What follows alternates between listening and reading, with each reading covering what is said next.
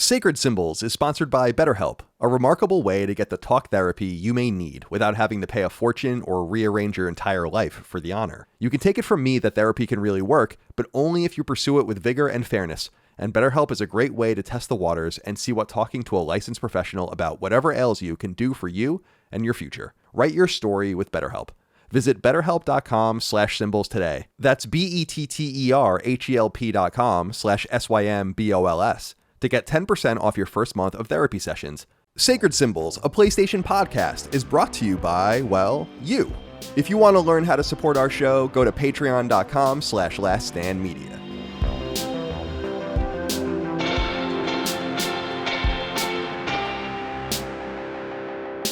Greetings and salutations. Welcome back to Sacred Symbols, a PlayStation podcast. This is episode number 342. It's a lot of episodes. My name is Colin Moriarty. Have you listened to all of them? Go back and listen to all of them before you listen to the rest of this episode. I'm joined as always by my son, Chris Raygun. Chris, your shirt is, now I think it's just the footage, like the way our cameras, but your shirt's moraying for me a little bit, which is interesting. Moraying? Yeah. What a word. Yeah. That's a very specific word. What is it? What are you saying? Moray, you don't know that? I don't think so. That's surprising because it's a video word. Do you know what that means, Dustin? Yes, I do. It's kind of hard to describe, though. It's like when the camera doesn't know how to detect the lines quite properly, right? And you get like this effect. It might just be for us on the compression side, I think so. But yeah, I don't see it here. Are you talking about like? Is it like a you know when you shimmering? Yeah, well, if you wear like a button down with lines that are too close. Oh, I see. Yeah. I'm getting that effect on you. I'm surprised I know that term and you don't. That's unusual.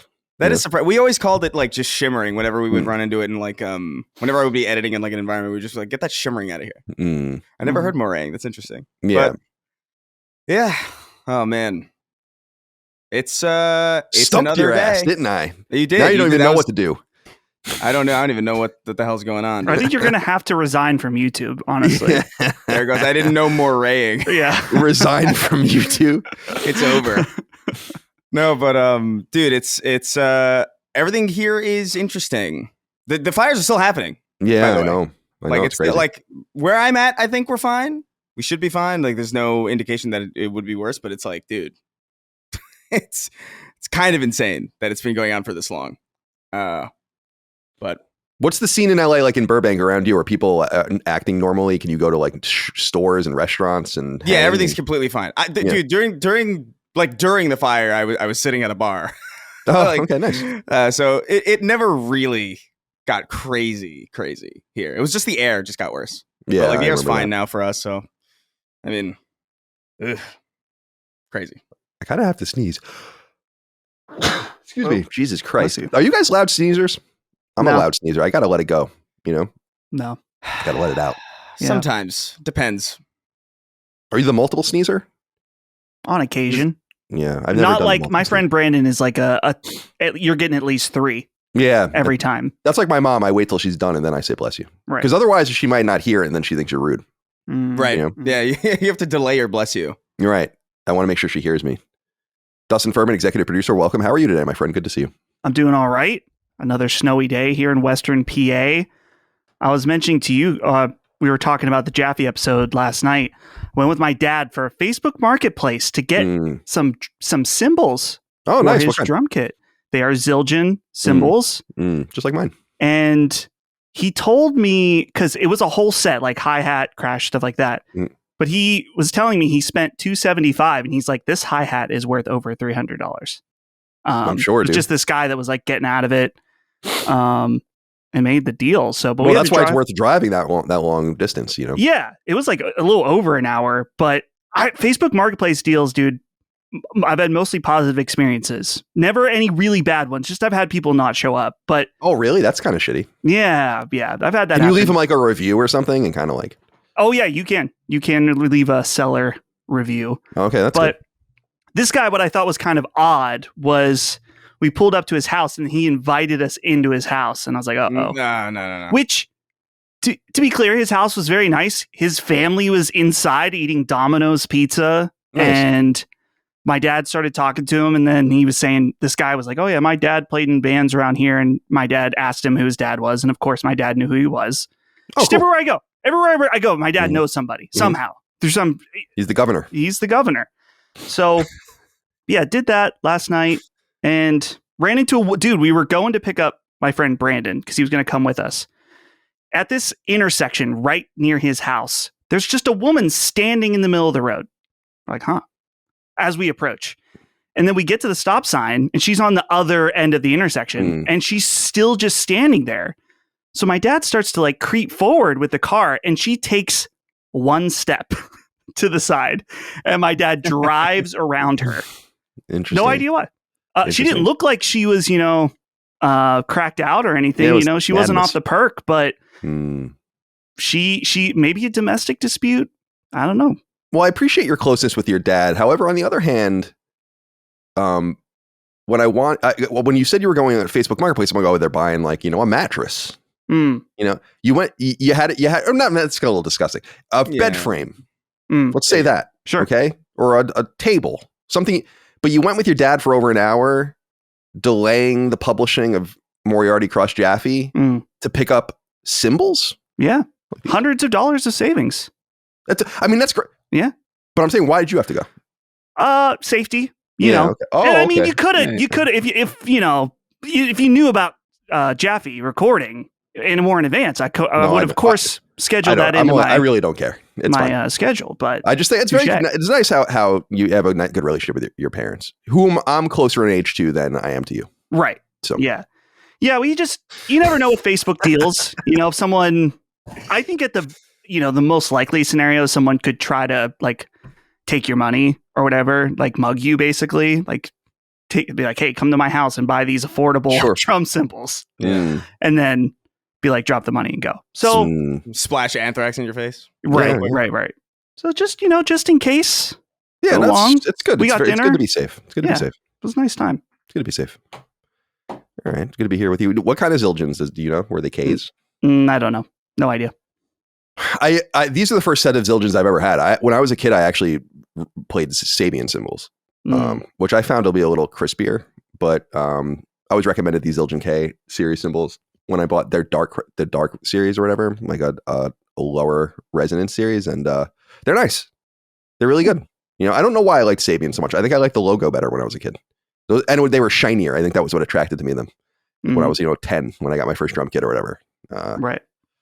My first hi-hat, I love hi-hats because they all sound so different or whatever. My first hi-hat was actually because I didn't have any money when I was like a very little kid. When I first got my drum kit, I had like one crash ride cymbal, a Sabian crash ride cymbal, and then I had two field cymbals that were just smushed together on the hi-hat stand. So like the diameter of them's way too big, they're way too loud, and that's what I played with the hi-hats at first. When you get a real hi-hat, love it. What's the one that kind of sounds like a gong? Not a gong.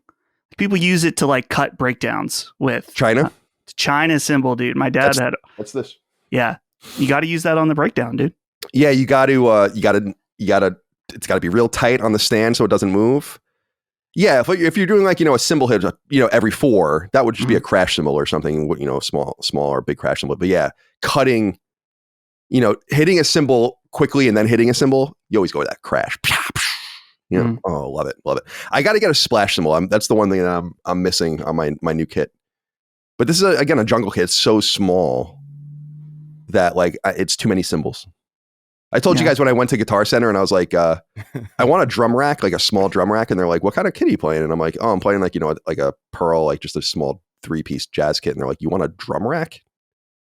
And I'm like, yeah, like just a small one. And they're like, I don't think you can get that. I'm like, okay, thank you. And that was the end of that. So I have all these stands or whatever, because I don't have a lot of room, back here. I also don't want a huge drum kit anymore. I always coveted, 4 rack toms, 3 floor toms, 2 snares, like all this. Fucking shut up. What am I in fucking Slipknot? Yeah, it's like a 5 monitor setup or something where you have like 3 in front of you and then like 2 on top. It's just like, that looks so cool. And then you think about it like, I'm not even sure what to do with all these. Yeah. I will say dual monitors was an eye-opening. Oh yeah.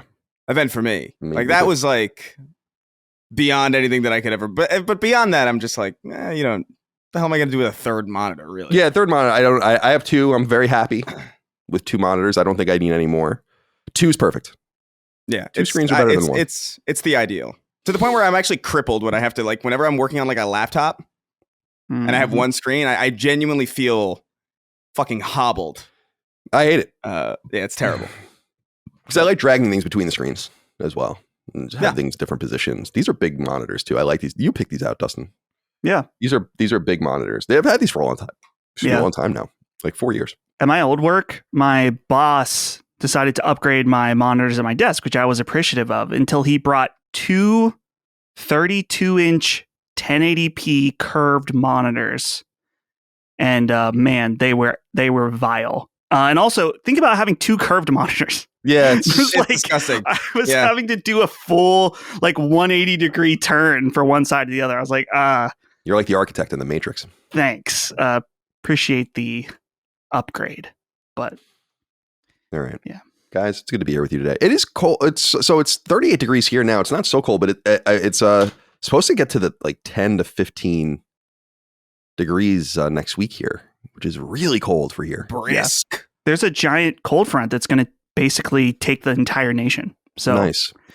Global warming. Cool. Ha!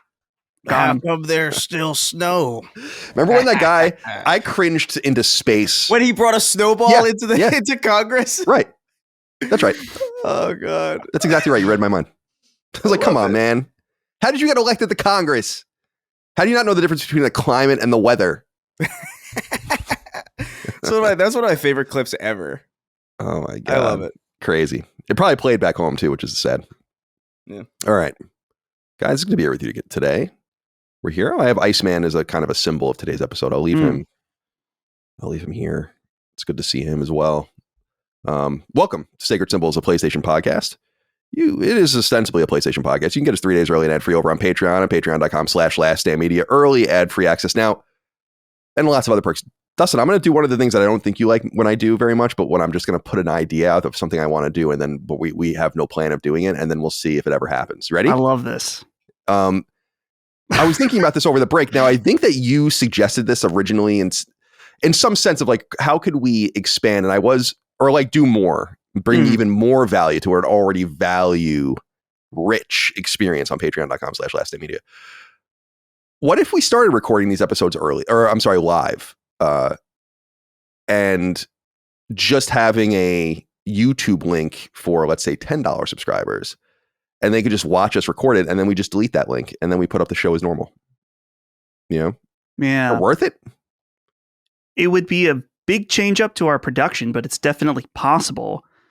Not every show. I don't want to dictate that to every show. At least not we would certainly experiment on us. But I was thinking about that. I'm like, what would people be interested in that? Would we make more money doing that? I love money. Right. I love making the audience happy. I'm trying to always think how absurd can we make the value, I guess is what I'm saying. Right. So something I'm thinking about now, I was looking on Patreon, we could do it. It's all doable on Patreon through YouTube, actually. But I don't know. It's just something I'm thinking about. Maybe we'll try it later in the year. There's a discipline there too, though, in the sense of, because it would be ostensibly a normal show from our perspective, right? Mm-hmm. Except we would be live, and being live brings with it live feedback and live commentary. Would we be disciplined enough to not constantly look comments off, chat off, right? Chat off. Yeah. Chat off. It's so funny you say that, Chris, because I just did an episode of Sacred Symbols Plus with Jaffe, and I was talking about when we first started kind of funny. We had 2 confidence monitors, and one of the confidence monitors was just the chat, and we had to get rid of it because if you watch videos, everyone's just staring at it the entire time. It's incredibly distracting. Yeah, it is. It's why I don't like streaming very much, because I feel disingenuous ignoring it. And then, because that's kind of the idea in some sense. And then, but then I'm like, what else am I supposed to do than read your stream of consciousness the entire time I'm doing this? The ideal setup, I think, is, or at least in my head as I'm thinking about it organically, is that you would have the chat live, and that you would have somebody either off camera or whose job it is solely to pick out things that are interesting from chat and then like once a segment is done, you'd go to like the highlights from chat, right, that are like curated by a person. Right. But that's a whole nother, that's a whole, that's a lot. That's a whole nother leg. That's something that the producer would do. Yeah. The producer and the co-host at the same time. Yeah. We need you to, I need to fold you more into like a Jamie situation. You know, I want you to, you want me to talk for 3 seconds on. What I was going to say was I want you to talk more than Jamie, but I want you to do everything else he does too. Right. Yeah. Talk as much as Jamie, just 3 seconds of Dustin talking and then him pulling up an image of an ape every now and again. It's like, pull up that, did you see that video of the ape? Pull that up, Dustin. Right. And it's just a screaming ape for 10 minutes. And then that'll be the show. I love Rogan. It's such a funny show. It's such a good show. In my opinion. Jamie, nice guy too. Yeah. Really nice guy. I wonder how much money he makes. Didn't Joe buy him a Tesla? Oh, did he? That's good. So I'm guessing it's quite a bit. Oh yeah, I'm sure he does make a lot. Like the story behind them is funny just in that I think he just kind of asked for the job at a comedy club once and they were like, yeah. Well, it's kind of like what I did. Yeah. You know, it worked out a lot better for Jamie. I want to say.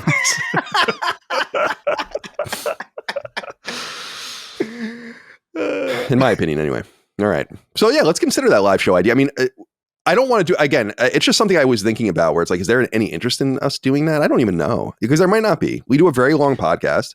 It's not like we do occasionally cut something out of the show, but very, very rarely. You're not going to really see anything. Right.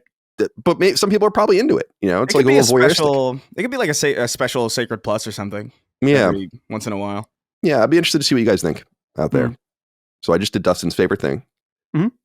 We'll see how that goes. I don't hate that idea. The main thing for me actually is that can we do it in a way also that we can streamline the production?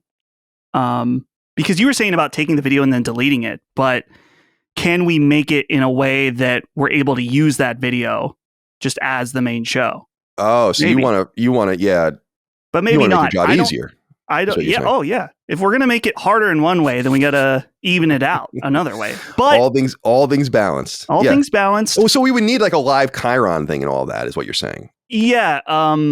What is it called? It's not Streamlabs, but there is a popular streaming video podcast app that we've looked at before. Yeah. But we decided not to use streaming. Yeah, we use Zencaster, which is 95% good. Great.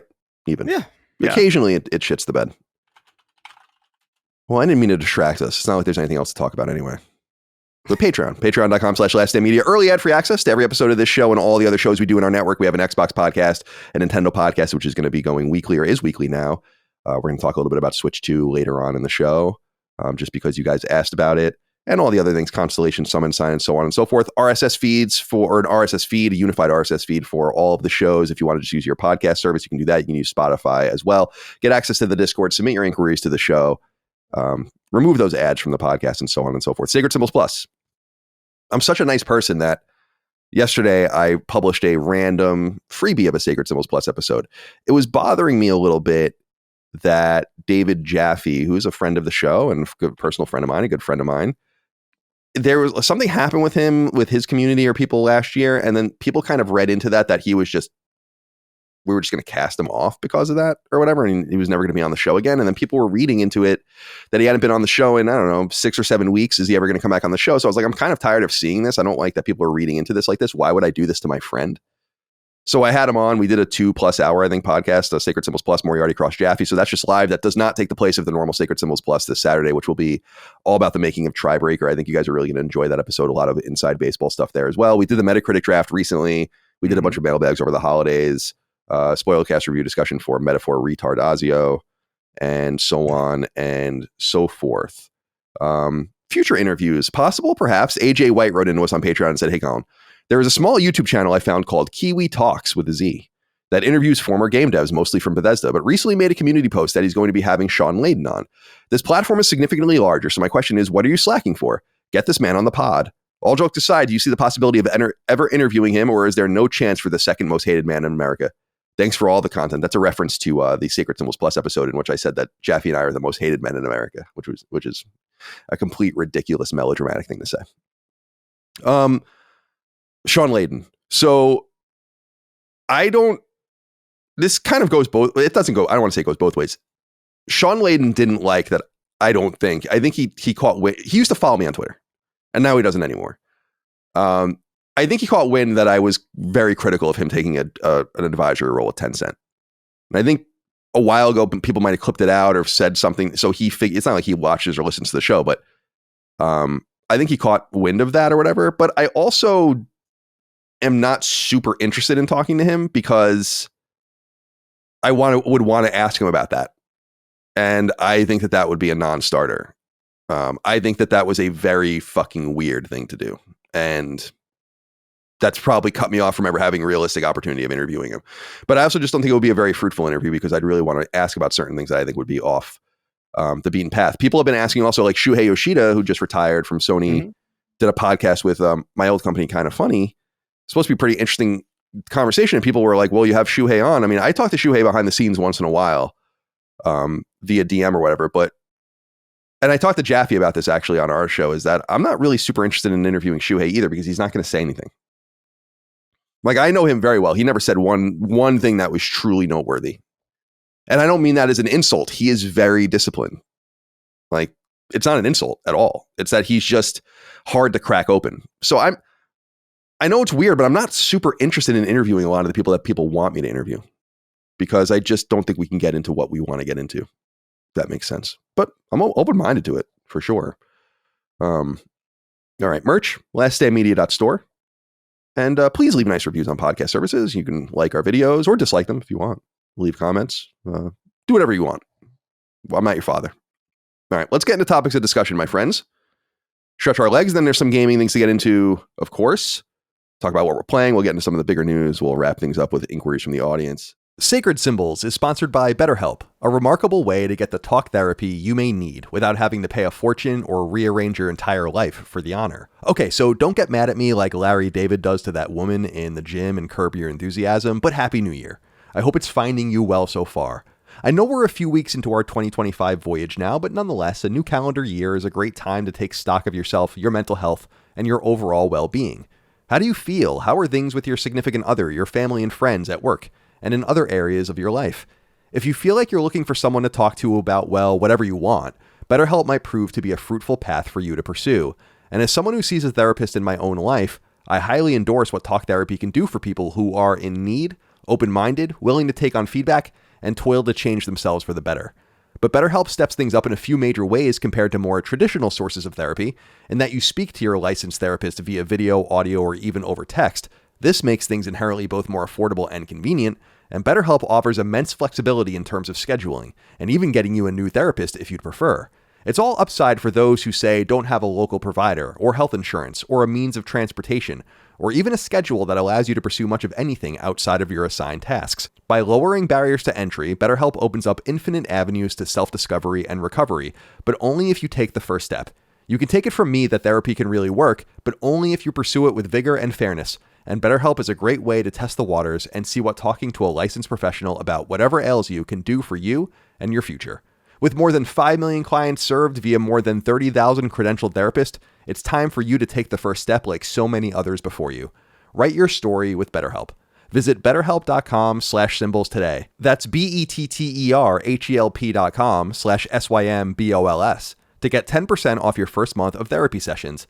Again, that's betterhelp.com/symbols for licensed, online, affordable, and convenient talk therapy that can help you right now. But let's start with Daniel Brighter. He wrote in and said, I almost died while listening to Sacred Symbols. Dear Ticklish Colin, Slippery Chris, and Rock Solid Dustin. It was around 1:30 a.m. on Saturday, the 21st of December. I was driving home on the highway, taking it slow, and listening to you guys recap the VGAs. You were near the end roasting Intergalactic's terrible name. Chris's line about it sounding like random Halo words thrown together will stick with me forever. Not just because it was funny, but because that's when I saw headlights coming at me. A car was driving the wrong way into oncoming traffic. We collided head-on around a bend, and I had no time to react. Everything went silent as my car crumpled. I managed to crawl out and make the necessary calls, and for a while I thought I was okay. That changed about an hour later when excruciating stomach pain hit. Turns out I'd ruptured my colon, and my body was being poisoned by literal shit. 10 hours later, I was in surgery. I spent 9 days in the hospital and am now home recovering and wading through the mountain of admin that follows something like this while listening to everything LSM, of course. Doctors say I'm incredibly lucky to have survived with only this still very serious injury, and I am grateful. But I can't stop laughing at the thought that the last thing I might have ever heard was you guys talking shit on Intergalactic's name. I can't help but wonder if anyone out there was listening to Sacred when something terrible happened, a long time, first time, all the way from South Africa. I mean, we get these write-ins. This is a pretty serious one. Yeah. Well, we're glad we get these write-ins once in a while that things funny and unusual and unfortunate like this do happen when you're listening to the show. We're glad you're okay. This reminds me of my old buddy, Jared Petty. Do you remember Jared, Dustin? Mm-hmm. Jared Petty? Never met him, but I listened to him many times. Yeah, I don't really know what's going on with him these last years, but we were close when I was at IGN, and people might remember that he and his wife got into a really horrible accident on the Bay Bridge in San Francisco. The Golden Gate Bridge goes to Marin and to Wine Country, but the Bay Bridge goes to Oakland, so it's a much busier and crazier bridge, although it's not the iconic bridge of San Francisco. And a drunk driver hit them, went the wrong way on the Bay Bridge and collided head on with them, almost killed his wife. I don't know if you remember all this stuff. Like, it was fucking crazy. Yeah. And I always think about that, where it's like, dude, the cars are just weapons. You got to be so careful, and there's got to be real consequences for people that do that. Person could have killed you. I hope that you left this out. I mean, I want vengeance. Mm-hmm. What happened what happened to the person that did this to you? That's what I'm curious about as well. Now that we know you're okay and you're stabilized, and frankly, when that stuff happened to Jared and his wife, I was like the same way. Yeah. I was like, so we're going after this person, right? Like making sure everything's sealed up. They have the cops and the DA have everything they need. Like, this person's going away forever. But they weren't so curious about that. And I kind of respected that. That always stuck with me too. Like, he's a very Christian man, you know. Mm-hmm. I am not. So so we come from in a different perspective. But Daniel, I'm so glad you're all right down there in South Africa. Be well, be safe. What's going on in South Africa? I really don't read about South Africa. You know, everyone okay? Everyone happy? I haven't heard a lot about South concept. Africa 30 years ago. You know. Yeah. Yeah, you know, there's a bit of a gap, I think. Mm-hmm. Mm-hmm. This guy goes to prison. Everyone's like apart, tied. Yeah, everyone's apart. That's it. That's a really good way to say it. You're right. That's right. People are apart. Matt the Outlaw wrote in, said, "Can you rank the autism levels of every LSM member and alumni?" Thanks in advance. That's a tall task. I have an idea, though, to make this simple. Yeah, go ahead. It's a order of ranking. First of all, the Sonic fans. Mm-hmm. They're going first. But then you have to decide which Sonic fan goes first. But then you have to remember the secondary condition. Kingdom Hearts fans. Right. So who is both a Kingdom Hearts fan and a Sonic fan? Brad. Gene. Brad and Maddie. Maddie. Oh, Maddie. Yeah. I think Maddie's has to be number one based on those conditions alone. Yeah, Maddie's low-key autistic, isn't he? Yeah, low-key. Yeah, he's the thing with Maddie is that he got into Sonic later as an adult. Right. So it's like, it's not even like there's like a child like kind of like, oh, I remember this from my childhood. Like, he like willingly, right, like with a completely developed brain, got into Sonic on purpose. That's perverse. That's perverse. And so he's got to be number one based on the rule set that we have applied here. For sure. Yeah, I think Kingdom Hearts is less autistic somehow than Sonic. I don't know why. Yeah, certainly. Like, significantly, actually. See, in some ways, I thought I was the king of the autists, but in of Last Stand, but maybe not. I don't like Sonic. The king of autism. Yeah, the reigning. That's what Kotaku wrote about me. You remember? Right. God bless them. They pointed out the comments. Is like they said that his audience calls him the king of autism. I'll never forget that. That's some hard hitting shit they got going on over there. Good stuff. Yeah, I don't know. It's hard to say. Like, it might be like, God, Micah might be up there. She's fucking crazy. Mm-hmm. Maybe like the most normal people would be like Dagon and Cog. In some sense. Yeah, I think so. Everyone's like, just because you have autism doesn't mean you're abnormal. It's a joke. We're talking about an autism ranking. Yeah, relax. Please. I know one of you out there is upset. Yeah, you don't got to be autistic about it.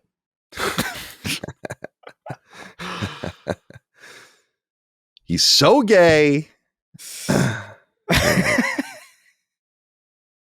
Cody Gardner wrote it. By the way, have you yet seen the video? Didn't I tell you guys about the video recently about the new? I texted it to you guys and you didn't even answer me. Oh yeah, I watched it many times though. The gay video of or not. It's not gay. It's coming. Trump's being like, Jeff Bezos came, Mark Zuckerberg came, the bankers came, the businessmen came. Some of them Everyone's came twice. coming. Everyone's coming. Yeah, everybody's coming. It's a coming of age. Very sticky. All right. Cody Gardner wrote in and said, "Good afternoon, gentlemen. Random question. Colin and Chris, do you guys drink coffee? I know Dustin has mentioned drinking coffee, but I don't remember either of you talking about it. Just thought I'd ask while I can't read. Jesus Christ. Just thought I'd ask while I sip on my third cup of the day. Jesus Christ. Trying to get through this afternoon work. Keep being the best podcast out there and maybe give that chicken a coffee break." I don't drink coffee. I don't mind it. I mean, it's fine. There's like an obsession about it. There are people in my life that are obsessed with coffee. My dad, Ramon, my brother Dagan, I think used to be, and I think he kind of toned it down a little bit. I don't really understand that level of dedication yet. I smoke weed every day. I mean, I have my own vices. It's not like it's a bad thing. You got to do what you got to do. So yeah, not for me. Every once in a while I'll get an espresso after dinner or an Irish coffee. But yeah, I don't really crave it. Chris, are you a coffee person? I wouldn't call myself a coffee person. I like coffee and like I'll get it when I can get it. You know what I mean? Like I have friends who make like really good Cuban espresso. And so like whenever we're out or like whenever I'm over at their place and they're like, "You want to whip up some coffee?" I'm like, absolutely, I'll have some coffee. And there's this place around my apartment that does this specific horchata cold brew coffee that I get all the time. But even that's like, I haven't had that in like, actually probably since last year because I haven't really been getting like walking around much or getting stuff from outside. So I genuinely don't think I've had coffee this year at all yet. But I do like it. It's more of just like if it's around, I'll have it kind of thing. Or if I'm at a diner or something, I'll always get like a cup of coffee because there's something about that feels really good. Cup of it's just like a cup of coffee at a diner is like a really there's something I've never felt more put together than when I'm having coffee at a diner. There's something like about the white porcelain mug, Yeah, the white porcelain mug, no detail, no branding, just sitting there with like the steam coming up. And you're just like, everything feels it's gonna be okay. And then you immediately go outside and then people are on fire and you're like, "Oh, okay." Oh man, I guess not. Maybe not. But for those brief moments, it's pretty good. It's nice. So I like a cup of coffee. I'm a fan of coffee, but sure. I wouldn't say like I'm an enthusiast or that I'm like a, I gotta get it. I could be wrong though. I feel like coffee became more sophisticated in my lifetime. I'm sure there were always people that really were into it, but I remember my dad when I was in the 80s and 90s or whatever. He drank like the stuff you get in a can. And what I'm just like, whatever, because I remember he used to keep them and then nail them to like a board in the garage and like put things in them, because they were metal at the time. I don't know if they're still metal. They're probably plastic now. But then like sometime in the 90s, he started taking it really seriously. And then I looked around and everyone was taking it seriously. And I think it began seriously with Starbucks and your local cafe and all that kind of stuff. And then now everyone's got Ramon's got like this chemistry set. Dude, looks like he's making he looks like he's making a sarin bomb when he that's what I have. Well, I don't have a Chemex, but I have a pour over. So so you're into it. You're a sophisticant. Yeah. Well, I was just thinking it's funny because my coffee setup is probably on the lower end of people that are into it, and it's probably like $300 between the grinder, the scale, the Hario V60, and the gooseneck kettle. So. But yeah, coffee is fantastic. I am obsessed with it. I'm the coffee guy that everybody hates because I'm very particular, but it is what it is. I've unfortunately become this way, but I actually am not drinking coffee today, though, because the coffee I have on hand, we're out of good stuff. So we have 8 a.m. coffee. And I really didn't have time to make it, and I really didn't want to drink it. So no coffee today. Well, I did in the morning. I drank some in the morning, but no second cup. Instead, I'm having gamer fuel. Yeah, nice. I feel like coffee is the ideal drink in the sense that like it's a drink that you can have alone and with several other people, and it's not like it's equivalently like having a drink alone is kind of, you know, like having having an alcoholic beverage by yourself is kind of like there's like a tinge of like sadness to that, even if you're fine. But like coffee like alone is great. Coffee with like a group of people is great. It's like the ideal drink in that scenario or in that avenue, I guess. Yeah, it's good. It's good shit. Yeah, it's just so interesting. Like coffee is just an obsession with people, and that's cool. I guess I have a little bit of a Venn diagram into coffee a little bit. I do have a nice coffee grinder for marijuana. If I buy like an ounce or two at a time just to roll into joints, and I just dump it into the grinder and just grind it and then put it in a mason jar, and then it's just ready to go. And then I can just roll joints like no problem. That is like for people that love bud, like love, you know, I always knew smokers that loved like, look at the fucking bud, man. Look at the flower. Look at how big this. And to me, yeah, like right, exactly. And they like love it. And to me, I'm like, I was always obsessed with like, let's break this down and see what we actually got, you know, but they would want to like pick it off. And I'm like, no, let's anticipate. A lot of this is going to be stem. There's a stem running right up the center of it and all the rest. But some people just love that button. To me, I'm like, I'll smoke fucking dirt. I don't care. You know, just give me the pot I grew up with. Stuff's getting too crazy for me. Too many crystals. Look at the bud hairs, man. You know, like look at the orange fucking hairs growing off my AK-47. Yeah. I know we've talked about this. Was years ago that we talked about this, but I remember the first time my friend showed me his thing where you get the blowtorch on the glass and it looks like a booger of marijuana that you like heat up in this. Is that do they call that dabbing? That's it. I've never done that. Not only will you completely burn the fuck out of your throat and lungs, but you will also be sent to the moon like very quickly. That's not what I'm looking for. No, me neither. Have you done the thing where you smoke through an apple or something? I've seen that. Oh yeah. Through an I've never done apple. that. Yeah, I've smoked through an apple before. I was watching this video of like a tier list. This guy was doing a tier list of all of the like a tier list ranking all the ways to smoke weed, and like there was an apple on there, and I was like, what? I have no. It's. Oh, you've never done it? No, I'm really standard with. That's like, a classic. That's a classic. I literally have only like I've used a bong like once, and I was like, this isn't for me. And then like I've smoked joints, but like I'm primarily an edible person. Like I don't want to deal with any of the. You know, I just want something to get my appetite up, and that's it. You like the trip? You like the trip a little bit, don't you? You like to get a little crazy with it. I like to laugh. Yeah, you like to have a guffaw and a fucking chuckle every now and again, and a guffaw, a chortle, perhaps. Right. Every so often. Yeah, I'm a very old school, old head. I like my bong. I like my joints. I used to love blunts. I mean, blunts were my shit when I was in high school and college. I love smoking blunts, and even a little bit after college, but it's not good for you. You know, it's just remove the tobacco products and gutting. Do you know all about gutting blunts and stuff like that? It's like so fucking annoying. You buy like a big New York thing is like a white owl, right? Well, white owl would be more like, I think, Philly and stuff. And like out west, for instance, you would get like a Swisher. It's all kind of a geolocated thing. But in New York, it's Dutches, specifically vanilla Dutch, like this cheap, shitty cigars. And you buy them specifically to smoke weed in them. I don't know anyone that would ever buy one to smoke. And you buy it and you just cut it down them, like slice it, and you just empty it. And you have to like do this whole thing and then put the weed in it. And it's like a huge process. And I'm like, what do we do? Like when I was a kid, I'd be like, can we just smoke? Yeah. Like, it's like, dude, we got to go to fucking 7-Eleven and buy a Dutch. Then I got to go find a place. We can't dump the guts at my parents' house because they're going to see it. So we got to go dump them here. And then we got to sit in a fucking parking lot while I break down the weed. And that, you know, it's like, come on, guys.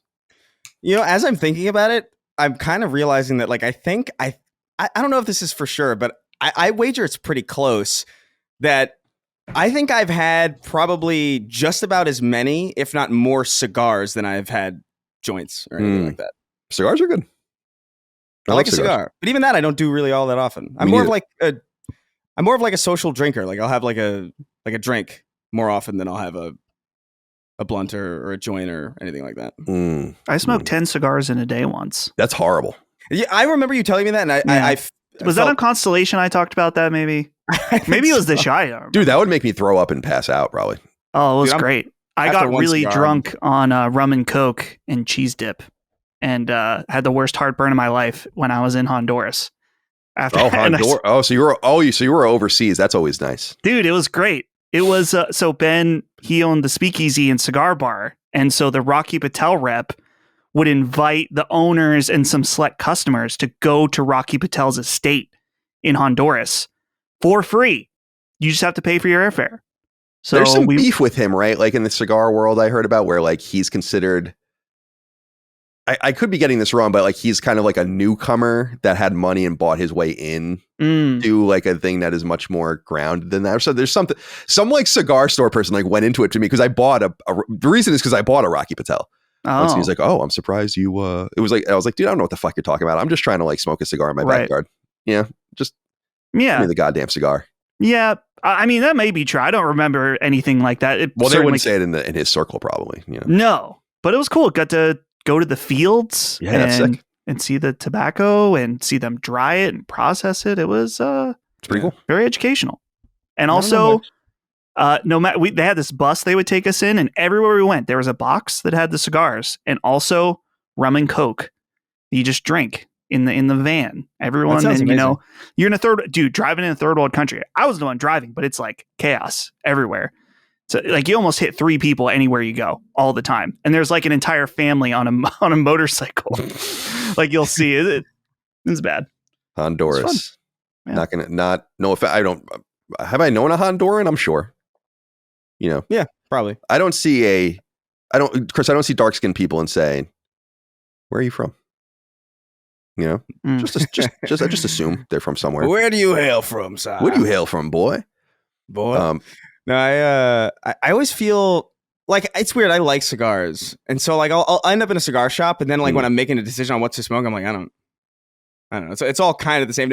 I feel like an idiot in the same way that I feel bad for the people who have to like guide me through it because I almost feel like if you were in a game store and you happen to see somebody pick up like Balan Wonderworld and you're like, I guess this is fine. And you know that the people are like, all right. You know, if that's what does it for you, you know? Yeah, if that's what you want. Yeah. I would have to recommend people cigars when I would bartend there. And I kind of just knew like these ones are flavored. These ones are lighter. These ones are darker and have a bold flavor. And then there's some that are spicy, which I never really liked. I don't like the spicy ones. I don't like the spicy. I like the darker ones good. But when it gets to like super bitter, it's like an IPA of cigars. It's like, eh. Yeah, no. Nah.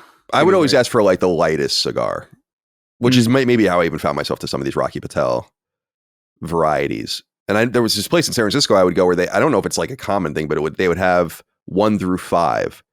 And 5 was like the harshest and the darkest, and 1 was like the lightest and the easiest to smoke. And each thing would be labeled that way. And I would just be like, where are the ones?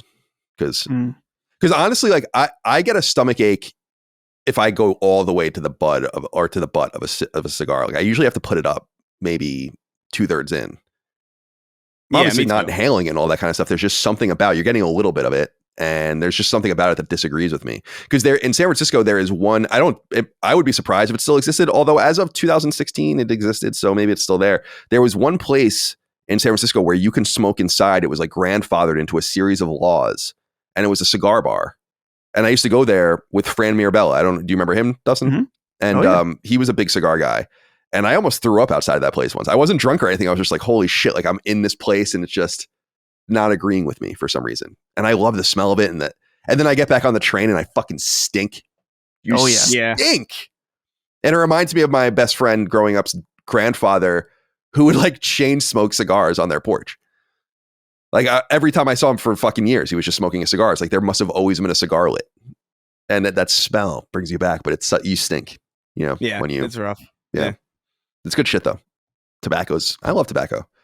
I don't like cigarettes. I've never been. People get addicted to all sorts of things. So it's no judgment at all. But I've smoked, I don't know, 50 cigarettes in my life probably or something. And I've never wanted to like be like, give me another, like I got to get a pack of cigarettes. But when I'm drinking, I'll bum one off of someone. I have the oral fixation, which is I think where I think the smoking joints comes from. Like I just like the process of smoking. But cigarettes, I feel like, I don't know if this is true. They feel so much harsher than weed. Like I smoke a cigarette sometimes and I still cough, which is hysterical. Where I'm like, Jesus Christ, like this is so harsh compared to but maybe I'm wrong. And maybe it's just what you're used to, you know? Yeah. I know I had like an uncle, I think that like tried to quit and he would always have a toothpick. Oh yeah, you got and that actually helped him a lot. Actually, yeah, you got to have a trick like that. Because there's like 50% of it, I think, it's just having something to do. And when that's why I think it's pretty good. I don't want to endorse it because I know people vaping. I know it's bad in certain situations, but it seems anodyne. Like it's a good thing. How could it be worse? You know, that's my whole thing is like, how could this be worse? It's got to be better. It's fucking vapor, you know, as opposed to like all of the tar and volume of shit you're smoking when you smoke a regular cigarette. Like it might not be great for you or good for you, but it can't be worse. Like we should definitely be pushing people towards these other solutions, you know, in my opinion. It might be like, it might be worse in a way that is very different. You know, I don't really know any of that stuff. Like I don't think I've even had a vape outside of like, the closest I've ever had is like maybe like, no, I actually don't think I've ever even had a Juul or anything like that. Never ripped a fat cloud. Never ripped a fat cloud. I've been at a hookah lounge. But like, you know. Oh, I like hookah. Oh, hookah's great. That's when Ramona and I accidentally did opium. That story. Oh, right. I remember that. That was fun. Just chasing the dragon at 18 years old. That was a great experience for me. I was really enjoying that. Yeah, because I know that I could be wrong about this, but I think the big vape, like people were dying or getting hurt thing, was not because it was a vape. It was because it was fucked up. Like there were chemicals like in it, right? Unofficial shit. So to me, I'm like, it feels. My conspiracy theory on this is, it's like big tobacco being like, we gotta needle these people. It's like what sugar did to fat back in the 80s, where it's like, oh, it's not us. We're good. Eat your bread and all that. You want to go after the fat. And then you realize it's like, oh, that was just like some engineered thing to make you not buy this other stuff. Right. And because I can't comprehend in my mind, let's say you smoke 5 cigarettes a day and then you smoke a vape.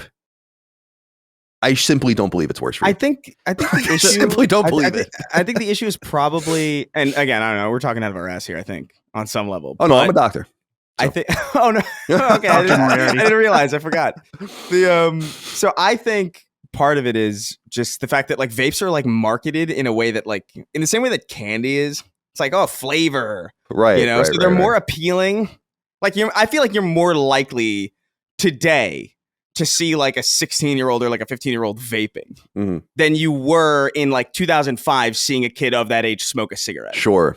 And so that's probably where it comes in, where it's like, this is kind of like bringing people into this world earlier and probably before they should, and probably maybe later down the line leading more people into like harsher shit.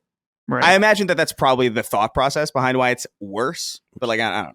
Yeah, I think you're probably right. Go ahead, Dustin. I was going to say with vaping too is that it's so easily accessible, is that you could fill up a tank and then once you get home from work, you're sucking that thing down, you know, all night long, as opposed to someone who smokes may smoke 4 or 5 cigarettes in a night that's broken up. And then someone with a vape is just like, you know, constantly. It's easy to sneak as well. Like when you light a cigarette, like you're committed to that cigarette. You can't just like put it in your fucking pocket and like hide it for like later. But like, it's just like, and then back in your pocket it goes. And like nobody can really tell. It doesn't have the same odor associated with it.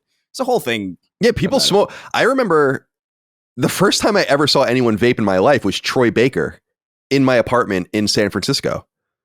And I was like, what the fuck is, like, in my head, I was like, he just pulled something and just blew all this smoke in the air. What I thought was smoke. And I'm like, what the fuck was that? Like, I had just never seen it before. And then, we talked about it and I'm like, so it's just water, and you just, and then there were a few years where people were just vaping everywhere. And like indoors, which is cool. I vape indoors. I don't care about that. Someone out there draw Colin as a caveman with Troy Baker as Prometheus. With the jewel. With a jewel. The jewel. It's a vivid memory I have because it just snuck up on me. It's very similar to what we were talking about earlier. What is it? Dabbing. Yeah. Mm-hmm. Where I'm like, I've never seen anyone do it. I'm an OG pothead. So there's a bunch of things going on around me that I frankly can't possibly imagine. Yeah. So be safe out there. Be well out there. How did we get on this topic? I have no idea. We were talking about coffee. Oh yeah. Cody, thank you for writing in. All right, let's talk about video games. Yeah. I want to give a shout out. Brent Lindquist wrote in and said, "Hey fellas, how about that official Mega Man project from Phil Summers?" Well, let's back up a little bit. Phil Summers is a really talented artist. His brother is friends and colleagues with my brother in the animation industry. And Phil is the guy behind the hand-drawn game guides. I don't know if you guys remember these things. And at one point, he raised like $300,000 on Kickstarter for one, and then kind of bailed out at the last second because there was kind of a dubious license. There was dubious licensing issues, and can you really get away with this? He didn't want to expose himself to that. We had him on Sacred Symbols Plus 2 years ago, I think, to talk about some of the little projects he was doing. Anyway, fast forward, he reveals that he is doing a Kickstarter with Nintendo Force. Nintendo Force is the really well-respected, every other month Nintendo physical publication run by a guy named Lucas Thomas, who I worked with at IGN. Lucas Thomas was like a longtime freelancer and workhorse of IGN Nintendo, and he's been doing this thing for a few years. So he has great connections and a really good reputation of getting things out. He worked on Phil's behalf to get Capcom to license, or to get the Capcom license to do an official hand-drawn Mega Man 1 game guide that was funded in 12 minutes. You guys can go support it on Kickstarter. I did so there were 100 or 150 of the highest tier, which is $150, and I did it, which is like you get a hand-drawn piece of art from the book and all the rest, and your name in the book and all that, which is cool. But man, this thing is fucking dope. If you're into strategy guides, if you're into Mega Man, if you like Phil Summers, if you like that episode of the show back in the day, definitely go to Kickstarter and check it out. It's dope. It's really, really, really cool. I am so excited about it. And they say explicitly that if this does well, and clearly it's doing incredibly well, that they're going to do Mega Man 2 and Mega Man 3. And it's like, yes.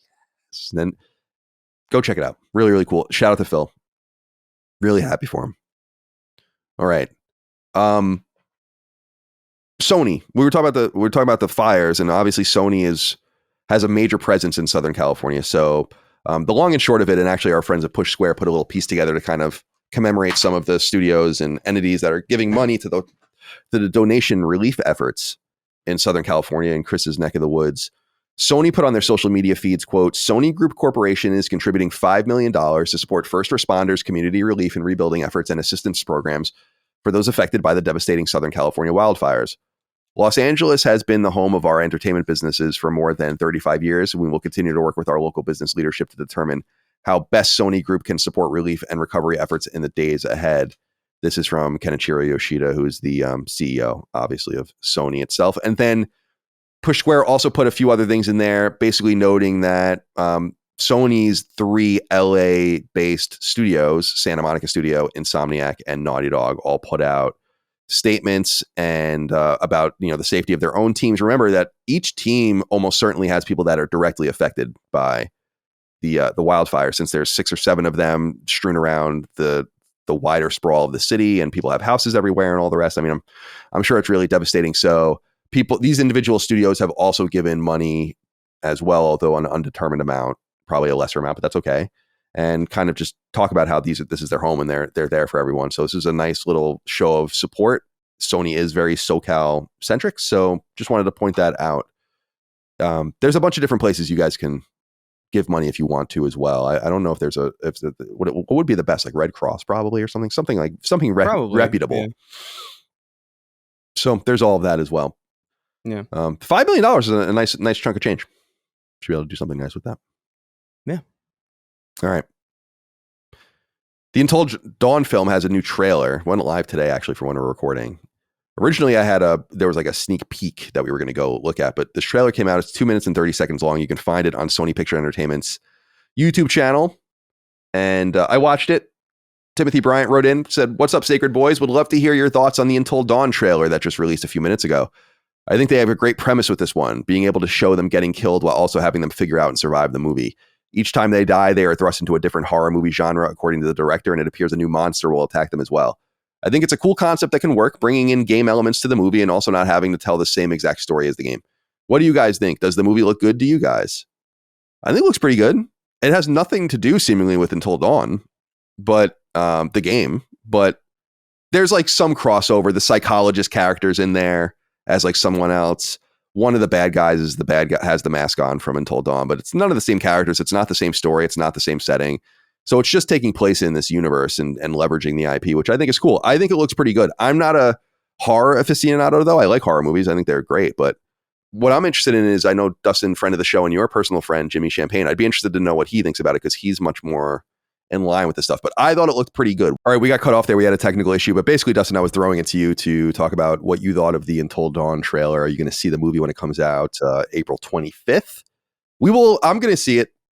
We'll cobble together whoever does want to see it that weekend or whatever to do a Sacred Symbols Plus episode. I'm sure all about it. So what are your thoughts? Yeah, I don't hate it. There was a lot of discussion like, why do an Until Dawn movie? Because it's already basically like playing a movie. So the fact that they're doing something different than the game makes sense to me. And I kind of like the idea. You originally, the video you had posted was like the director, and he said the movie had a mechanic like a game with the restarting. And so I think that sounds cool enough. You did mention what Jimmy thought. So I texted him real quick when we were on our technical break. He said, "Looks generic and low budget. I like the twist on the game where they have to live through different horror movies, but I wish they used at least a couple of people from the original cast like Hayden Panettiere, since she was great in Scream 3. David F. Sandberg is a solid director, but nothing in the trailer would stand out except for this guy." Oh, and it's the shot from the trailer that has like the big spooky guy in the distance, which I did also notice that was pretty cool. So Jimmy's not down necessarily, but I'm curious to see how they try to put a fresh spin on it. But it does feel a little bit like, well, we got this horror IP. We can kind of spin something for some brand synergy. Like it might have been born out of a boardroom, really, but that doesn't necessarily mean it'll be bad. Yeah, I think, well, Chris, let's get you on the record. What did you think of the trailer before I talk? Yeah, I mean, I thought it looked fine. I was wondering when or if they would say the words "Until Dawn" in the trailer, and they did. That was fun. We got to survive until dawn. Until dawn. And he looks at the camera and winks. No, I think, I don't know. It looks fine. Like I didn't really have a problem with it. It's I guess you could make the argument like, why make a game or why make a movie based on a game that's not about the game, but then also is like ostensibly something else. Like, why not just make something completely original? But like, this is kind of where we are now. So like, I wasn't really that put off by it. I thought it looked kind of cool, actually. Like, I don't mind things that look low budget, honestly. Like, I actually kind of find there's like kind of like a charm to them. But granted, you could say like, well, it's Sony, they don't have to do that. Like, they have the money to make it look a lot better. But it's whatever. That last shot though is pretty annoying to me. Like, there's a shot, or like there's like a scene at the very end of the trailer where they're trying to pick something out of this woman's face, and there's something about it, like the camera looks CG, and there's something weird about it that like really bothered me, and I don't even know necessarily what it is, but like the entire sequence bothered the hell out of me. But everything else looked fine. Yeah, I think it looks good. I really liked the effect of the rain, like the delineation between the clearness in the rain or whatever, and that's easy to do with just a rain machine, obviously, on a set, but it looks cool, and I liked that a lot. I thought that was a really cool visual. I will say the one issue that I have is that like this is supposedly, I mean, the story, I mean, based on the trailer anyway, is that they're dying constantly, right? And so they have to survive until dawn to get to break free of the curse or whatever. But like the thing that I immediately started thinking was like, wouldn't you get like addicted to death? Because isn't death supposedly like an amazing feeling? Like, isn't that like an actual thing? Well, like, it's supposed to be like, well, that's what people that almost die say. It's like tranquil, right? I've seen so many interviews with people who they medically died and they talk about like, yeah, man, I was just at peace and now I'm alive again and I got to get used to this hell. Yeah, I know exactly what you mean. So I'm thinking like, man, these people are all. I feel like after you die the first time, you're like, yo, get me back, like kill me, like what are you doing? So, but that's like I don't know, whatever. That's like a dumb idea, but I think well, I it reminds me on Sacred Plus, I pitched this idea to Jaffe, and he told me, oh, it's already kind of an idea that exists in a film from the late 80s, but I was like, it would be cool if people died voluntarily and then were brought back trying to discover, like get as close as they can to the boundaries and try to discover more. And then they're brought back with information and then they go back in. And he was like, there's actually a film, I think from the late 80s or early 90s where these doctors all kill each other over and over again to try to like figure things out. And it's kind of interesting. It's an awesome idea. Until Dawn. So Until Dawn is very top of mind for me just because I platinumed it on PS4 this past fall, and I obviously played all the way through the PS5 version as well, and I'm going to get back to and platinum that at some point, probably before the film for sure.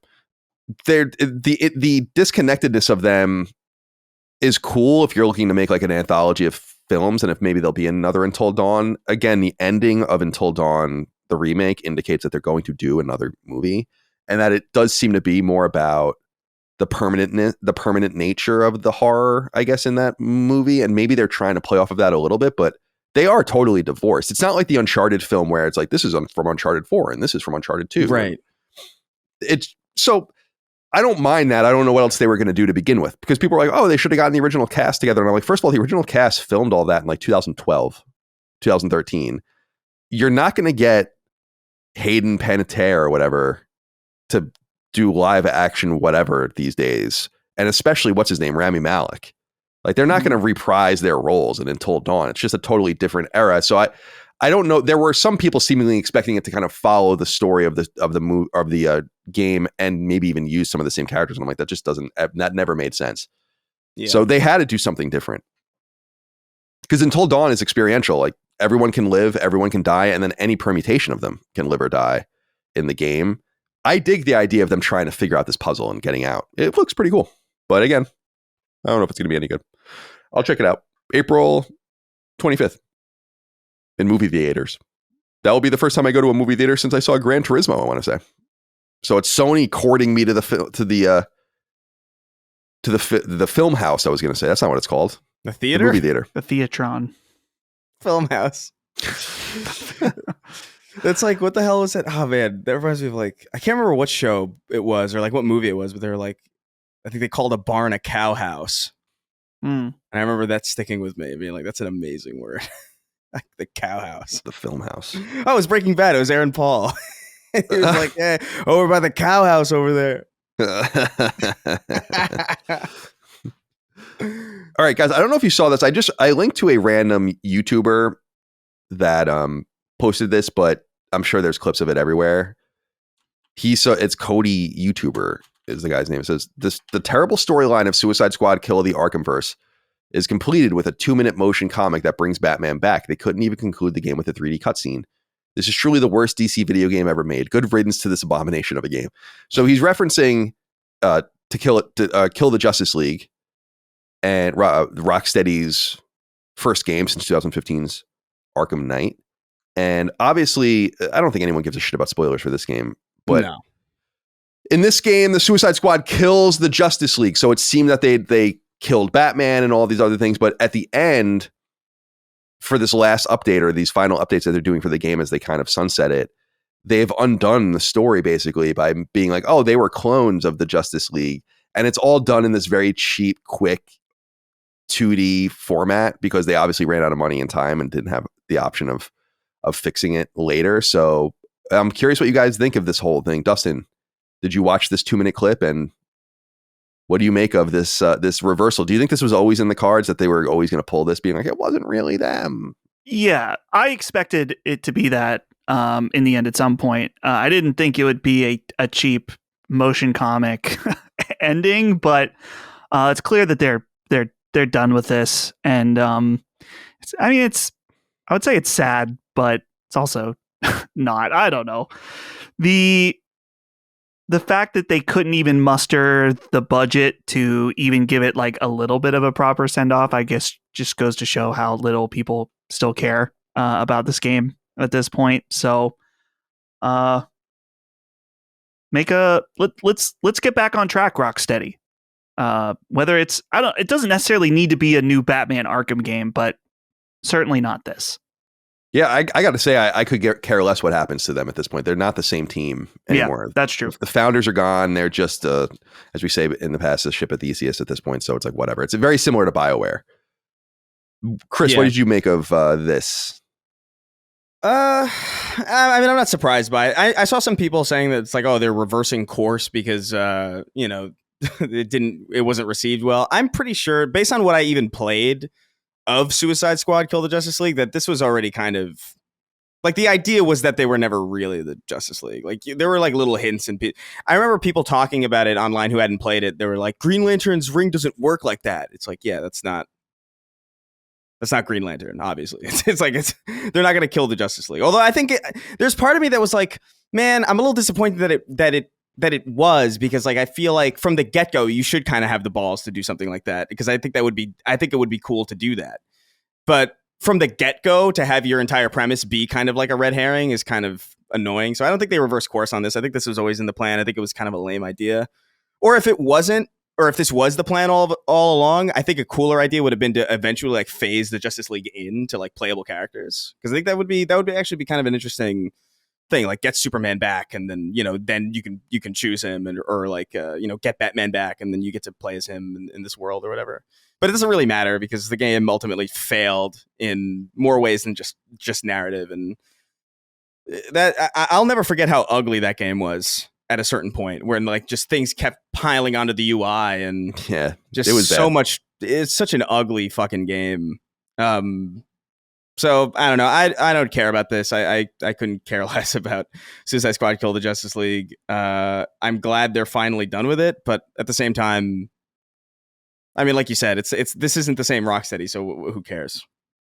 Yeah, I'll be interested to see what they're going to move on to next. I think they've really lost a lot of their juice, and this was a bad idea. You can't necessarily blame the studio themselves for executing on the idea, but it was just a really poorly thought out idea. And I am somewhat interested in trying it in the offline mode, maybe in the future, just to see what it's all about. Once it's final and you can kind of wrap your mind around what it all is and was. And I'll be interested in people's reflections. And it really does go to show you how much games cost to make too, when people really doubt the high cost of game development, the ridiculous cost of game development, is that this game sold millions of copies and still lost $200 million.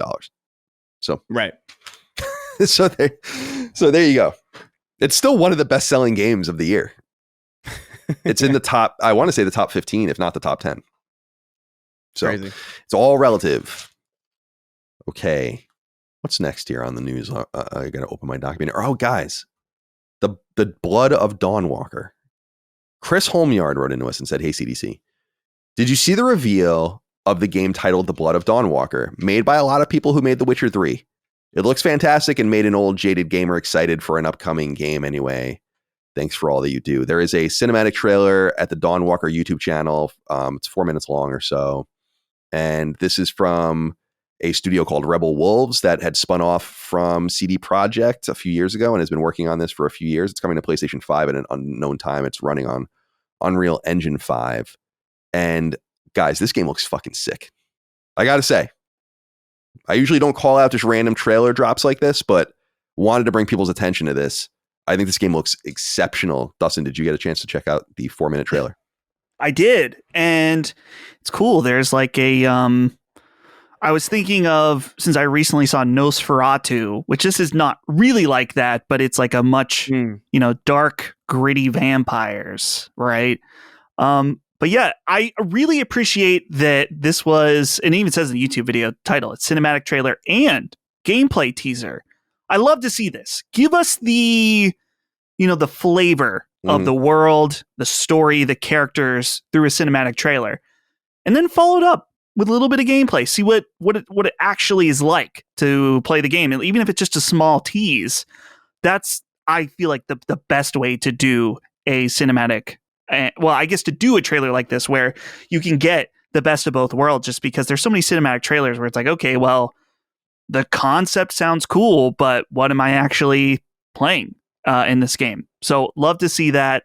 The game looks gorgeous. And the music was really cool, very Witcher-esque in its music. So I'm very curious about this. And they said at the end, more gameplay reveal summer 2025. So probably not a 2025 game, but at least we'll know more later this year.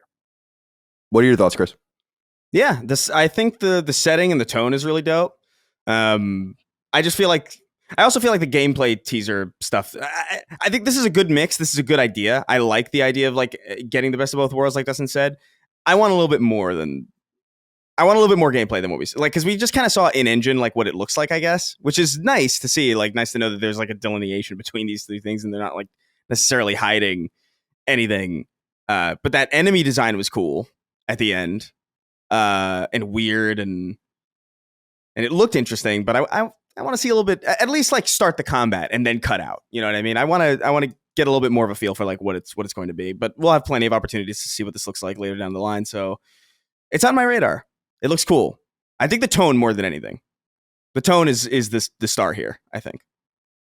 I like when he puts his hand over the girl's mouth, drips blood into her mouth, and she's like trying to get his hand off, and she puts her hand. It's beautiful animation. Yeah, like, trying to get her hand off of him, and she has the plague or whatever.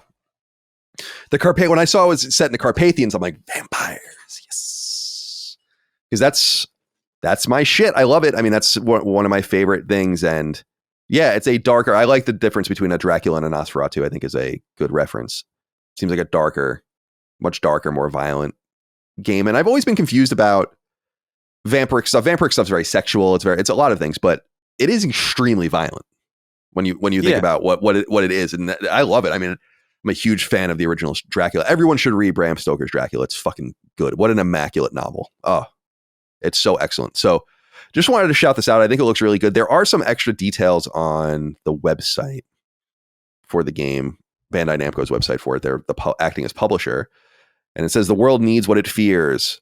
The Blood of Dawnwalker is the first chapter of Rebel Wolf's brand new role-playing saga, a single-player, open-world, dark fantasy AAA RPG with a strong focus on story and narrative. And it takes place in 14th century Europe, as we said. Bloody conflict sweeps the land, and the Black Death comes for the survivors.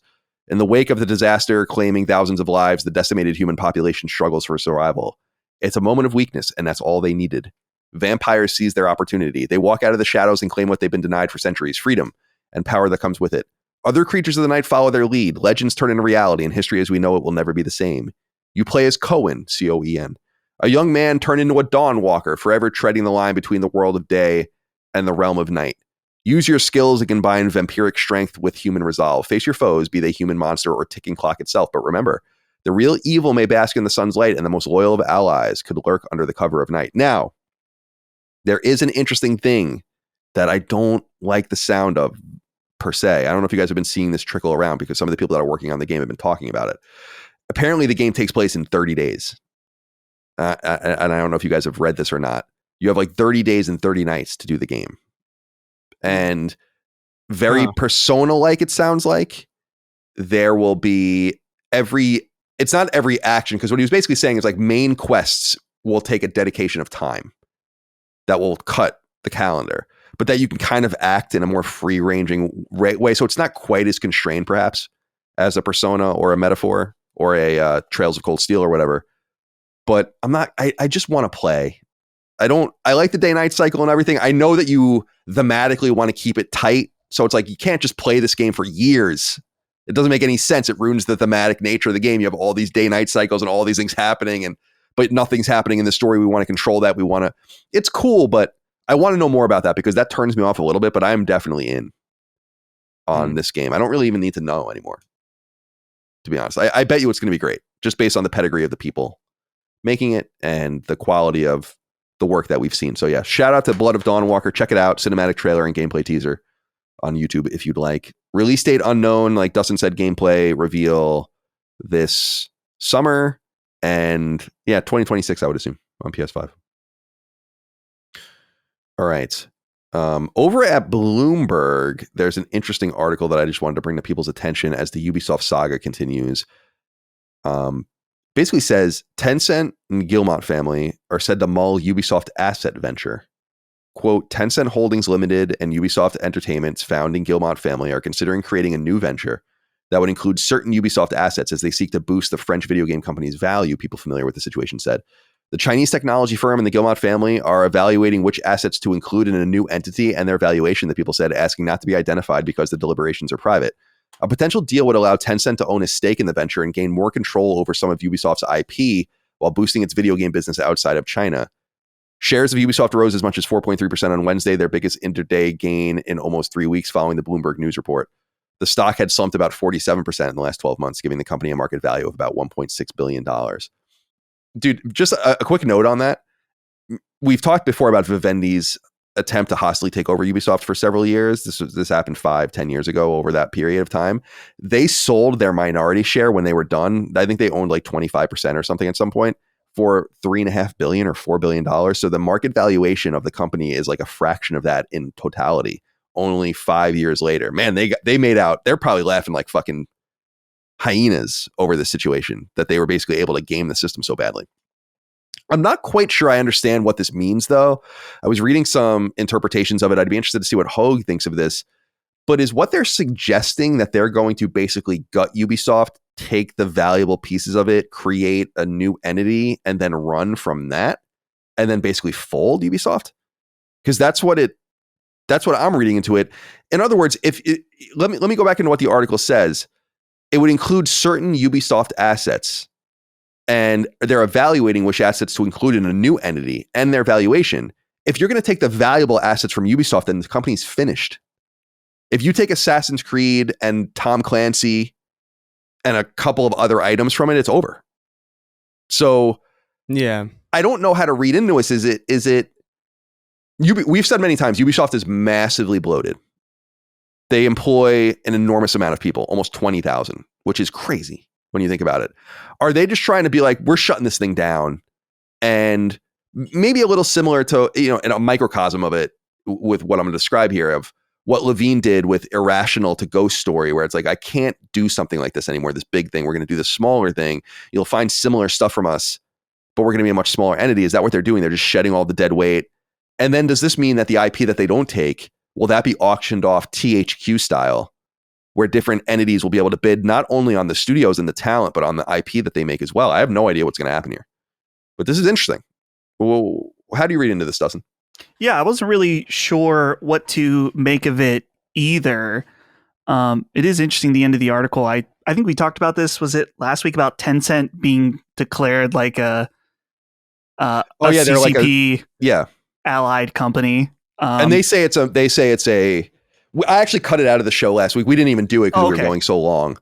I just deleted it from the document and we never even went into it. But yeah, what Dustin is referring to is that Tencent, the Chinese, entertainment and technology company, has been declared, like a friend of the CCP or whatever, which is not a huge surprise. CCP almost certainly has golden shares in the company and has some sort of controlling effect on it. And we say this, by the way, we're recording it. By the time this goes live for everyone on free feeds, if things go the way they're going to go, TikTok will have been banned in the United States as well. So yeah, I'm sorry to interrupt, but yeah, that's what we were talking about last week, or we're going to talk about last week. But yeah, I was also confused, like, about the breaking up of pieces and whether or not maybe they would sell off some. Like, so let's say they're like, okay, we're going to keep the valuable parts, but sorry, Rayman, you're not making the cut. Does somebody go and buy that IP? I'm not sure. Yeah, I don't know. It would seem illegal for them to say, we're just going to kind of take all of this stuff and then lay off everyone. And I say illegal, especially in the in France and in other places with strong protections for employees and all the rest. Like, I don't really know how to read into this. Do you have anything you want to share, Chris, before we move on?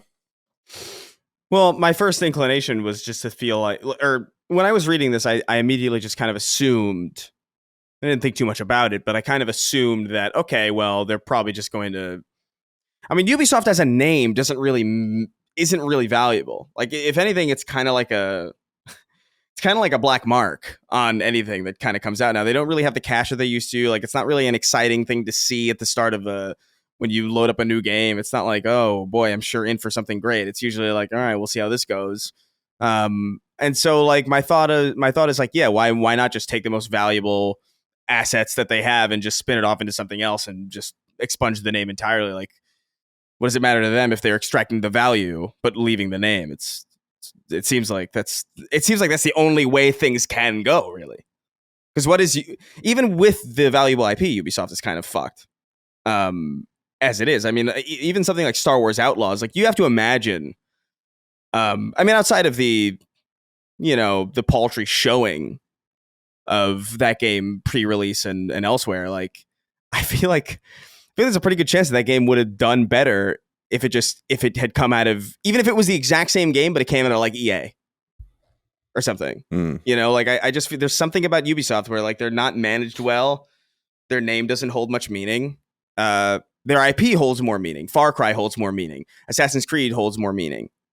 And so yeah, fuck it. Like fuck the name. Who cares?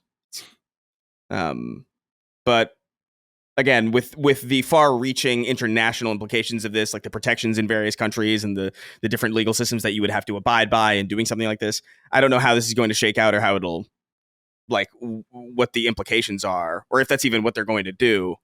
But something's clearly happening, and I would imagine that this is probably going to be done by the end of the year, right? You figure, or we'll have like a way clearer idea of what's happening with Ubisoft by the end of, especially once Assassin's Creed Shadows has time to percolate, and we'll see how that does. I feel like that's going to be the real, I think.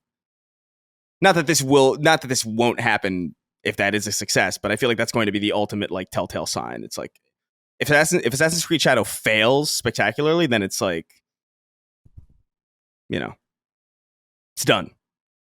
Yeah, I think there is something about getting away from that name, perhaps of the Ubisoft name, and reforming into something else. I don't know. I don't know what's gonna happen. Yeah, and everything does ride on Assassin's Creed. I think previews will go live for Assassin's Creed soon. Yeah, I think people have played it now. All right, a couple more things to get through that I just thought were interesting. Square Enix announced on their official website and through a press release that they are going to create what they call a Group Customer Harassment policy. And they say here on their website, quote, Square Enix believes that the feedback, comments, and requests received from our customers are essential to the advancement of our group's products and services. Therefore, we are committed to strive to apply your voice in improving our products and services. At the same time, there are instances where certain customers take actions directly or through our support centers or towards our group executives, employees, partners who are involved in the creation and distribution of our group products and services that constitute customer harassment, such as denial of personality, violence, defamation, intimidation, advance notice of wrongdoing, advance notice of obstruction of business, harassment, etc. Such actions do not only prevent our employees and partners from engaging in their work with a sense of security, but also causes disruption to other customers. Square Enix will not tolerate harassment and will take action as necessary. And they continue later on to say, quote, should Square Enix determine that an individual has engaged in an action against one of our employees or partners that exceeds socially acceptable behavior or is harmful, we reserve our right to cease providing support services or to refrain from providing our group's products and services. Where such action is egregious or with malicious intent, Square Enix reserves its right to protect its employees and partners and to take legal action or criminal proceedings upon consulting the police and or lawyers. Actions which Square Enix considers customer harassment or to exceed socially acceptable behavior or are harmful include, but are not limited to, the following examples: acts of violence or violent behavior, abusive language, intimidation, coercion, defamation and slander, persistent inquiries, trespassing by visiting or staying in an office, and there's more. I'm just kind of going through it quickly. Unlawful restraint, including via telephone calls and online inquiries, discriminatory speech, infringement of privacy, sexual harassment, stalking, repeated stalking behavior, etc. I think this is good. Companies should defend their employees better. I think that's important. Some people online are really abusive towards like community managers and social media managers and just kind of the front-facing people. It's kind of an unfortunate situation. And I think it goes into what I see as just the rapidly decaying and changing audience of games online. It's not the individuals. We're talking about an amorphous blob of many different kinds of things and entities, but there's no doubt that the overall audience has become a much more hostile, much more, I don't know, inappropriate, and sometimes harmful and violent and abusive to people that make games. And this reminds me a little bit of what Bungie did, where they were starting going after people too. So This is good. I think people should learn how to treat others with some level of respect, and this will not affect, I don't think, very many people listening to the show, certainly. So I don't think we have to linger on that too much. It's kind of surprising to me that they didn't already have something like this and that it's not common. I mean, obviously we're at an infinitely smaller scale, but we've had to deal with situations like this where there's someone that, while it's not to the degree of stalking, but like someone that's harassing people on our team, and then it's like, no, you're gone. You're out from our Patreon and you're being blocked from all of our shit because, you know, we're going to take care of our own people and not let someone harass them. Just kind of seems obvious, but I guess it is different when you're on a much larger company scale. Yeah, it's hard to manage it when you're dealing with thousands of employees. But yeah, you would just think that I agree that's like a fundamental thing to kind of protect your people. And yeah, sometimes you got to take action. We've had some, not many, but a few peculiar, weird, strange, and sometimes hostile people in our audience that we have to get rid of. And I think you have to do that not only for the sanctity of the community, but also, for the people, the respect of the people that are doing the work. I'm telling you, like the tenor of coverage is not changing. It's the people that are absorbing it that are changing.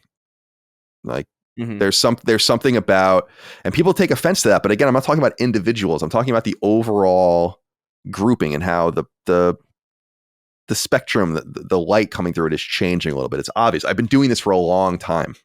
Like I've been doing this for a very long time. It's different now than it was. Okay. What about this? Sega has trademarked Ecco the Dolphin. And Ecco, this is according to our friends over at Gamatsu. And this is a big deal because it's been 25-ish years since we've gotten an Ecco the Dolphin game. For people that don't know, Ecco the Dolphin was a Sega published game that premiered on Genesis in late 1992. It had a sequel on, I think, Sega CD, and then there was Ecco Jr. on Genesis in 95. And then there was Ecco the Dolphin Defender of the Future, which was an early Dreamcast game that came out in the summer of 2000. There was going to be a sequel actually to it, but it was canceled because the Dreamcast was bombing by that point. This is not a franchise that's very relevant to me. My friends had it. My neighbors had the original Ecco the Dolphin, so that's how I played it. But this is more of those, this is a very random and weird thing. I wonder what they're going to do with it. And Chris, do you have any memory of Ecco the Dolphin? You were just you actually weren't even born when Ecco the Dolphin came out, but it was bouncing around when you were a little kid. Is this an IP that you're familiar with? Only in like the vaguest, most. I feel like I remember this game really vividly from when I was a kid, but I also don't know where I would have played it. It almost sticks out as like a memory that is out of context from the rest of my life. I know that I've played Ecco the Dolphin. I know that I didn't have the hardware to play Ecco the Dolphin. I know that I haven't in memory talked to any of my friends about Ecco the Dolphin, but I have experience with it. It's weird. It's a very, very early memory. It's probably one of the earliest memories I have of video games, actually. But I think this will be cool. It's such a weird game. And I feel like it's a game that I feel like you could cheaply make a really good Ecco the Dolphin game. It doesn't seem like a very like difficult thing to do, like expense wise. I feel like there could be a second life for Ecco the Dolphin. In a modern kind of in a modern landscape. It's interesting to see them trademark this again. Although who owned them originally? Like, is this like just like a refiling of the trademark, or like? I think it's just Sega always was the publisher. It was the studio that made them was a studio people might remember called Novo Trade, which doesn't exist anymore. But they made all of the Ecco games, even the last one on Dreamcast, and the last Ecco game actually came to PlayStation 2 as well, which a couple of years later, which I remember being strange because that was of the time where all these things were kind of cracking open. Yeah. Do you? He's cute, Dustin. Do you have any love for Ecco the Dolphin? Dude, Ecco the Dolphin, probably one of the first video games that I played since the console of choice in my family was Sega Genesis at the time.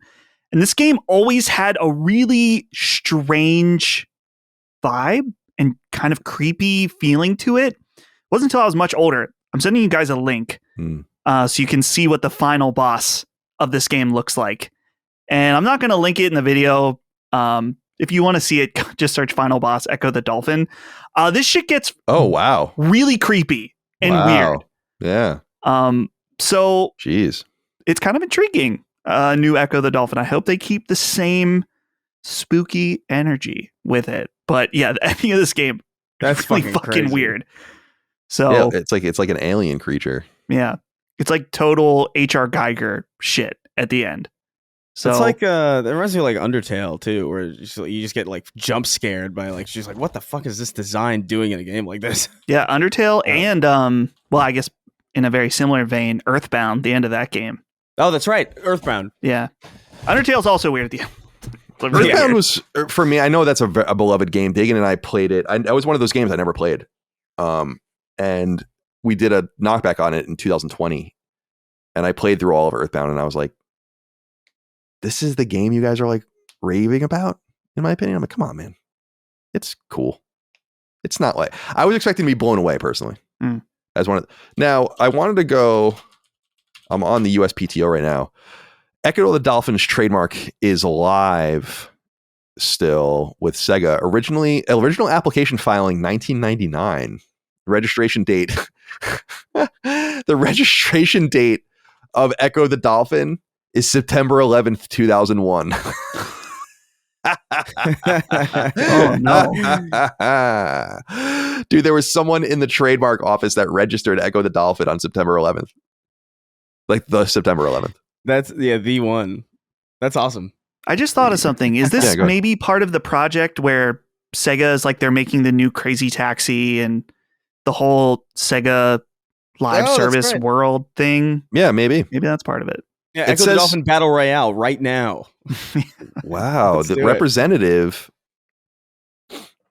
the law firm representing this, they have a 631 area code. That's my area code on Long Island. These are hometown boys doing this. The filing, so it was filed 2000, 2001, 2007, 2011, 2015, 2018, 2021, and then 2022. So they've been updating it. I love thinking about a Long Island lawyer submitting a trademark for Ecco the Dolphin. Oh my god. All right. A couple more things. The network test for Elden Ring Nightreign All right. is coming in February, and you can sign up right now. Sign-ups began actually on the 10th, so there's been a lot of people signing up. You can sign up for either PS5 or Xbox. If you are on PC, you will not be able to sign up for the network test.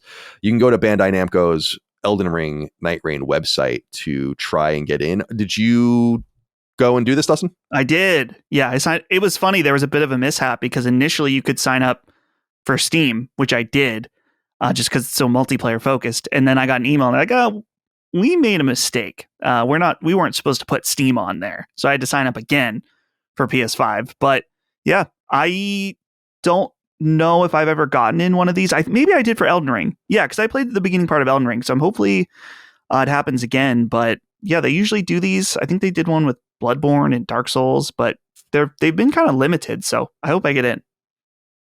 All right. You're not really interested in this, right, Chris? I'm not playing. Not real. I'm. It's one of those things where like I'm sure I will play it because I'm sure I will get sucked in by like friends of mine. But like, if left to my own devices, completely, undisturbed, I probably wouldn't bother with it. I think it looks cool. I just feel like I've put so much time into Elden Ring as is that I kind of feel like I just want to get to other stuff. Understood. And finally, my friends, a point of personal privilege. This isn't really super newsworthy, but Lunar Remastered Collection is coming to PlayStation 4 on April 18th. It has a release date. There will be a physical edition. This is all coming from Gung Ho Online. It will cost $50 for the digital edition, and physical editions will be $55. And this includes Lunar Silver Star Story Complete and Lunar 2 Eternal Blue Complete. So, of course, Lunar the Silver Star came to Sega CD in 92, Eternal Blue to Sega CD in 94/95, depending on where you are in the world. And then both of them come late in the PS1 era as the complete editions. And these are those. I am so very excited about these. There's really nothing else to say about it, but I just wanted to shout out that they do have a release date. It's soon, 3 months I have from something now to say, or so. Colin. Please. Thank you for not working with limited run games on the physical release. It's just nice. They don't need to have an exclusivity on all remasters of old games in the physical release. This is a Amazon exclusive, and oddly enough, it's PS4 only for the disc, which I assume you pop in and you can get the it's not PS5 version. Yeah, Not a big deal. I'm not surprised by that. This is what I'm talking about baseline publishing. That's always going to be the baseline now. I feel like we're going to get PS4 only games in 10 years. that are going to be similar to this. Why not? Yeah, why not?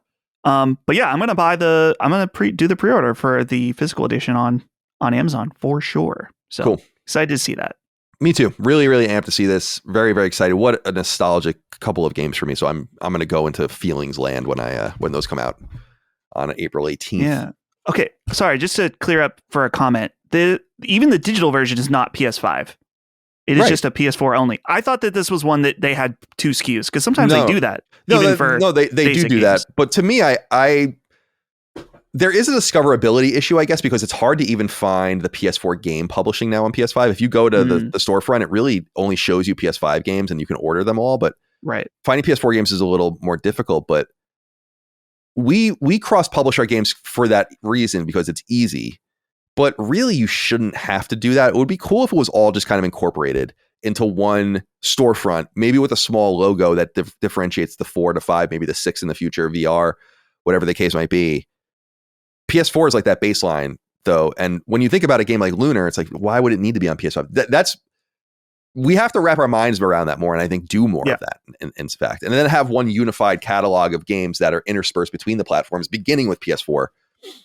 But yeah, it says PS4, Nintendo Switch, Steam, and Xbox One. So it's not getting an Xbox Series release either. Okay. What else? That's it. So we have for the smaller news items. Let's get into what we're playing. And I'll just go first, I guess, and get this through quick. So Silent Hill 2 Remake, I platinumed it.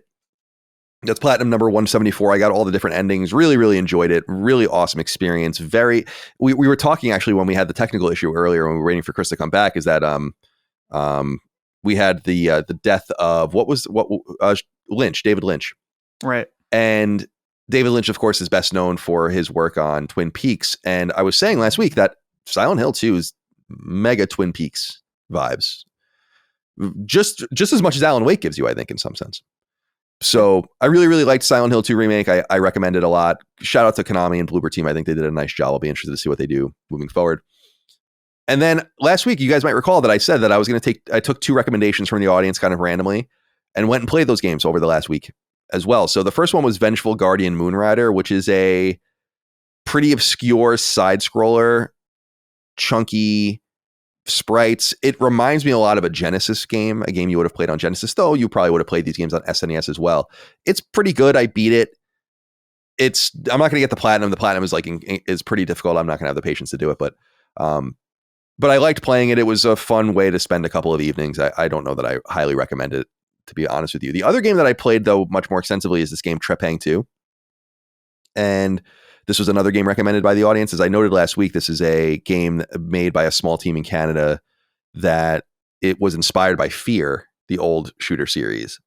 And I beat it last night, and I'm not going to platinum it either. The game is fucking hard. I beat the game on hard difficulty. There is easy, normal, hard, and then very hard, like very, very hard, very, very, very, very hard, or whatever. And you have to beat the game on that hardest difficulty level, and it's supposed to be fucking impossible. You have to be really, really good. So I'm like, fuck it. I just beat the game on hard. I'm done. I got all the collectibles and everything, and I'm good with it. I really, really enjoyed it. It's budget, and it doesn't look great all the time, but I think it's really, really fun to play. There's an interplay between use R1 to go invisible and L1 to slow down time. And you kind of, at the R1, invisibility kind of recharges constantly just by time, but the L1 slowing down time recharges only when you kill enemies. And it's really, really cool, the interplay between them. It really does have a huge Fear vibe. And basically it's about this test subject. You play subject 106, who's this kind of supernatural psychic soldier.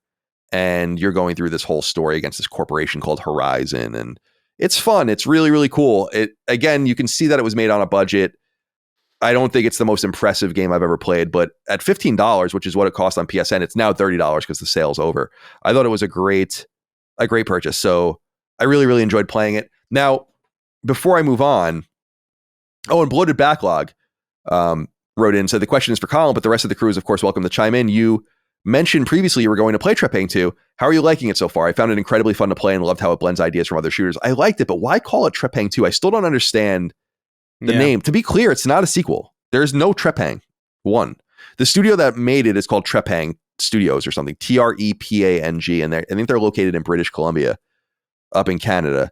So that's the weird thing I walk away from is it's just not, the name is kind of strange because it makes it seem like you're missing some other game, but you're really not. And I don't really know what the point of that is. I won't spoil the ending, but if you get the secret ending, there's a way to get a special ending in the game. It explicitly teases a sequel, which is cool. I was kidding around with my wife. I'm like, what are they going to call the fucking sequel? You know, they already made Trepang 2. What are you going to call the next game? You've confused everyone for no reason. So yeah, I highly recommend it. I thought it was really good. Now, I'm going to move on, I think, to a couple of other things. I downloaded a few random things. I have Borderlands 2 on my machine. I don't think I'm going to get to that right away. Mafia 1 remake, I think might be one I do next. Because I want to get through the Mafia games in time for the Mafia release later this year, the Old Country. However, I do think it's time, and this is what I'm going to do this coming week, I believe, is play PSVR 2. I'm going to do it. And specifically, I'm going to play Arizona Sunshine 1 remaster or whatever. And then if I like that, I'll play Arizona Sunshine 2. And that's kind of where my mind is right now, because I'm very much in a shooter space. I'm really feeling it right now. So I want to keep going. So that's kind of where I'm at. So I'll leave it there. Good. One recommendation for you, Colin. Yeah. If you're in the shooter space, you got to boot up Resident Evil 4. Resident Evil 4. Okay. Yeah. I think I got to the very end and then something happened, but I played through almost all of it in VR and it is excellent. It is so good. Cool. Yeah. So, I got to get back to Resident Evil as well, because I beat Resident Evil 4 once when it came out remake, and then I was going through it again for trophies, and then I just stopped playing. It's such a great game. Yeah. It's so great. So yeah, that's a good idea. I'll figure that out. And there's a few others I think that have some interactivity I'd like to go back and play as well. All right. Let's see where we go. Dustin, let's stick with you. JP wrote in and said, "Good day, sacred gentlemen. Colin, does Brad need to pay you a dowry in order to take your son Dustin's hand in marriage in Final Fantasy XIV? Dustin, will you be throwing the reception at a furry nightclub? Chris, will you be an in-game witness to Brad and Dustin's holy union? What is going on here? You guys are getting married?" Yeah, Brad wants to get married in Final Fantasy XIV. This is a real thing that you do in the game. We were talking about this on Summon Sign. I should have mentioned it last week talking about it, but you can go on the Square Enix Final Fantasy XIV site, sign up to be married to That's another awesome. Player. I love that. There's a free version, but there's also paid versions where you can kind of customize the ceremony and give gifts to all the people attending. To be clear, it's very weird, but I do think it is kind of cute that, like, let's say if Holly was playing Final Fantasy XIV and our characters, whatever, we had a little marriage in the game, had people come, they get a little gift. It's cute. It's fun. It definitely could get weird if you've got like some dude who's a cat girl, who thinks he's in love with this other character that is also some random guy. You know what I mean? Like it could be a little weird. But what about what is it? Prima Noctis? Prima Noctis. Yeah, isn't that the joke from The Office that was like the right of the king to like take the virginity of the newlywed woman or whatever? And he said something like, "I declare Prima Noctis," and then like the next shot is him like being them explaining what that means or whatever. So I guess I was just wondering who's taking your virginity. I guess it would be Brad, unless I don't. Well, I was gonna say maybe you, but you're supposed to be the dad, so that's not good. That's getting a little weird. Yeah, it's getting a little too weird. But I am still playing Final Fantasy XIV. I have finished A Realm Reborn fully. I posted on Twitter last week before the show, and I think I mentioned I beat A Realm Reborn, which was true. But there is about 80 quests after you finish it that's like kind of the stuff between that they were updating the game before Heavensward came out. So I'm actually on Heavensward now, which is where everyone says it becomes amazing. So the very end of A Realm Reborn does get really crazy and really interesting from a story perspective. I really appreciated that. I'm in the beginning parts, as I mentioned, of Heavensward, and it's doing a lot of world building stuff, and it's not particularly exciting. But that's okay. I'm battle hardened at this point. I'm used to boring stuff in this game. So I'm excited to get more into that. I just recently posted about people can add me on the game. So I'm thinking we are going to start an Last Stand free company, Last Stand clan, whatever. So I think I need some people that you need to have people like sign off on a signature. Like you need 3 other players to do that. So I think we are going to do that. And anyone's welcome to join on the Ultros server. But don't have any expectations of what we're going to do. There's not going to be like a huge organization to it. I don't want to make it work for me out of the game. So we're looking at doing that. If you're interested, hit me up. So I'm enjoying it. I'm dedicated to beating Heavensward. And then at that point, because that probably by the time I beat that, it's going to be Monster Hunter time. So I'm probably going to take a break. But it's been a good experience. It's becoming more and more Final Fantasy as things go on. I'm like, yeah, this makes sense that this is a numbered Final Fantasy title. But yeah, it's been good. And that's really all I've been playing. I don't really have any other stuff really to play right now. So it's been a good time. And also, side note, Holly last night wrapped up Baldur's Gate 3. Hit the credits. She liked it a lot. Cool. Very well. Yeah, I heard Larian's moving on now, that they're finally going to stop supporting the game. That's good. I think they're done also with Baldur's Gate as an IP, and they're going to make their own thing, which I think is really smart. Yeah, because they're licensed right now. That's like they're losing a bunch of the money that they would be making. So I don't blame them. They have the juice now. They can do it. All right. Ember's Arcade wrote into us and said, gentlemen, I'm not sure how interested you are in peering into gaming ecosystems that you otherwise wouldn't delve into yourselves, but with Dustin's recent foray into Final Fantasy XIV, I thought I'd talk a bit about the current downward trend in player numbers. While 14 is famous for its narrative, Dawn Trail was such a failure that it can almost singularly be blamed for the game allegedly dropping below 1 million active subscribers. A lack of enthusiasm for the narrative has given players room to acknowledge other structural flaws in the game, repetitive content and absence of innovation, quality of life, etc. To give Chris and Colin a comparison, it's like Destiny 2 during Lightfall or Star Wars when The Last Jedi released. Just thought you'd be interested since MMOs aren't typically your focus. All the best. What's going on here with this? Is Final Fantasy XIV finally declining? It does seem that way. I was surprised because I put Dawn Trail on my Metacritic's draft last year and got good numbers out of it. But if you go to Steam now, you see it has an overwhelmingly negative reception. Really? Yeah. And I talked to Brad about this, and his long story short is there is a character that people really don't like that this character is so annoying that it has turned people off to the game. Really? And it's apparently, I'm trying to remember. It's like a Jar Jar Binks kind of character in some sense. Yeah, it's like I'm surprised he brought The Last Jedi up and not that, if that was the case. I'm trying to remember because he said that this character has a nickname of like woke something. Like it's some character that is. I can't remember what the character's called. I'm looking like Final Fantasy hated character woke. Oh, Wook Lamont. And people call her Woke Lamont. So and I don't know anything. I have not met this character. I think this character doesn't appear until Dawn Trail, which is hundreds of hours away from where I am. But it probably is a case like Ember's Arcade mentioned that it's solely not just this character. But the thing to remember is that Final Fantasy XIV is old, like super old at this point. This game came out, even A Realm Reborn, on PlayStation 3. Right. So it makes sense that it's at the point where it's kind of run its course. And I wonder if Square will do if Final Fantasy 17 or 18 is a new MMO where they can kind of clear the board and restart. But I wonder if it is a case like once, after a few updates or something, people will come back. Maybe not. But yeah, I picked the time when everyone's leaving the game to join. Yeah. So that's cool.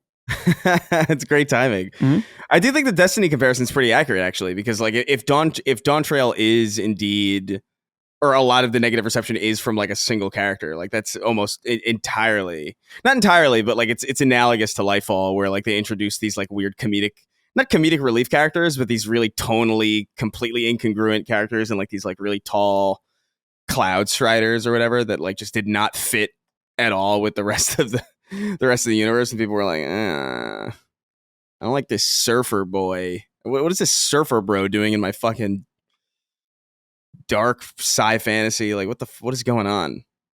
That's funny. It's great. Wook Lamont. I'm seeing that she was a side character and then became one of the main characters for the new expansion. But so it's like they had an entire expansion based around Chadley. Yes, yeah. It's kind of like that. That's horrible. Though I think this character is hated a lot more than Chadley. Chadley rules, dude. That's wild. I love Chadley. I hate him so much. Hey, Cloud. Bring me some materia. He's like the guy where when we do the fantasy voice, it's him. Oh, I need ice materia. I hate him. I need you to cast haste. Chris, let's stick with you and see what you're playing. Yeah, so I'm keeping it simple. I'm diving into what the hell? The Outer Worlds. Specifically like the complete edition, because I really liked the Outer Worlds when I played it back in the day, but I always it's a short game, but I always somehow like got distracted or like fell off of it. And I feel like now that a sequel is absolutely certain and absolutely coming, and pretty, or at least relatively imminent, now is probably like a good time for me to just kind of acquaint myself with it, fully do all the DLC that I didn't bother playing, and essentially just pick a different path. Because also every time that I would go and replay it, because I never finished my first playthrough, I would always like do the same things again. And so like I just got really bored and thrown into this kind of like tedious cycle of like doing the same things over and over again until the same point and then dropping off. So now I'm just playing through the game again. Very, very different build. I think I used to be stealth and brute force, and now I'm just kind of I'm like a smooth talker now. Like I've got like all my specs in like dialogue and engineering. So I'm like hacking and arguing my way out of conflicts. And I have to say, man, I like the Outer Worlds a lot. It feels like a really solid first incarnation of something, whereas like the more I play of it, the more I'm like, yeah, I'm so down for a sequel, because like I feel like ironing out all of the kinks from this game, and there are many of them, but ironing that stuff out, you've got a pretty good situation here. I've been going through most of this game completely non-violently, outside of like there are certain parts where you got to hunt and get certain, you have to kill some animals or whatever, and there are some forced combat situations, but I've talked my way out of a lot of conflict in this game, and I love that. I love that that's an option. I love that it's flexible. I like that it is like the scale of the game is a lot more truncated and small. It feels a lot more focused, feels a little bit more dense, feels like there's a little bit more thought and care put into the locations that you do get to explore versus like these vast expanses of like nothing where there's just kind of nothing to find and nothing to really interact with. I feel like I run into that a lot in other video games. And so it's nice. The tone of it is great. I do think the writing is kind of like, it's weird. I think narratively the writing's good, but I think some of the character writing's a little bit off. Or it feels very written in certain places. Not badly, but like I'm very aware that I'm playing a video game, I guess. I'm not really like sucked into the world as much as I would like to be. But it's a cool game. It's just there's these really little things that bother me. Like there's inventory management issues. It's not really that simple to navigate as far as like even when I compare it to something like Fallout or other Elder Scrolls games, like the inventory is like really weird. There's some oversights where like you'll see a gun sitting on the table and you have to pick it up and bring it into your inventory before you can see the stats. And it's just like, why doesn't it just show me the stats next to the name? It's a little weird, and you can't set multiple objectives. You kind of have to be very keenly going into your objective journal and selecting things very, very deliberately. There's no throwables, no grenades or like anything like that in combat. So that feels like just notably missing. But even just some of the mechanics that I remember liking my first time playing through it, I realized there's a lot more flexibility there when you spec into different things. Like there's a slow time mechanic in the game that like I remember very loosely, but like I don't remember engaging with all that much when I was just playing a brute force character. But like now that I've got like all of these skills in engineering, I'm noticing that like, oh, if you do that slow motion time, you can select parts of the body to shoot, and you can cripple them or weaken them or stagger them, or if you've got a weapon that isn't strong enough to one-shot somebody, you can shoot somebody in the head and they'll go blind. It's really cool. Like there's like a lot of like interactivity there that I just was completely missing because I was just like blowing through everything before. But I really like it. I'm 40 hours in, and granted, I'm really taking my time this time. Like I feel like you could probably beat the vanilla Outer Worlds campaign in that time, but I'm kind of deliberately not fast traveling as much, and because the maps are small, there's no real need to do that's it. what I remember about it, is that they're like interconnected Borderlands maps, Borderlands style maps. Yeah, and it's good. One thing that really struck me again, and I remember feeling this at the time, is that first loading screen, or just the very first, like when you open the game and then it throws you into like the press start menu, that theme is just really good. It's like there's a few games like that where like the opening menu and just like the music really kind of feels great. And this is definitely one of them. This is like a top tier like vibe game, especially when you open it up. It's a great soundtrack. But yeah, I'm liking my time with it. I think I'm level 25 or something, and I think the DLC starts at around, or they recommend that you start it at around like level 30-ish. So I'm working my way through that, and having a good time with it, reacquainting myself with Obsidian, and getting myself a little bit more excited about the inevitable and incoming and seemingly imminent sequel. That even just based on the trailer now, as I'm playing through the game now and rewatching the trailer, I'm like, oh, it looks so much better. It looks so much better than what I'm playing. Even just like the interactivity with like being able to throw a grenade and shoot it and detonate it in midair. It's like, yes. Oh, I'm excited to see that level of interactivity in this game that's already kind of pretty heavily interactable. So yeah, I'm enjoying my time with Outer Worlds. Yeah, the way you describe it is we've talked about it in the past where that game came out in 2019 and I was moving at the time to Virginia, so I just lost track of it and never finished it. But I was playing it a very similar way where I was investing in skill points or whatever for my charisma or whatever the fuck it was, and really just not fighting. And it is I want to play games like that sometimes. It's cool. So I've been thinking about going and playing the Spacer's Choice Edition on PS5 because I played it on PS4. And there's just a lot of catching up to do this year with games that are coming out. So I don't know if that's really a realistic thing for me to want to aim towards, but it wasn't the game itself. It was just timing that I just never got back to it. So it's good to know that you enjoyed it as well. And Obsidian is just a workhorse of a studio. I mean, making a lot of different things. It's truly insane that they're putting out, I mean, I guess we'll know the quality of them when they come out and when people get their hands on them, but like presumably 2 games of very high quality in a row like that this year with Avowed and then the Outer Worlds 2. That's I'm sure there's like the timing just worked out that way, but it doesn't change the fact that like putting out those 2 games within the same 365 day span of time is pretty insane. So they definitely got themselves a gem with Obsidian. It's probably like low key the best thing they got out of any deal that they've made so far. I agree. Outside of the obvious Call of Duty, revenue bump, but Obsidian's a gem. There are studios that they bought at that same time that haven't made anything yet, I don't think, or haven't released anything. Yeah, I think so. Yeah. Well, I mean, they started. Compulsion is one of those games, right? Or one of the studios. They bought them at the same time, I think. Yeah. Compulsion is. I mean, my mind goes immediately to the Initiative, which they started. Oh yeah. Back then, and it just still hasn't. Yeah, the Initiative's actually, I think, even maybe older than those. I think so. Yeah. Well, we'll be playing their Perfect Dark game on PlayStation. I think it's a pretty safe assumption at this point. Yeah. Surprise! It's just the 2 of us. You've gone back to episode 77.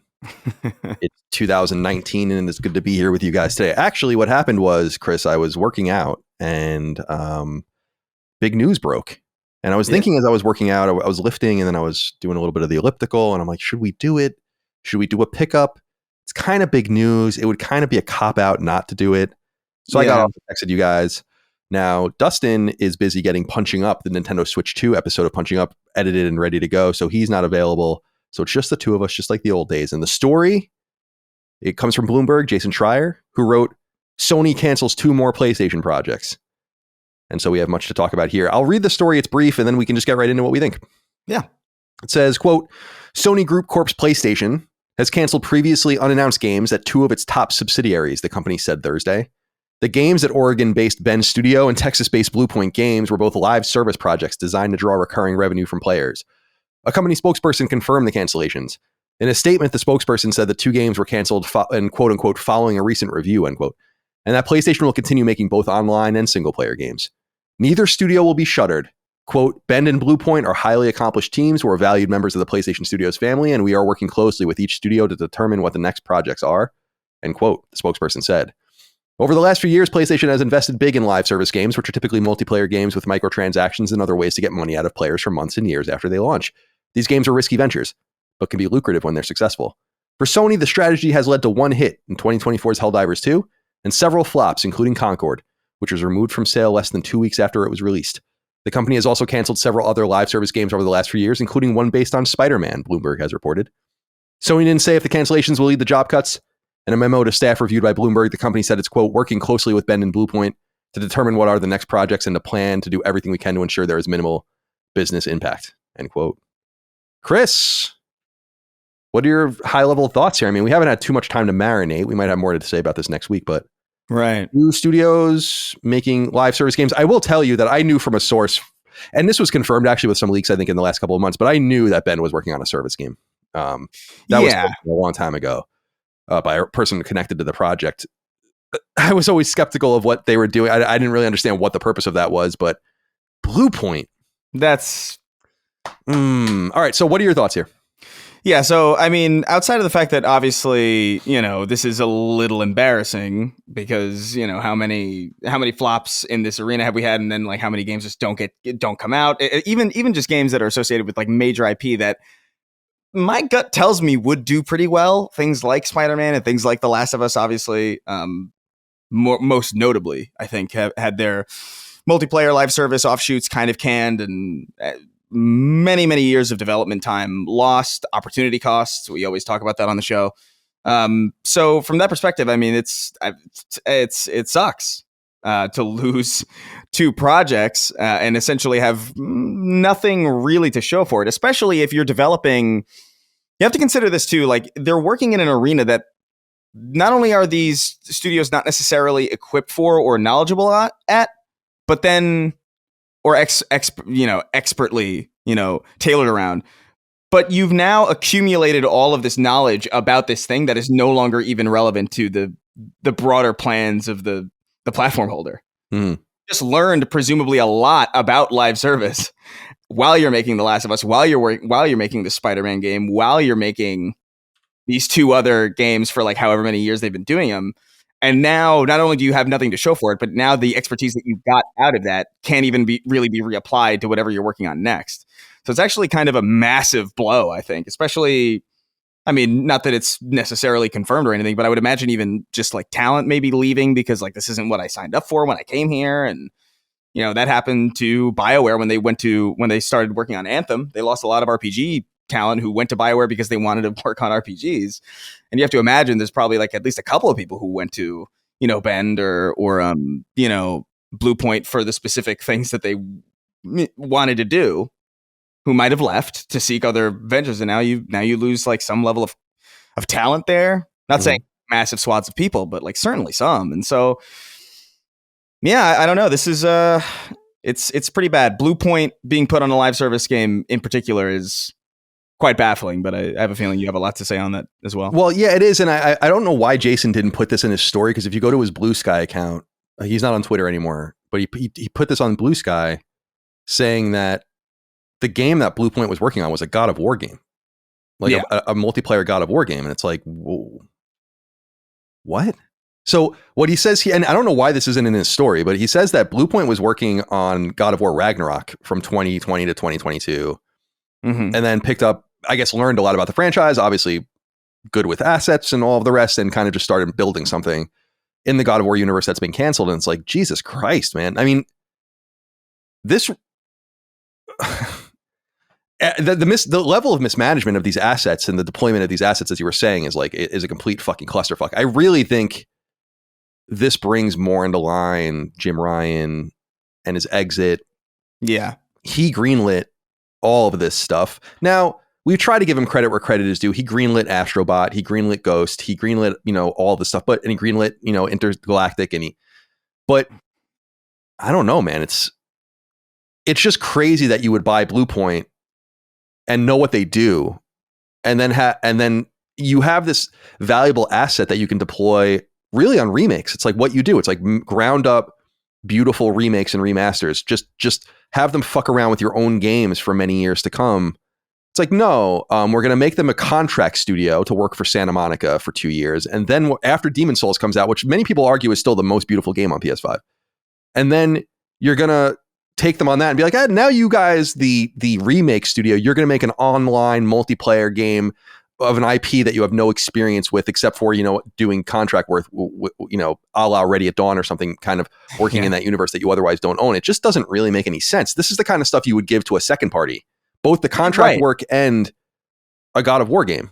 Well, dude, not only that, not only is it an IP that, dude, a God of War already has experience with multiplayer in the broader strokes of the IP, and it hasn't worked. We have God of War Ascension to look at. Be like, people don't really want this. Mm-hmm. So and I feel like people would want a multiplayer God of War in the vein that God of War exists now compared to how it used to be. I feel like even fewer people would want a multiplayer version of whatever God of War is currently. My hunch, I just don't see it. I just don't see it working. So man, of all the things that I could have possibly thought Bluepoint was doing, this is absolutely not even in the realm of what I would have guessed or what I would have assumed. There's a level of ball dropping here. Ooh. Where it's like, what is going on here? Crazy. I'll just say, I don't know Herman Holst. And he seems like a perfectly nice person, but then he's the guy who ran PlayStation Studios for all these years, making kind of these calls along the way as well. And now he's the co-CEO of the brand. Like, what is going on? How could that be? How can that be a thing where, and it's, as you said, these are small studios. I'm pretty sure Bluepoint's headcount is maybe 70 or 80. So they're a one game team. And then Bend, I think, is in the low 100s. So they're a one game team, probably with some incubation going on elsewhere. But so it's to your point, these are just lost years.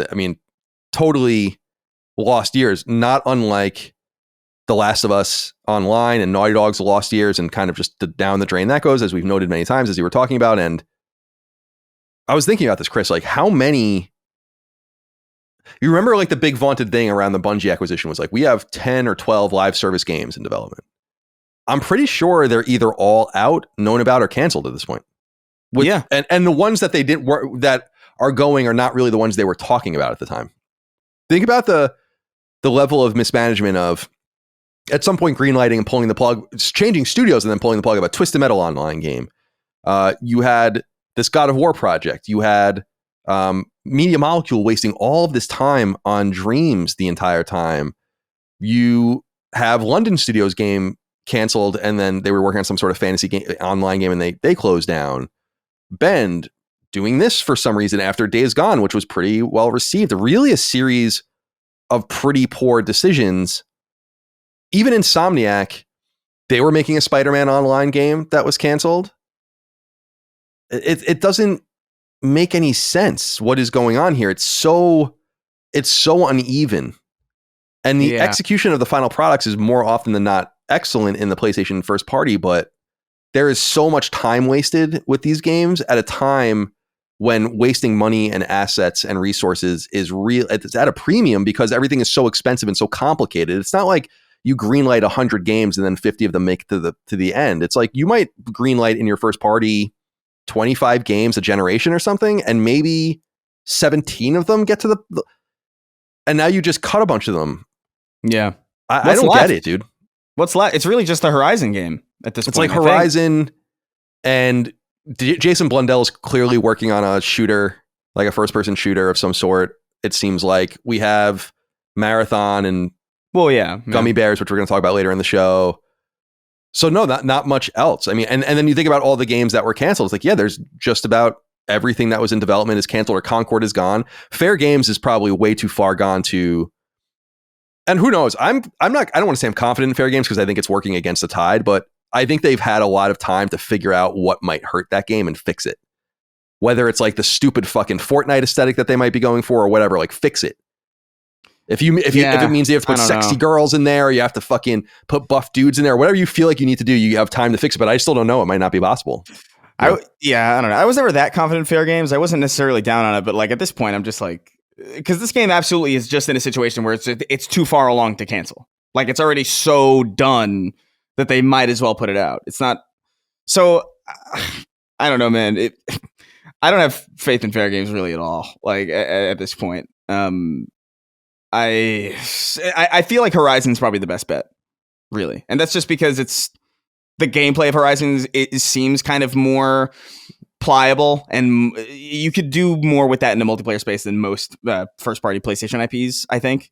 But it's a grim look into the internals of PlayStation right now, especially like just with this how this has all been managed is crazy. There's like a graveyard of dead games that I think couldn't have been so bad that you couldn't put them out.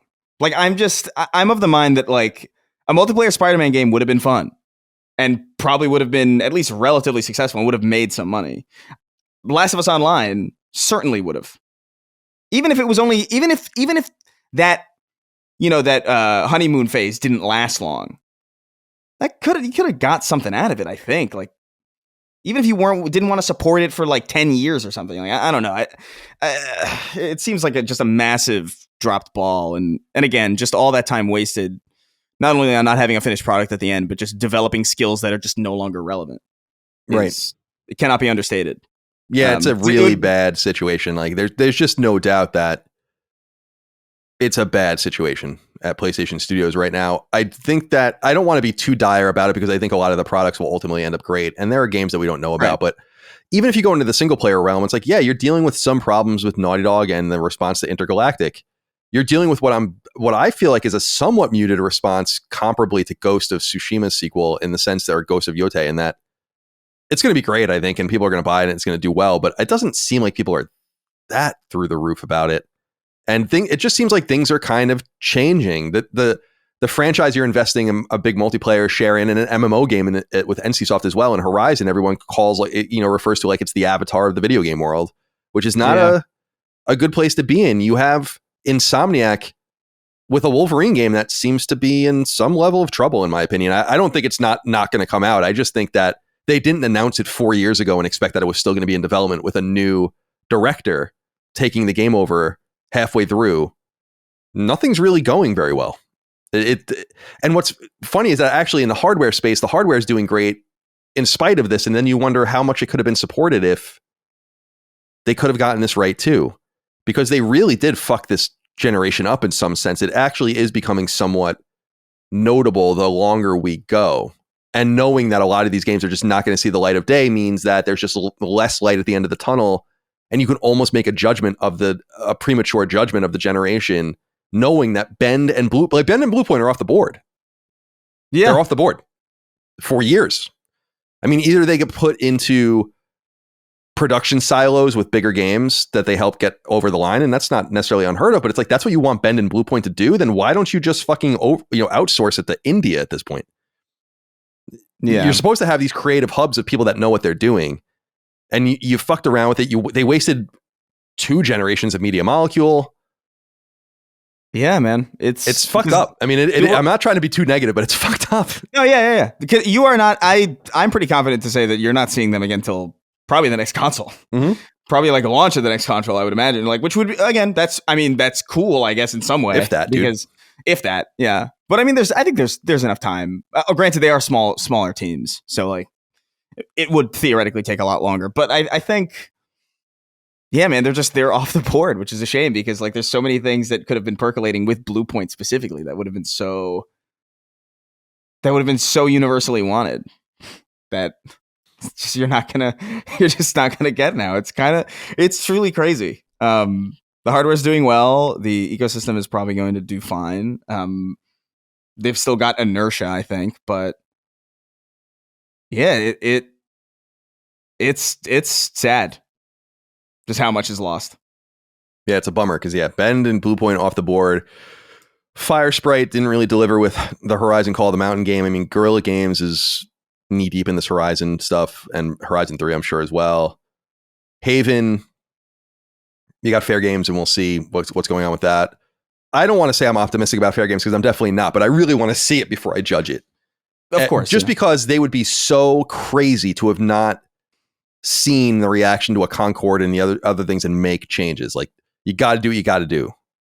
And if you feel like you're going to get caught in the same woke vortex of response or whatever, like you got to make, or just fucking put it out to die or cancel it. Housemarque maybe is getting close, but God only knows, dude. I mean, if they were letting, it is my hope, dude, that they they understood like, oh, Housemarque game as a service. It's like, shut the fuck up. If that's what you're going to do to them, like you gotta know where to put these resources. We talked about Insomniac, Media Molecules fucked. Naughty Dog, I'm confident in, but we have to see. Nixus is doing great work. I mean, they're a port studio. Polyphony is going to do what they do. San Diego is going to do what they do. Santa Monica is in play, I think, in the coming couple of years. Sucker Punch is about to go, and so I think they're going to be off the board after that until PS6. And then you have like Asobi. Really, a lot of the stuff is going to continue to come from second parties. And dude, the only thing that I hope for their sake, for PlayStation's sake, is that they knew that this was kind of coming and this was a slow motion sort of thing, and they have gotten these second party games continue to go, because without these games, they're going to be in some sense of some trouble in differentiating their platform from their competition. Thank God that they had Silent Hill 2, that they're going to have Death Stranding next year and all these different things, Final Fantasy 7, because none of it's coming from PlayStation Studios. And I was soft on PlayStation Studios towards the beginning and first half of the life cycle of the console, because I'm like, just give it time. It's expensive. It's complicated. They're figuring it out. They have high benchmarks of success, but now it's clear that it's not working out. It's just not working out. And, that was also under the assumption that they were making specific things that we thought they would have been making. Like, we would have assumed that Bluepoint would be doing what they do, and that they wouldn't be slaving away on something that's just not in their wheelhouse. Jesus Christ. I do think I have such a bad feeling about Housemarque, because I feel like that's another one of those games where I'm just like, dude, Returnal plays so good that I could see them being like, let's take this and let's do something here. There's money to be made here. Let's put like a little battle pass in here and get other players. Like, I feel like it's one of the few games where I'm just like, it's so gameplay driven and it's so like, like Returnal doesn't need the narrative in the same way that God of War does. You know what I mean? Or like even Horizon, really, like it doesn't really need a narrative. Just fighting monsters in that game is fun. So that's one of those games where I'm like, oh man, is there a Housemarque live service? I hope not. I don't think they would be that stupid, but at the same time, like the mishandling of Bluepoint here is crazy. Like if there was anybody that I thought was for sure not working on a live service game, it was Bluepont. Yeah, me too. So I don't even know what to think at this point. Like, doesn't make any sense. The calibration's off.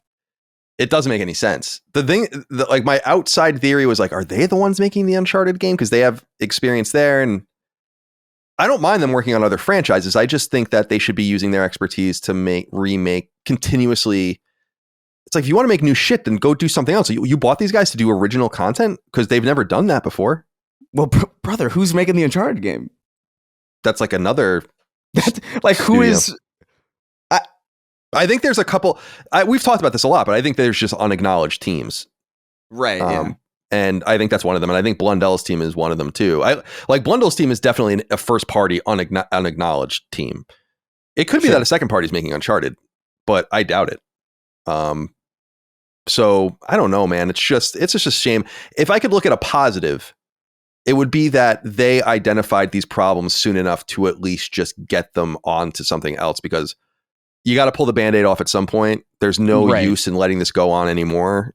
And even though you've lost years of work for both of these teams, it's better than just to let it get to market and bomb, or just be a waste. Or in other words, if you need 2 more years to finish God of War Online, might as well just give you that 2 years to get the first 2 of the 5 years you're going to need to get your next game out, right? Opportunity cost. Right, exactly. And then you can just, from a financial position anyway, it's going to be a substantial thing, but they can just write this stuff down. This stuff has never seen the light of day and never will. So it's just crazy how much more clarifying, I guess, Chris, it all is with Jim Ryan. But I just have questions about Herman Holston. It's just like, what am I missing? I'm missing something with him, obviously. Yeah. Or he like bamboozled everyone and has a contract now and like is in place, but it's crazy that would be, right? Was he like a voice of reason? And we're going to learn these stories over time that he was like the voice of reason behind the scenes, and he kind of was promoted because ultimately they were going to go back in this traditional direction, and he's kind of calling the shots there. But how could that be? He was in charge of all these teams. So it's so crazy. It's crazy, man. I mean, they have canceled, I would say, no fewer than 8 of these games now. Yeah. And that must have cost on order of $1.5 billion or something, you know? It's like, total? Yeah. I mean, but, they canceled games that came out. Right. I mean, if you count that, it's even worse. Like, imagine The Last of Us was all of Naughty Dog basically working on that, or much of Naughty Dog. It wasn't all of Naughty Dog because they had Intergalactic going, but a couple hundred people at least, 3 years. I mean, that's crazy amount of money at Naughty Dog.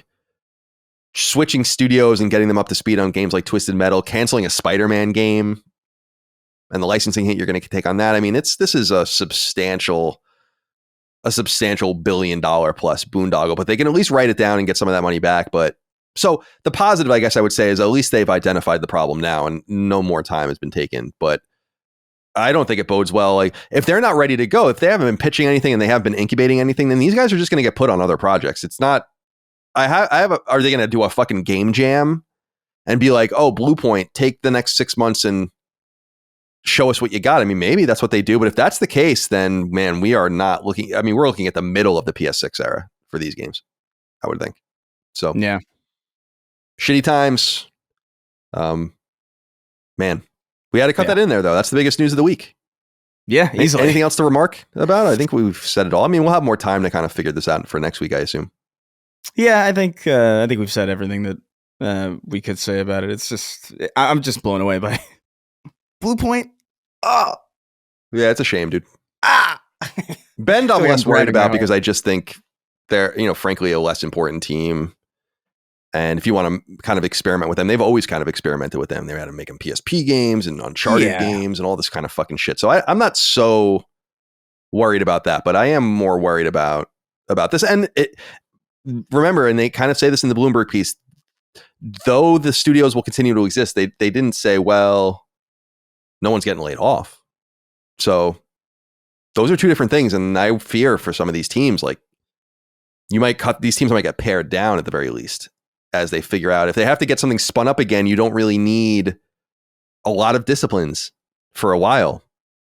Right. What are they going to do? What's your sound guys? What are your sound guys going to do if you're like just trying to figure out what the fuck you're going to make? I don't know if that's too simplistic of a view, but I don't think so. And so I am a little bit worried about that now too. So not a good thing, but better news later in the show. So let's get into it now. We've already recorded it. So enjoy. Chris, thanks for coming back and talking to me. I appreciate it. Of course. All right. Enjoy the rest of the show. We'll see you next time. My boys, let's get into the news. There's a big one that happened just when we were publishing last week. So we've waited a little while to talk about this, but now it's time. And it's a familiar theme. Number one, new rumors are spreading like wildfire. And since they come from a couple of typically reliable sources, it makes sense that we cover them here on the show, even if it's of a more familiar type of story these days, though with a new twist. In short, many more Xbox games are en route to PlayStation 5 this calendar year. Word comes by way, first, of podcaster and leaker Nate the Hate, who noted on his podcast that both Halo, the Master Chief Collection, and Microsoft Flight Simulator 2024 are en route to PlayStation 5 here in 2025. Then, over at the website Windows Central, journalist and insider Jez Corden not only confirmed Nate the Hate's reporting, but added some of the old reporting of his own. Hellblade 2, Age of Mythology Retold, and maybe even Gears of War Ultimate Edition are also en route for this calendar year to PlayStation 5.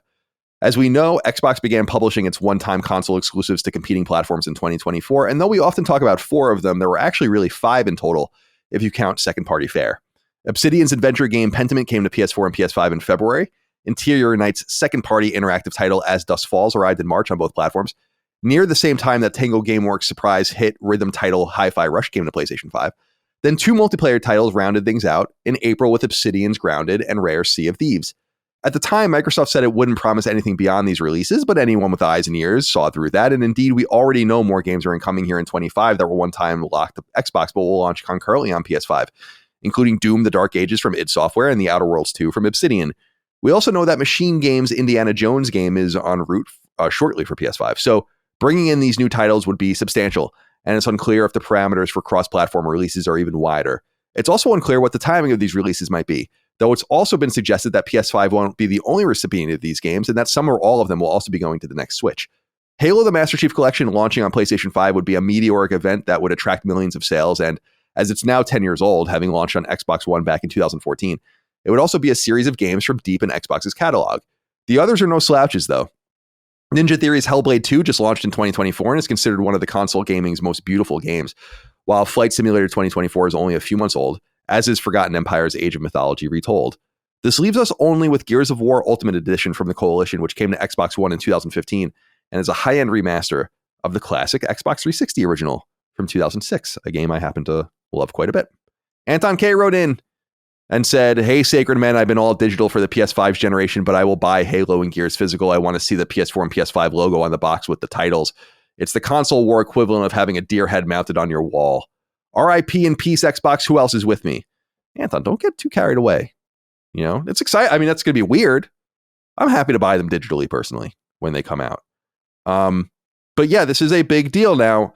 It's worth noting that this Nate the Hate person was I believe the source of the Nintendo Switch 2 being announced today from when we're recording, and he was right. So, I mean, this person obviously knows. And I would assume that he probably got this detail from that same leak that indicated when the Switch would be revealed.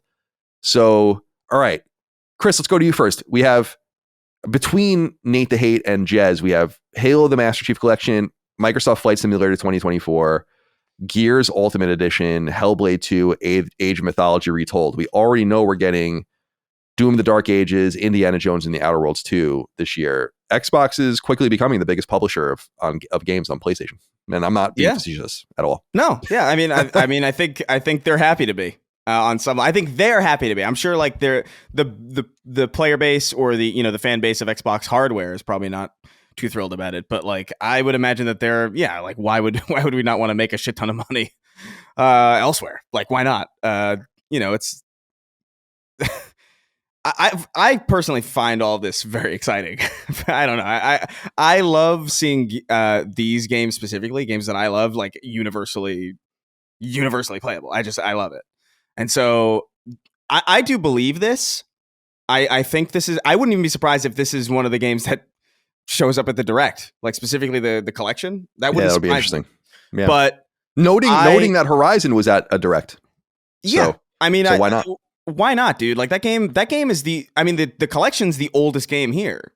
Like I think the collection is 2014, if I'm not right. That's right. Because it was the 10th anniversary of Halo 2 that came out, and so it's another 10 years over. So like, why not bring it to PlayStation? I guess my curiosity here is, look, if they're going to bring the Master Chief Collection to Switch and PlayStation, like it seems will happen, like it seems like it's a reliable bet, it's old enough that it would happen, Microsoft and Halo Studios is going to have to really reinvest in that game again, because you cannot put the Master Chief Collection out as it is right now on PlayStation. You can't do it. Not because what's there is bad or what's there is like unfinished, but it's been abandoned as far as like primary support goes, to the point where you really can't. It's a non-zero chance that you would play a game of the Master Chief Collection and then get your console banned, because people have hacked the shit out of it, and people have been able to get into the back end and ban other players from even just getting on Xbox Live through it. So like there's a big problem there as far as like, okay, you're going to introduce this entire feature set to a brand, like several new platforms at once. You got to get people in there to clean it up and support it theoretically for many more years after this. So it's going to require some like really big investment on their end. And I'm sure maybe they're going to be happy to do that, given that, dude, it's going to sell like fucking crazy. Especially if they can promise that they're going to, tidy all this up in time. But I'm really curious how that's going to shake up, because they seem, I don't know, maybe from the outside looking in, I haven't paid super deep attention to that community for a long time, but it seems like, Halo wants to move forward, or Halo Studios wants to move forward onto the next thing. I don't know if they want to keep having to manage not only Infinite, but then reinvest in this old thing. You can farm it out potentially. I wonder also if maybe the solution, although I don't think this would be appealing to it would be appealing to many people, but I think it would really injure the game too, is like, what if it's just the single player campaigns? Yeah, I mean, that could be. that it would still be worth it, I think. But like, I think what would really be exciting is jumping into a Halo 3 lobby on a PS5. I think that is crazy to even conceptualize, and I feel like that's going to be what's going to be drawing a lot of people in. I think Microsoft more than probably anybody understands the importance of, you know, multiplayer word of mouth and just how that percolates and how that gets people playing. Not only with Halo, but even with their more modern successes with Sea of Thieves. So I think it would be a bad idea to exclude the multiplayer suite, which is, you know, ultimately the light that's going to lead the mods to the flame. And so, you know, we'll see how it goes, but they're going to have to seriously reinvest in the Master Chief Collection, because I love the Master Chief Collection, but I can't play it because I do not want to open myself up to that risk of just like losing my entire Xbox library just because like some fucking psycho managed to hack through and completely get my How do account they let banned. this? Like, how do they let this go on? I don't understand. I don't know. I mean, and to be fair, like, it could be that this issue is overstated. You see all sorts of, you're going to see the worst shit on the internet, I guess, because no one's going to, you know, if you have a successful game on the Master Chief Collection, you're not going to post about it. You're not going to be like, hey, I just had a completely perfectly fine game on the Master Chief Collection. But regardless, even if there's like a 2% chance of that happening, it's too high. Especially for people who have a lot invested in that platform and a lot invested in Halo. So like, they got to clean that shit up. But that doesn't change how exciting I think this is from like a player perspective, especially for like, dude, the Switch. Oh, it's going to be crazy on Switch. Presuming it'll run well, which I don't see why it wouldn't. If it's at least as powerful as a PS4, it should be fine. But yeah, it's going to be interesting. It's exciting times we're living in. Dustin, what are your thoughts here? We have a few games lined up here. It looks like they're going to come out this year, so we're going to be pretty busy. Right. I wonder, and someone can comment and say if this has already been said or whatever. I'm not into every minutia of every leak, but I wonder if the strategy behind this slew of releases, obviously, we are major benefactors as a PlayStation users in general, but I wonder if the push for this is because of Switch, where they're like, man, we can have Halo ready for the launch of a new console with Switch, and thinking about the possibilities of that, like, man, you and 8 other friends can play Halo multiplayer, all kind of like you did many, many years ago in a LAN situation where everyone's in the room and has their own Switch and can play rounds of Halo 3. That sounds amazing, right? But I wonder if the push for this, like, well, let's get it ready so, you know, a launch game on Switch is guaranteed sales, basically. But in addition, it's like, well, now that we're in the multiplayer or the cross-gen era, or the multi-console era, let's just get this out on everything at the same time. So, yeah, as Chris was saying, it's crazy to think about playing Master Chief Collection, playing Halo, playing Gears of War, which I'm really curious about Gears of War in particular. I was looking into playing the Gears of War Ultimate Edition on PC a few years ago, and apparently the state of the PC port is fucking horrible. So there might need to be some work done there as well for both, you know, a new console release of that. But I'm not as familiar with that situation, but it's definitely really exciting. And I already have Master Chief Collection on Xbox and PC, but I could definitely see myself buying it again on PlayStation just to hop in, play some rounds. But the Switch idea is also pretty compelling as well to play it there. So it's like, am I going to buy this game 2 more times? You know, having Halo on a cartridge is so cool. Like, that idea to me is really compelling. Yeah. Just from the novelty of it is insane.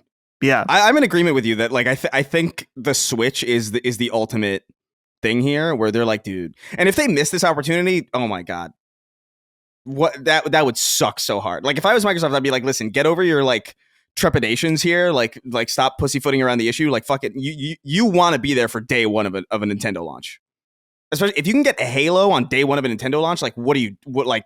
It would be it would also just be so strange, be like completely strange, you know. It would be no stranger than anything else that like is very clearly on the horizon. You know what I mean? Right, like, what are we? Who are we kidding? Like, come on. Well, I agree with you guys completely that I think, and when I've said this in the past and we've gone into it, is that I think like the unannounced Switch at the time was playing a role in getting these games over. So I'm totally in agreement with you there, because I think that there are many copies to be sold on a Switch 2 as well for all these different games. But I also think that this can be pointed at potentially, and this is just a hypothesis, but of one of the positives of the Activision acquisition, which is when they made the acquisition, they were kind of forced to agree to put the game on Switch. And I think this gave them, Call of Duty specifically, and I think this gave them, or the idea of bringing the games over to Nintendo eventually. And I think this gave them early and insightful access and insight into what the new platform would be. And I think that kind of inevitably spreads throughout the organization where it's like, well, this thing is pretty dope. And we're already working on a Call of Duty SKU for Switch, because we are kind of legally bound to do so. And of course we want to be there. So why don't we let this information trickle to other studios where we can and let them leverage it as well? So I think it could be looked at as a positive that they kind of garnered from that acquisition, forcing them into looking at Nintendo in a serious way. And so I think they're going to do really well on both platforms. And the Halo thing is just very, very surreal. And it sucks because that Halo Master Chief Collection is the only Xbox digital game I own. And so I'll buy it again. Platinums? For sure. Colin? I don't think so. I as I understand that the one getting 1,000 points on those games is very, very difficult. So I don't think so, but Chris would know more about that than me, but I'm pretty sure you have to do some insane shit. And I think there's online trophies too, so I'm not going to. Yeah. Or achievements. The platinum for that game is really daunting. Or presumably what the platinum would be based on like what the achievement list is, because I think the achievement list is like, I think I've played that game. I don't know this exactly. I'm kind of eyeballing it or like from memory, but like I've been playing that game since it came out. So for the last 10 years, and I think I have like maybe 50% of all the achievements as a consistent player for, a decade now. So like it's not something that you're going to do or that you're going to meaningfully, it's not like one of those things where it's like, oh, I'm 80% of the way there. I might as well. No, like you're going to be far away from getting there, but I might try, man, just for the novelty of a Halo Platinum. I'll definitely do it if there's like if it's treated like the what do you call like the Spyro games where like they each have their own, like if you can do if you can platinum. I'm sure that's what it will be. Yeah, I mean, ideally, there's no doubt. Yeah, ideally that's how it will be. And if that's the case, yeah, dude, oh my god, I'm gonna be all over it. Are you kidding? Yeah, you have to. I'm looking here on the on True Achievements. What's the hardest difficulty? Is it legendary or heroic? Legendary. So you have to do everything on legendary, and which is expected. And then you have to do some cooperative stuff. You have to beat a stage on legendary with someone. There's co-op achievements, and then there's achievements. I think, if I'm remembering this correctly, of like legendary all skulls on. So like there's like legendary with difficulty modifiers, making it even hard. And that's like I think the community dubbed that like mythic difficulty because it was like insane. But I'll be all over that, man. I'll make a fucking streaming series out of that. Even just like it says complete. I'm salivating. Complete any level with at least 3 skulls active on heroic difficulty or higher. Yeah. Grunt's birthday party. Does that Those count? don't count. Those don't count? Yes. No, so there's scoring scores and then there's non-scoring scores as far as, and you need the scoring scores. So like the ones that like make enemies harder, and there's some like flourishes that like give you like, because otherwise you would just have like Grunt birthday party. There's a skull that like unlocks secret dialogue or something. But like maybe I could do this. I don't know. I mean, it's not as bad as I thought it was going to be honest. But when I was playing through it for because I played through Halo 1, 2, and 3 for Knockback. And I wasn't paying attention to the achievements. It's doable. It's just a big commitment. Hopefully someone at Microsoft is wise enough to understand trophies more than PlayStation does. Could be like, okay, well, let's make the platinum hard but doable. And then like there's like an extra set of trophies that are separate that don't give you a platinum, but maybe you get a gold for doing these crazy ones. Because imagine how appealing that would be to. We know that there's people that are just spending money on junk to get platinums, that if we're like, if we can make the platinums a little more achievable and sell this as a package where someone can get what? 5? Because it's 1, 2, 3, 4 ODST. It's And 1, 2, Reach. 3, 4 ODST and Reach. So it's a lot of games. Yeah. It's a lot of games. And it was Yeah, I'll be originally interested not. It's funny because it wasn't even originally ODST and Reach. They added those as like apologies. Right. Because the game was so fucked. I was I'm thinking the only thing that comes to mind that could preclude them from putting platinums and everything is I know that there's a problem with Call of Duty. As you guys have seen, there's like Call of Duty HQ now, and the PS5 versions of the Call of Duty games do not have platinum trophies because they're all nestled into this Russian nesting doll of so you can do as many trophies as you want, but you just can't do another platinum. But I think if you make the platinums all at once and don't make them DLC listed, because there are plenty of games that have multiple platinum trophies, it's not unusual at all. So, yeah. And that goes back. There are games on PS3 that have multiple platinum trophies, so it's not an unusual thing. I think they must know that, and this is a game unlike many things that come to PSN that I'm sure Sony is going to look very carefully at and help them with. I'm sure that they're amped up because they already know at this point. I mean, Sony knows especially if it's going to be a Switch 2 launch game or whatever, then it's definitely already done-ish, I would assume. Oh my god, dude, that's so exciting. I hope it's real. I hope it's true. It is. I think it is real because Jez is reliable, and certainly Nate the Hate is reliable. It was that's why I wanted to point out, because people don't know I don't really even know these different people, or I know Jez, but I don't know Nate the Hate really from a hole in the wall, but I know that name, and I know that he just was the source of the Nintendo Switch thing. So it's a pretty substantial thing. So I think it is real. Now, Blue Moose wrote in and said, "Hey, super sacred studs, with rumors swirling that Microsoft might bring more core Xbox franchises to PlayStation this year, which one are you most excited about? Personally, I'd love to see Gears or Halo make the leap. And as a longtime fan, I'd really love to see Rare Replay get ported to PlayStation, Switch, and PC. It launched just a bit too early to benefit from Xbox Play Anywhere. Thanks for all the incredible content and stay sexy, my friends." I think I'm most amped about the idea of the Gears trilogy specifically coming over, because I really like those games. And yeah, Rare Replay is one of those games that I would really like to see come over as well. And I think that I remember when remember when the rumors were circulating before we knew the games, that was what I kept guessing. I'm like, I bet you it's Rare Replay. Like there would be something like that. It was a different Rare game, of course, in Sea of Thieves, that game. But I think that would be pretty cool. That I must admit, and it's not to be a dickhead, there isn't like a huge slate of Xbox games that I want on PlayStation. It's really, once you get through Halo and Gears, I mean, it's not too much after that. I think maybe a State of Decay game would be interesting. And what this means for State of Decay 3. State of Decay 1, I think, is a little antiquated. You might not even want to bother with that, but maybe get State of Decay 2 over. I don't even know like if there's really much else that I would be all that interested in. Quantum Break would be cool. I liked Quantum Break. I know there's definitely issues with it for sure, but like that's a Remedy game that's just kind of like stuck on Xbox One. That isn't really like, it's not, as far as I know, it's not the PC port. If there is one, isn't great. There is a PC port, because wasn't that the first game that ever got a PC port from Xbox, like concurrent release? That was like when mad. Yeah, I remember that. Yeah, I remember that being like a weird thing. But there's a couple of other weird ones. Like it'd be funny to get Recore. Recore. Which I actually didn't hate. I wasn't very good, but I didn't hate it. No, it was fine. I played a little bit of it back it's in the very day. video gamey, and so I kind of liked it from that perspective. But yeah, like I don't know. There's the cultural significance of Halo moving is no, like that is so significant. It's crazy. Like that's way crazier than Sonic appearing on a fucking Nintendo console. Oh, I agree. I agree. And that was crazy for that time. I was too young to even really be aware of that, but like that, I remember that being like a historically kind of a significant thing. This is easily like way more of a like it's going to be a crazy day when you can boot up a PlayStation or a Nintendo console and see and hear the monk choir. It's gonna be nuts. Yeah, I'll be interested to see. I agree with you that it's a bigger deal, specifically because of this, comparing it to Sega and Sonic and Nintendo, and that there was really only a 10-year period or so where Sega and Sonic were Sega things, and then they moved to GameCube and ultimately over to PS2 and elsewhere. Wherein this has been going on for more than 20 years.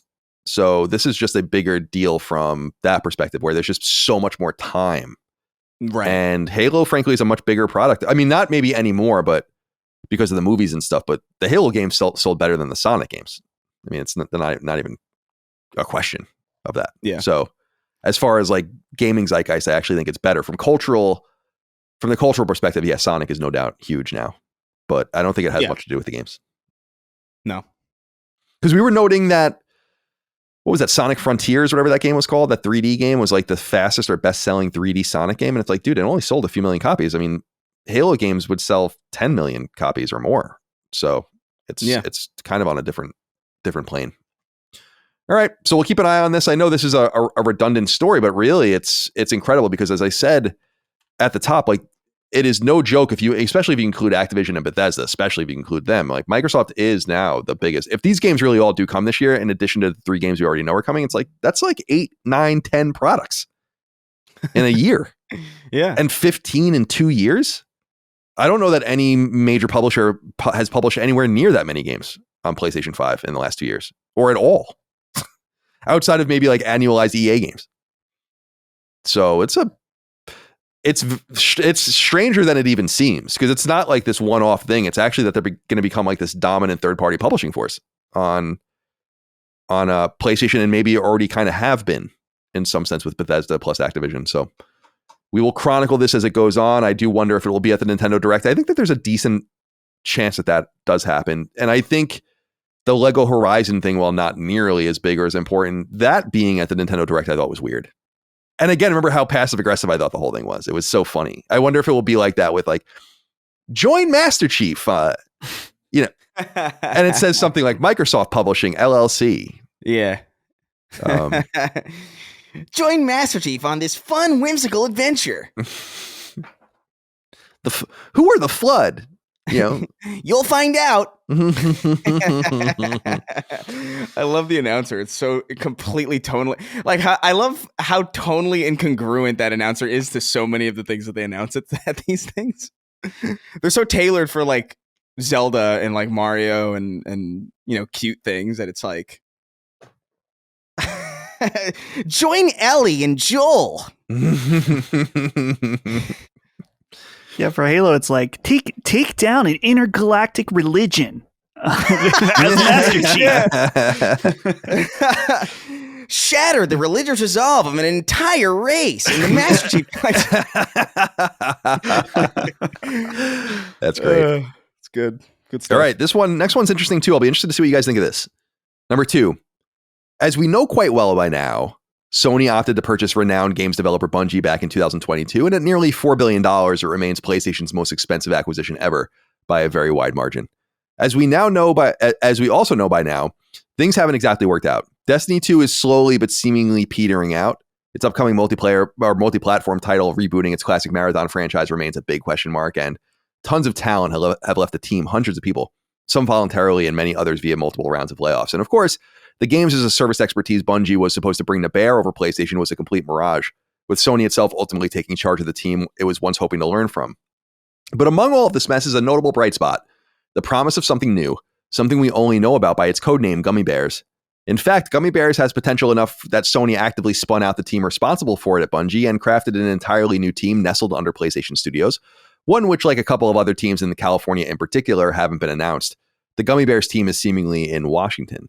Gummy Bears is reported to be a MOBA game of some sort, and though word percolated about it for some time, it was first actively acknowledged by Bungie post-Sony acquisition during a round of hiring in 2023. It's been in development since 2021, and really, we don't know much else about it, though a new article from website The Game Post sheds some light on the project, enough that we finally have something more concrete to talk about. For starters, the project is being created by a team of about 40 people, and as we can gather from some artwork for the project, and as described itself by The Game Post, quote, Gummy Bears is described as a vibrant and colorful game aiming to attract a younger audience, end quote.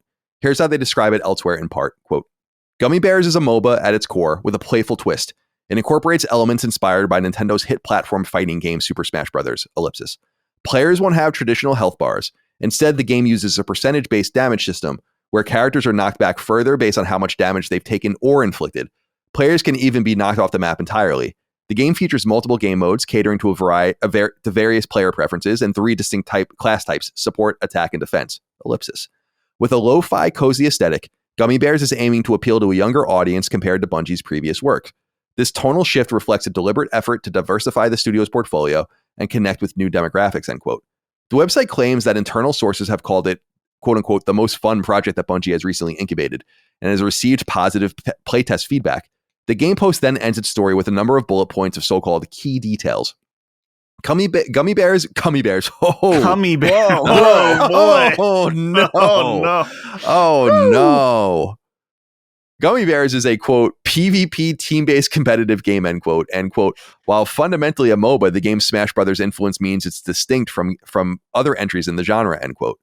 Bungie, founded in 1991 and once part of Xbox's first-party studios during the original Xbox and early Xbox 360 era, is perhaps best known for its pioneering work in the FPS franchise Halo, which it shepherded from Halo's launch in 2001 through Halo Reach's launch in 2010. Before that, it was primarily known as a Macintosh developer working on games like Marathon and Myth. These days, it's best known for 2014's Destiny and its 2017 follow-up, which it still heavily supports. All right, Chris, we have to hear from you. What do you think of this project? Younger, lighter game, 40 people making it. So now a PlayStation first-party game properly, although I don't know if it'll be exclusive. I doubt it will be.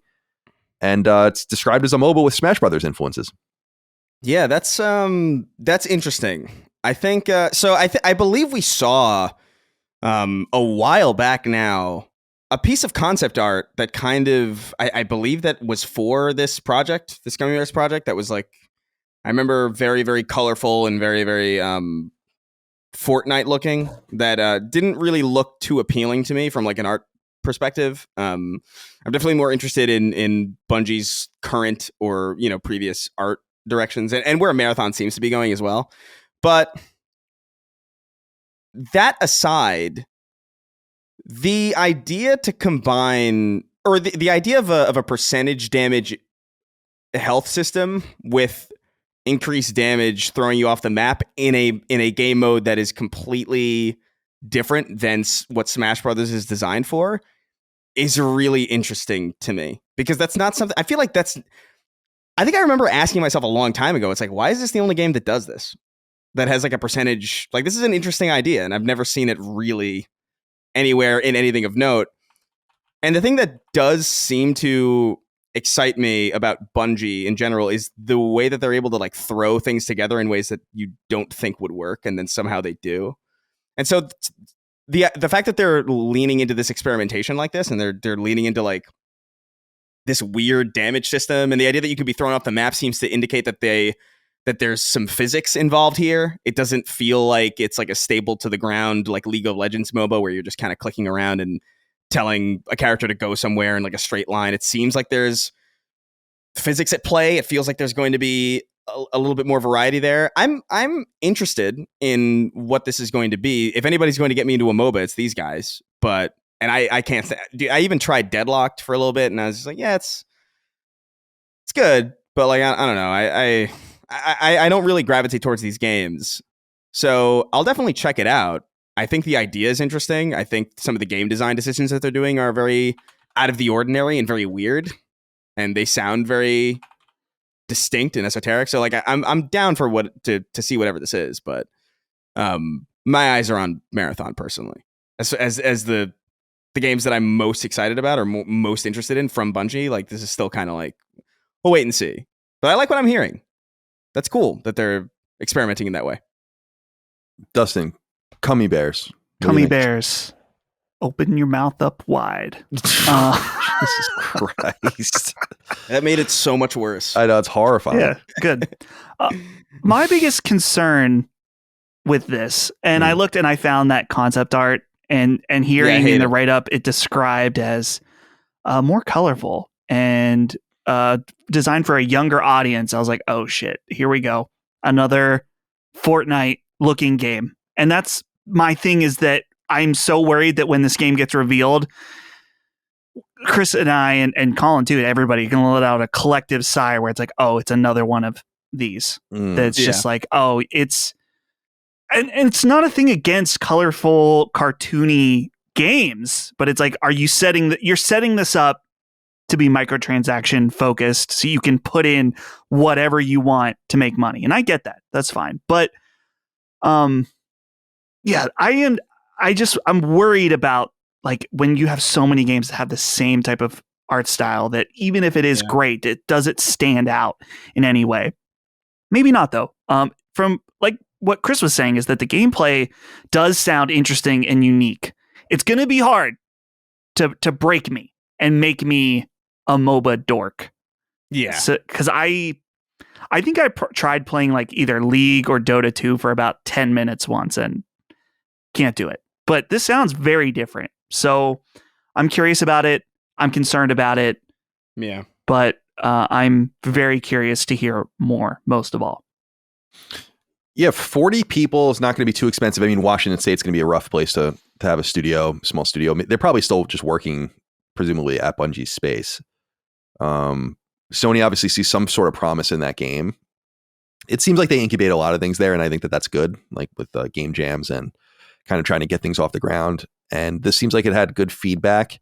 Going after a younger audience, I think, makes sense. I think one of Sony's Achilles heel is almost certainly that its audience is old. And this isn't good because your people are going to age out. I think that's why they were so eager, not only about Astrobot's success, but about noting, remember that Astrobot was attracting younger people playing it, people that don't buy first party games. Like, this is what they need to, these are the directions they need to go in. So 40 people working at a Bungie space they already are either leasing or own, making this game for PlayStation Studios, I think is probably a decent investment, actually, because the game's already off the ground. It was off the ground. Actually, Sony, considering this game entered development in 2021, Sony buys Bungie in the summer of 2022. So they probably saw the game even then. It might have been one of the reasons why they were interested. And though I think we can all agree that this was probably an incredibly bad investment that they made, they need to extract some real value out of it. One of the things I wanted to ask you, Chris, was what's going, like, we bring it up every once in a while, but it does seem like Destiny is just kind of petering out, right? I mean, is that fair to say? And it's not I don't like talking about these things for live service games because it always seems like a reflection of the quality of the game, but I just do think all things come to an end at some point, unless you are really a rare World of Warcraft or something. Like, it's going to be over at some point, and that's just the way it goes. So is that what's happening? Yeah, I think so. Yeah, most of the people that I know who play Destiny don't really play it anymore, and I think that's largely to do with the fact that they delivered a really satisfying conclusion. It's not even necessarily like a mark against the studio. It's just like, you're doing these follow-up stories, and I've seen some things that have tempted me back in, for sure. Like, I've seen, like, there's new armor that they just revealed like a couple days ago that's like based on like horror movies, and there's like a Ghostface armor set that looks fucking sick. And just these different things that they're doing that they look cool, and I am tempted to jump into it every now and again, but I just have so much else to get to, and I think ultimately what it comes down to is it's like, yeah, I could maybe play Destiny again and have a good time with it. The game's good, but I just feel like I'm set. Like, they gave me like a really, really great finale that was better than I really could have even hoped for, really. And so I guess from here on out, it's kind of like the MCU, I guess, in some way. Like Marvel, where like you've got movies still. Like, there's a new Captain America coming out. But like, and I'm sure it'll probably be fun. I'm sure if you went to that theater and like sat through that movie and came home, you'd be like, wow, I had a fun time at that movie. But it's not building towards anything because you already had your crescendo. And so I think that's what a lot of people are kind of experiencing with Destiny, where it's like, yeah, this game's still really good. There's some best in class gunplay here. I still think it's a joy to play, but there's other things that I haven't played, or other things that are currently ongoing, and other games that are currently building their crescendo. And so that's going to be a lot more appealing than something that like you've already seen the ending of. And I think that's ultimately what's happening. And I would imagine that there was maybe at some point in the plans, even if not officially on paper or even in production, I'm sure there was maybe like some intention at some point to transition eventually to the next Destiny game, but that's clearly not happening. So that's also kind of in the cards, where it's just like, that's not actually happening. So we're focusing on Marathon and this other thing. So we'll see how those things shake up. But Destiny's so much riding on Marathon. It's actually kind of crazy as far as, yeah, I think the future of the studio and Sony's investment in it. I think it all rides on Marathon. And if they can really execute high pressure, Their pressure is, we talk about Naughty Dog's pressure to make Intergalactic and, God of War, or Santa Monica's pressure to kind of follow up God of War and all these things. Man, the pressure on Bungie and those who are left is extraordinary. Yeah, it's crazy. We'll see how that all turns out. I think I said from the beginning I didn't understand Sony's marriage with Bungie, so I don't want to belabor that point, but I do think it's now important to extract value, and I think this could be an avenue to do so. I mean, imagine if this game does end up being a big thing, then it could make this all better. I mean, but it would have to make an enormous amount of money for it to be all better. And to Destiny's credit, specifically with Bungie and that series, is that purported sexy Destiny killer, the first Descendant or whatever, has fallen off a cliff completely. It's like not even lasted half a year basically with numbers. So when you look at a game like Destiny 2, which came out in 2017, it's just kind of crazy that we have this expectation 7.5 years later or whatever. It's like, yeah, why doesn't it have more than 50,000 people playing it? It's like, dude, that's crazy that it has that many people playing it. I'll be very interested to see I don't know. It seems like all good things come to an end with the studios too, where the names just go and they do different things and you just lose people, especially because Sony made a lot of these guys very rich. So for sure. I don't know, man. Yeah. We'll see. All right. Gummy Bears. We'll be keeping an eye out for you, a close eye out for you. I know Dustin will, especially. Number 3. It's time once more to talk about new additions to PlayStation Plus, particularly the game catalog available at the extra and premium tiers of the PS Plus service. For the uninitiated, PlayStation Plus has a Game Pass-like offering only at those higher PS Plus tiers, and the following games will be available for you in the game catalog as part of your PS Plus subscription beginning January 21st. The biggest game of the bunch is undoubtedly God of War Ragnarok. Sony-owned Santa Monica Studios' 2022 follow-up to the 2018 smash hit reboot of God of War on PlayStation 4. It'll be available on both PS5 and PS4. Other games available across both PS5 and PS4 include Ria Gakotoku's 2023 Sega-published spin-off Like a Dragon Gaiden, The Man Who Erased His Name, Art Dink's 2022 multiplayer action RPG SD Gundam Battle Alliance from publisher Bandai Namco, China Hero Project incubated 2022 action RPG Anno Mutationum from developer Thinking Stars, Robot Entertainment's one-time 2020 Stadia exclusive tower defense title Orcs Must Die 3, which came to PS4 in 2021 and PS5 in 2022, and 2022 RPG Citizen Sleeper, released on PlayStation in 2023 via developer Jump Over the Age. I think these they're releasing the sequel to that imminently, which is probably why that's on. For PS5 only, players will find Deck 13's 2023 action RPG Atlas Fallen, while for PS4 only, obviously available via PS5, are 2 games. Developer Simogo's 2019 rhythm game Sayonara Wild Hearts, and 2020's gambling title Poker Club from Riftstone, which interestingly was a PS5 launch game, but which won't be available via that platform. Meanwhile, there are also a couple of new so-called classic games being added to the PlayStation Plus Premium Classics catalog, only available at the highest tier as part of your subscription, though you'll be able to buy both of these games a la carte as well. From the first party comes Medieval 2, the PS1 action game released in 2000 via now-defunct Sony-owned team Studio Cambridge. From the third party comes the PS2 version of the 2009 Artificial Mind and Movement developed Indiana Jones game, The Staff of Kings, which also came to PS2 that year. It was natively a Wii game, you guys might remember. This is explicitly noted as being the PS2 iteration, however, so it is not the PSP version of the game. Vault 101 guy wrote in and said, "Sup, Sacred Crew, suffice to say this month's PS Plus lineup is amazing. Incredible games like Atlas Fallen and The Man Who Erased His Name. One title had me confused, God of War Ragnarok. Maybe I'm not understanding, but didn't they try this with Horizon Forbidden West and the data shows that they lost a ton of money doing this? In fact, PlayStation said they would never do this again. What gives?" I think that you're probably misreading what they meant, which is that they did Horizon Forbidden West very quickly. Forbidden West entered PS Plus within, I think, 6 or 8 months. God of War Ragnarok is, 2.5 years old at this point? So I just think by virtue of that, that makes a lot of sense. And they should be getting their first party games into the service at some point. I think what they thought was, we just put Horizon on too soon. And God of War coming at this point might be like, this is where we think makes more sense, or they're going to garner more data and see how it hurts them. But I'm pretty sure they've sold most of their copies of God of War Ragnarok at this point. I don't think that was true with Horizon, specifically because I don't think the DLC was out yet either. So I don't think it's quite the same, but I understand, Vault 101 guy, your concerns, and be safe with all of the rad roaches around you. Anything here interesting to you, Dustin?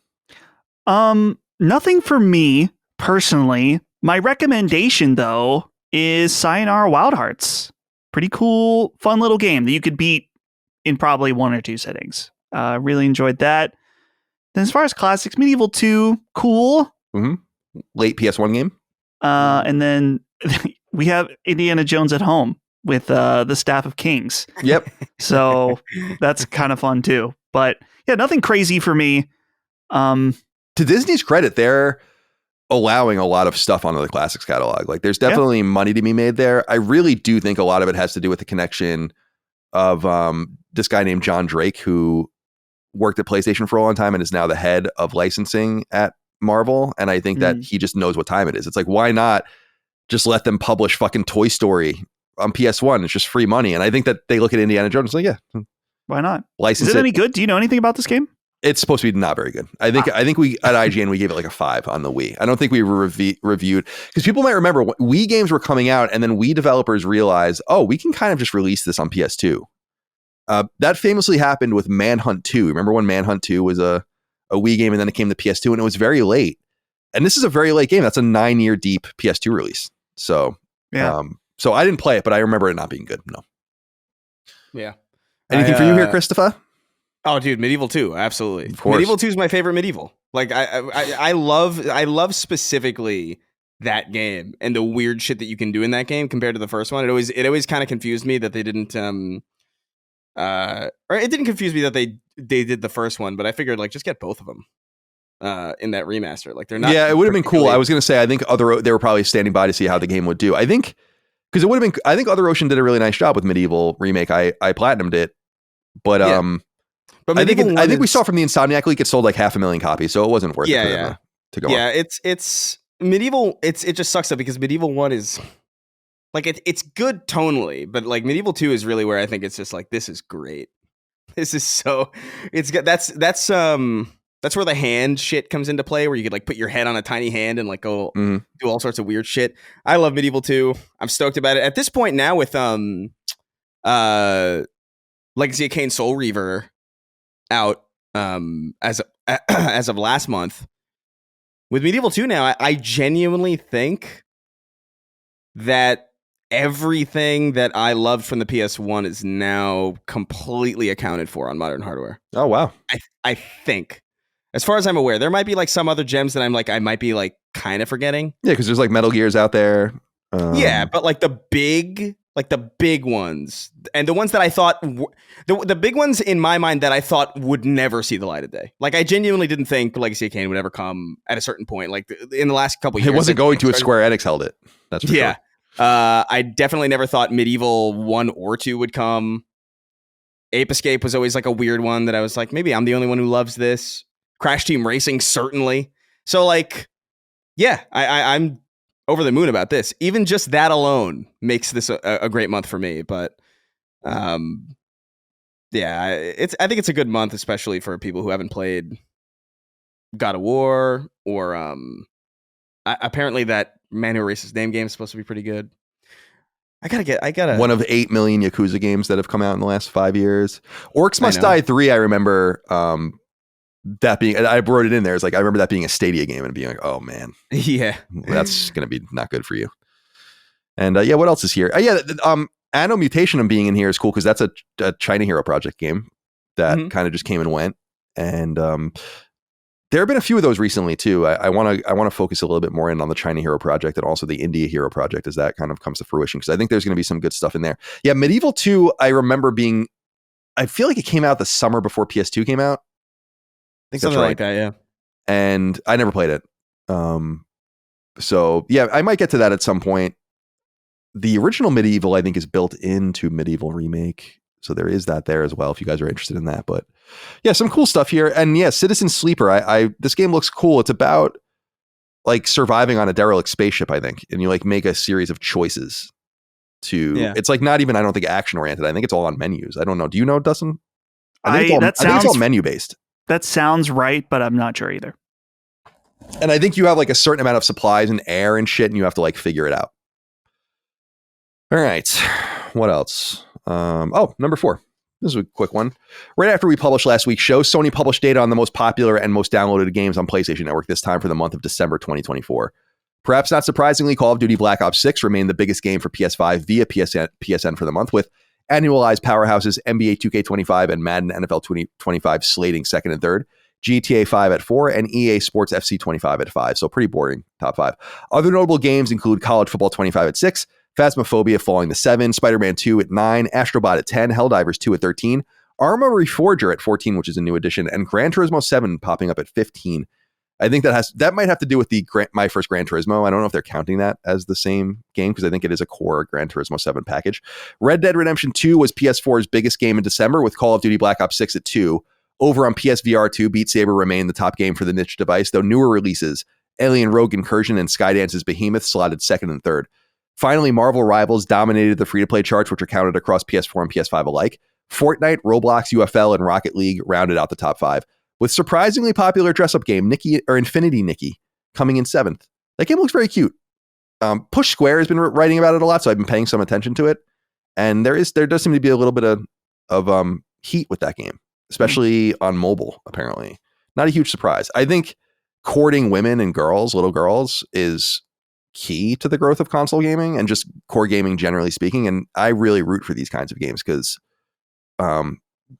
if you get like a young 10-year-old girl playing Infinity Nikki, her dad's a gamer, she just sees this or he sees it, he kind of exposes her to it, and she gets into a little bit of role playing and a little bit of this and a little bit of that. Before you know it, I mean, she might be interested in these other things. And I've often said that I feel like half of gamers are women. Like, no, they're not. I don't give a shit what the fucking statistics in quotes say. That doesn't make any sense. Does that bear out with anyone? Like anyone's experience out there? Does it even bear out to 5%? Of the games that we're talking about? They're talking about Facebook games and fucking mobile trash and all the other things. I'm talking about getting girls more into core console and PC space gaming, and I think games like that are really important to do it. So I am rooting for Infinity Nikki and glad to see it at number 7 because it indicates maybe girls and women are playing it, although we all know it's fucking gooners playing it. So it's probably not what I had hoped. I actually don't know about that. I think because I know some women who like play a lot of it, and they're all playing this. Like it's kind of nuts, actually. Like I've heard about Infinity Nikki for the last like couple months. That's good. So it's I mean, I think it should be interesting how that plays up, or like how long it sticks, I guess, is my curiosity. You like Infinity Nikki, little girl? Why don't you play Vengeful Guardian Moonrider?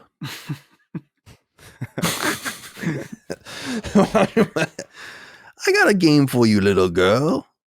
It's called, I'm looking at my list here, Kunitsugami, Path of the Goddess.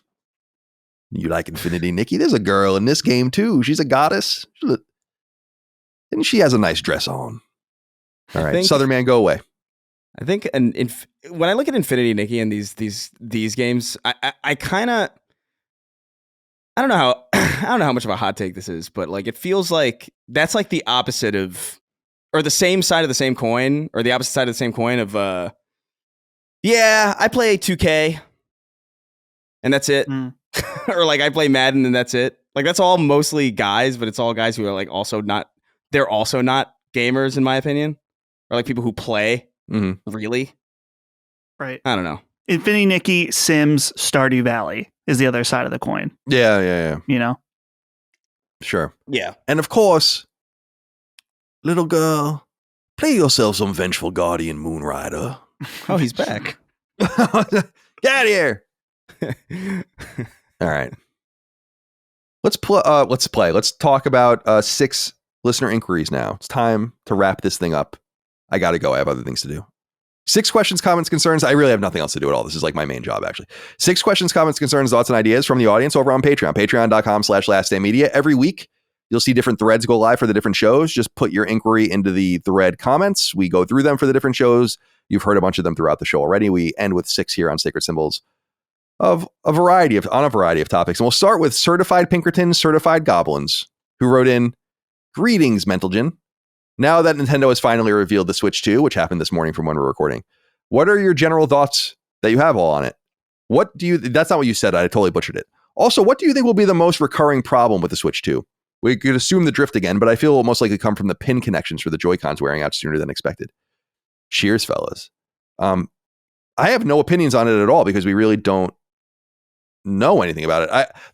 I only read a little bit of people's responses. I don't follow Nintendo anymore, really. So I don't know how useful my opinion is on this, but I did see some people surprised, like, this is it? It's like, what the fuck did you think it was going to be? Like, did you think it was going to be something not a Switch iteration? Or so that I'm a little confused about. I'm disappointed in the name. I think it was obvious in recent weeks it was going to be called Switch 2. I was really hoping they would call it Super Switch. I think that would have been fucking sick. And I'm not entirely sure that would have been bad marketing. And I think it would have harkened back to a really great time in Nintendo history. Although a time in Nintendo NES and SNES combined sold what Switch sold. So I know that they want to stick with that. It seems like we got footage of a new Mario Kart game, which I know people are pretty amped about because it's been a while. So there's that. But we don't really know. I did see, to your point, the pin connectors. I did see that on the Joy-Cons. That does seem to be a problem. I would assume Nintendo has really R&D'd and fucked around with this thing. And certainly the drift, I don't think is going to be a problem anymore. I would really even find it hard to believe that drift is a problem on newer Joy-Cons. Maybe it is, maybe it isn't, but I would have a hard time believing they've just been manufacturing these things the same way for 8 years, even though they've been breaking the entire time. So it is my hope through industrial design that they have made a tighter machine, and I think it looks great. Now, what I'm really interested in is how powerful it is, because this will indicate like what will cross over. And what are people saying? It's like a PS4 Pro or something like that, but we don't really know yet. But that's the hypothesis. No more than that. Yeah, you know? At max, and it really depends on how you achieve that. That's the biggest question to me. Is that this is a big thing right now in PC space as well. Is it's like, okay, is it? Maybe it can output graphics that are like a PS4 Pro, but the question is how it gets there. Because with NVIDIA tech in it, there could be some level of DLSS, AI upscaling, things like that, that while the hardware is technically not as powerful as a PS4 Pro, the final output image is similar. So, and obviously this trailer didn't go over any of that. And that's what's most intriguing to me. The one thing too was people being like, "Oh, thank God, it's backwards compatible." I'm like, I would have bet the fucking farm on that. I just can't believe people were worried about that. I'm like, there's just no way that thing's not going to be backwards compatible. There's no way. It'd be truly psychotic. It would be. It would be crazy. It would be the craziest. And that I would have been like, that is, in some sense, it's like, oh, there it is. You know, like there's the Wii U moment. You know, the inevitable next generation stumble they always have. And it's like, oh, okay. So, but they avoided that. I think that would have been fucking crazy. Personally, I think that would have been absolutely insane. So that wasn't a huge surprise. The form factor's bigger. Looks pretty crisp. LCD screen probably. More information from a Nintendo Direct April 2nd, apparently, which will show games. And you can do the Nintendo Switch experience in New York, LA, and Dallas in April. You have to sign up. You can go hands-on with the device if you'd like. I guess a release, this summer? Is that what they said? It just says releasing in 2025, so I don't know. Yeah, I would imagine. Chris, what are your thoughts? We haven't had a lot of time to really think about it, I suppose. Yeah, it's pretty fresh. I mean, I think the trailer made it look really nice. I'm happy about what I've seen from it, but at the same time, for me, I know better now. And so for me, like, I remember getting the Switch and being like, oh, and it was a cool machine for exactly 5 months. And then I pretty much never touched it again. Yeah, that's what happened to me too. I think I've probably put maybe genuinely, I mean, probably like maybe 150 total hours into the Switch. And both of those were probably mainly Zelda Breath of the Wild and Tears of the Kingdom. Like with like a little bit of like other things. I've dabbled in like, oh, Crash Bandicoot portable, cool. But nothing serious. It's the console that I have that I use the absolute least. I forget I have it most of the time. So I just don't think, I don't know. It's not really appealing to me.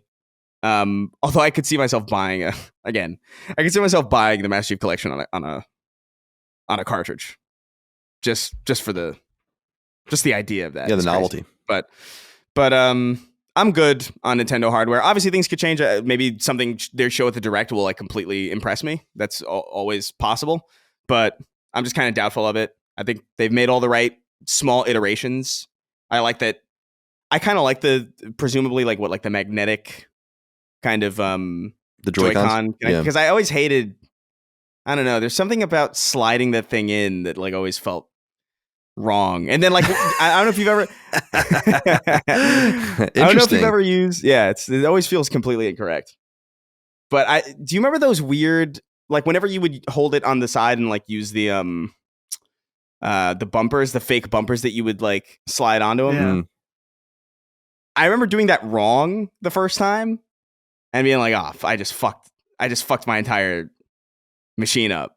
And luckily I didn't, but it was a struggle to get that thing off. And I'm like, I don't want to deal with this ever again. I remember the opening. I remember when they revealed the Switch, it was like people playing basketball or something, and then they all gather around, like snap all the things off and play. It's like, wow, this looks fucking cool. Now, I think I got to say, I think Nintendo has a lot going for them with this thing, where I think that the potential of like good. I don't think it's going to be Switch level successful, but then again, I don't think PS5 is going to be quite PS4 level successful, and I think you'll see a similar thing here. It's $400, which I think is a really nice price. It also do they have a price for it already? I thought so. Nope. Oh, I thought someone's claimed to have leaked it, but okay.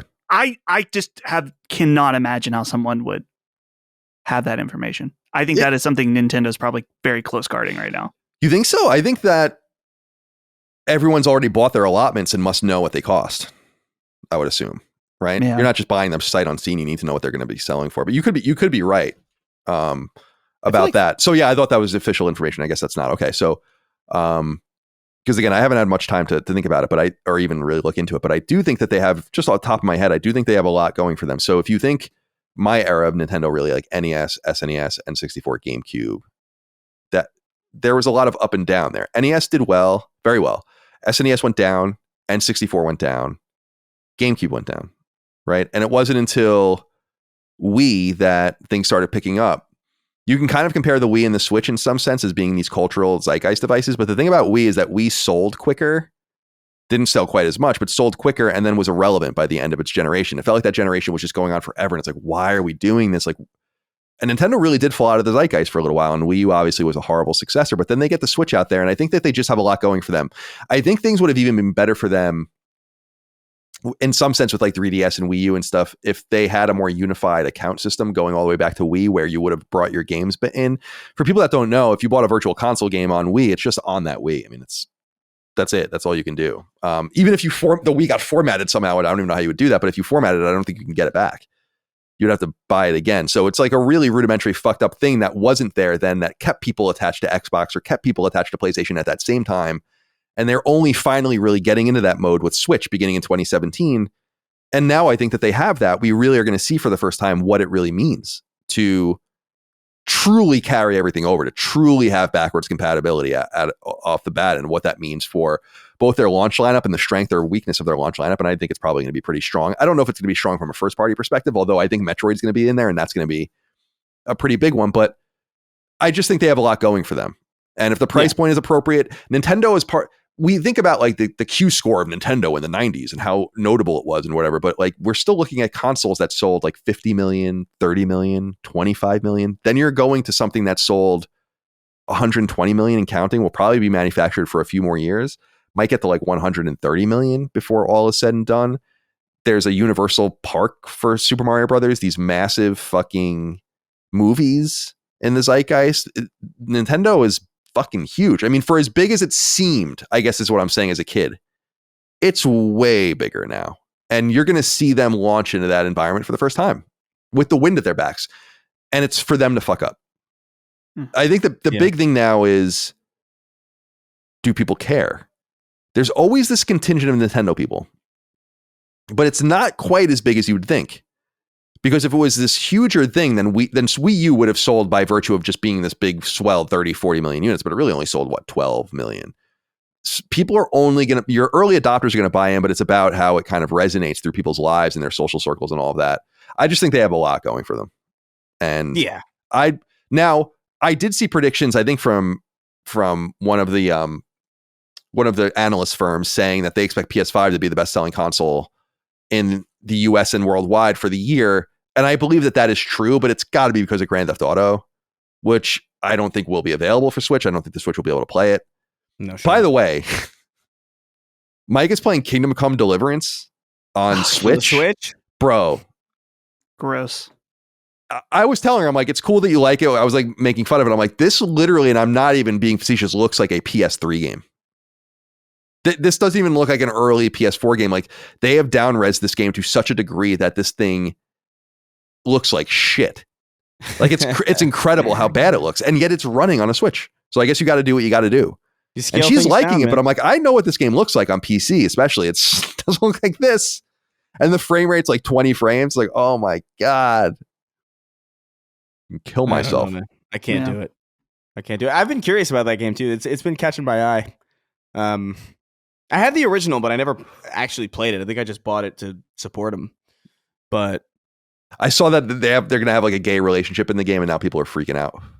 Because that's ahistoric. There were no gay people in Bohemia in the 1300s. I was having such a good day. Yeah. Go ahead. The other thing about Switch 2 that I'm really curious about is a gimmick, right? Where, of course, the gimmick, so to say, not that gimmicks kind of assumed to be a bad thing, but that Switch 2, the original Switch, the cross, hybrid system, take it on the go, dock it, whatever. But I think there's also like the camera that they put, the infrared camera that they put in every Joy-Con that everyone had to pay for, and then like 3 games used it. One interesting thing about Switch 2, the mouse support, or like the mouse-like feature of the Joy-Con, where and it shows it in the trailer where it's like something clicks into the Joy-Con and then they slide. Yeah. So the idea of using a Joy-Con like a mouse, pretty interesting. As someone who loves mouse and keyboard for first-person shooter games, I'd imagine this is like lock it in for Metroid Prime 4, that it will have this Joy-Con like mouse-like support. Kind of cool. Kind of intrigued by that. Yeah. But I'm so much more intrigued by the specs and the software than the hardware's cool. And the only thing that's really interesting, I would say, from this hardware preview is that mouse aspect. Like the magnetic stuff, cool, whatever. But I want to know things like, is it going to be more powerful docked than in handheld mode? Because that has been a rumor. What is its AI upscaling capabilities? What kind of games is Nintendo going to put out on it? Those the most interesting stuff about Switch 2 we didn't get today at all. So the waiting continues. Yeah, they're annoying as fuck. But God bless them, huh? I mean, yeah, I would be too if I were them. I'd be like, whatever. You'll be there when we're ready to go. It is funny that they're like, we've known about this for so long. It's not been a secret. We all know that it was going to be another Switch. We all we knew the form factor and everything. And they're just like, here's a teaser. We'll see you in 3 months. Yeah, there's no information about the power, the price, the games. That's okay, I guess. You want to have multiple hits. This kind of lets some of the steam out of the pot in some sense. Oh, you for could sure, argue that you would want it all to happen for this bigger explosion all at once. But if the unit is going to come out in the summer and maybe even the fall at this point, then, because I don't think it could be any sooner than July, June or July. Yeah, I would say but I also feel like these things are manufactured and sitting there, and I'm pretty sure, isn't there a claim that 1 or 2 of them have already walked off and people have bought them? I mean, there was a thing that someone said that it is for sale in the black market in China, but there hasn't been any evidence, like somebody with a camera, like the PS3 Slim. Like, yeah, well, that's what I'm saying. Because of the PS3 Slim thing, like, I believe it. Yeah, that's still one of the craziest things that ever happened in my career. It's like, holy shit, that was real. And it was months and months before it was revealed. It's like, holy fuck. Yeah, how many months? Like, I want to say it was like half a year or something. It was like 5-6 months. Yeah, it was like, everyone's like, what the fuck is this? So, because it looked specifically fake because it came with a controller. It was just the unit and the controller, no box, no wires, nothing. And everyone's like, all right, this is garbage. And then it was like, there it is, there it was. So I actually do believe that somewhere in some fucking shady corner of China, of which there are many shady corners, right, that this thing is, yeah. The motherboard did leak, so maybe that was from that. Yeah, maybe. But hey, everybody, go to check out, download Xiaohongshu and just try and find it. Oh yeah. Try and find Nintendo Switch leaks on Xiaohongshu. I love that people are like TikTok is going to get banned, I guess, and so people are going to something that is, I'm pretty sure, named after Mao's Little Red Book. Yeah, literally. Yeah. So that's interesting. Yeah, It's we're the getting. So it is the funniest. It's somewhat of a Streisand effect kind of lesson here, isn't there? Right, like where it's just like, listen, TikTok's not good, but like. You take it away because you think you're doing it good, and then everybody flocks to the thing that is objectively not even like it's what you assume TikTok is. Right. It's just blatantly what it is. Yeah. There's a comedy there. We'll see what happens with that. Like, it's not actually like locked in. Yeah, Mr. Beast said he was put in a bid, and I think Kick put in a bid. But I know that we've said before that Bobby Kotick wants to buy it. Yeah. I mean, that would be interesting. What's your gut reaction? Do you think they're going to sell?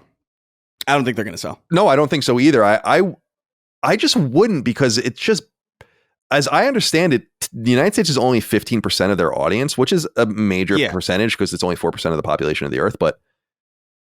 And I'm not saying you easily, that's a very valuable audience. That's a high spending audience. It's a first world audience. I'm not saying that you want to lose that, but it's like, you look at that and you're like, do we want to bend and capitulate for this one market, or do we make it so painful for the American government to not have us that the people ultimately elect people or convince their congressman or whatever to be like, we want this?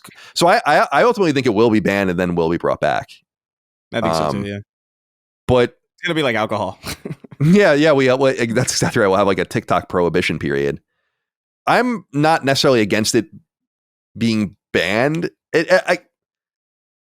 I'm not crazy about banning it. I just don't think people understand what is going on with it, or refuse to look at it for what it actually is or could be. And that is, I actually thought they were going to take the pressure much more serious, much sooner. So when it was clear that they weren't going to divest, it was like, well, this is obviously going to be a rock and a hard place for everyone that's on that platform. But I was never on TikTok, so I can give a fuck less as a user. Yeah. My question is, maybe Chris, why would the choice, if you're a TikTok user creator, to go to this primary, like very Chinese app instead of going to like Instagram Reels? Right.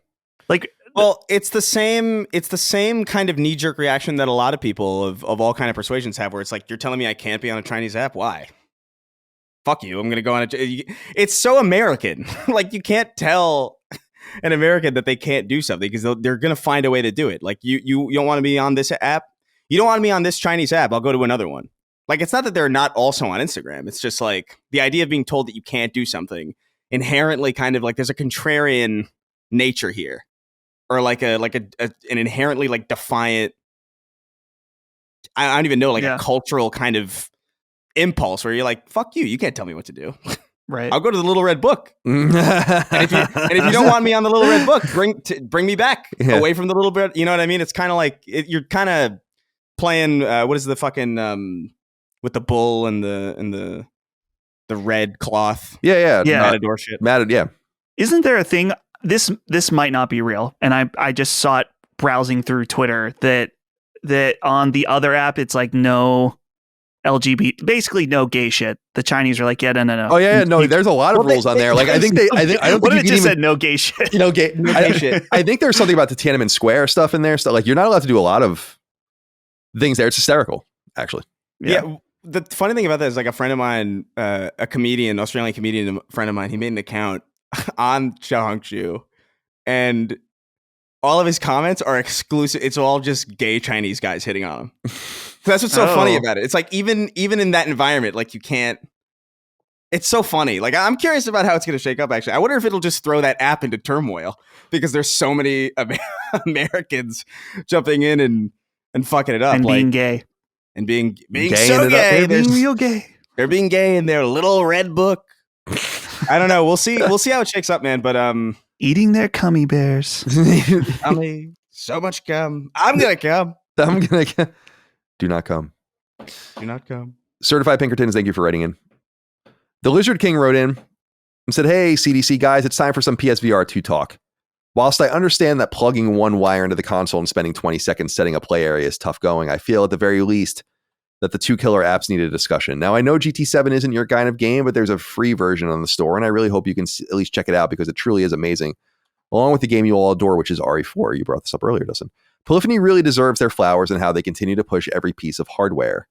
Do you guys remember that Gran Turismo... Was it Gran Turismo 5 could be played on like 6 televisions at one time on PS3 if you have them? Whoa. Oh yeah, like the multi. I think it's like multi-monitor setup for like. Yeah. You can have like where you can have like the sides of your car, the fronts, and so it's like they really have been like unnecessary for a long time. And I'm sorry, Dustin, you were going to say something. Can you use the PSP as a rearview mirror? Yeah, there was something like that too, right? Yeah. It's so psychotic. I know. It is. It's, oh my god, it's so good. So this makes a lot more sense, but I know, Dustin, you said it earlier, like, get an RE4, but I really want to get into the games that require PSVR more than anything. And so I wanted to bring this up because I was curious if you guys have any interest in joining me again. I know, Dustin, you were kind of fucking around, right, recently.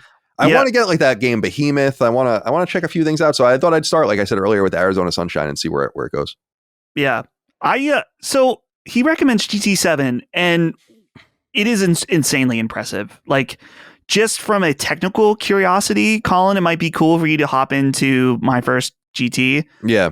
It's still playing Gran Turismo though, through and through. So whether you like that or not, I really liked playing it, but I only liked playing it with the wheel.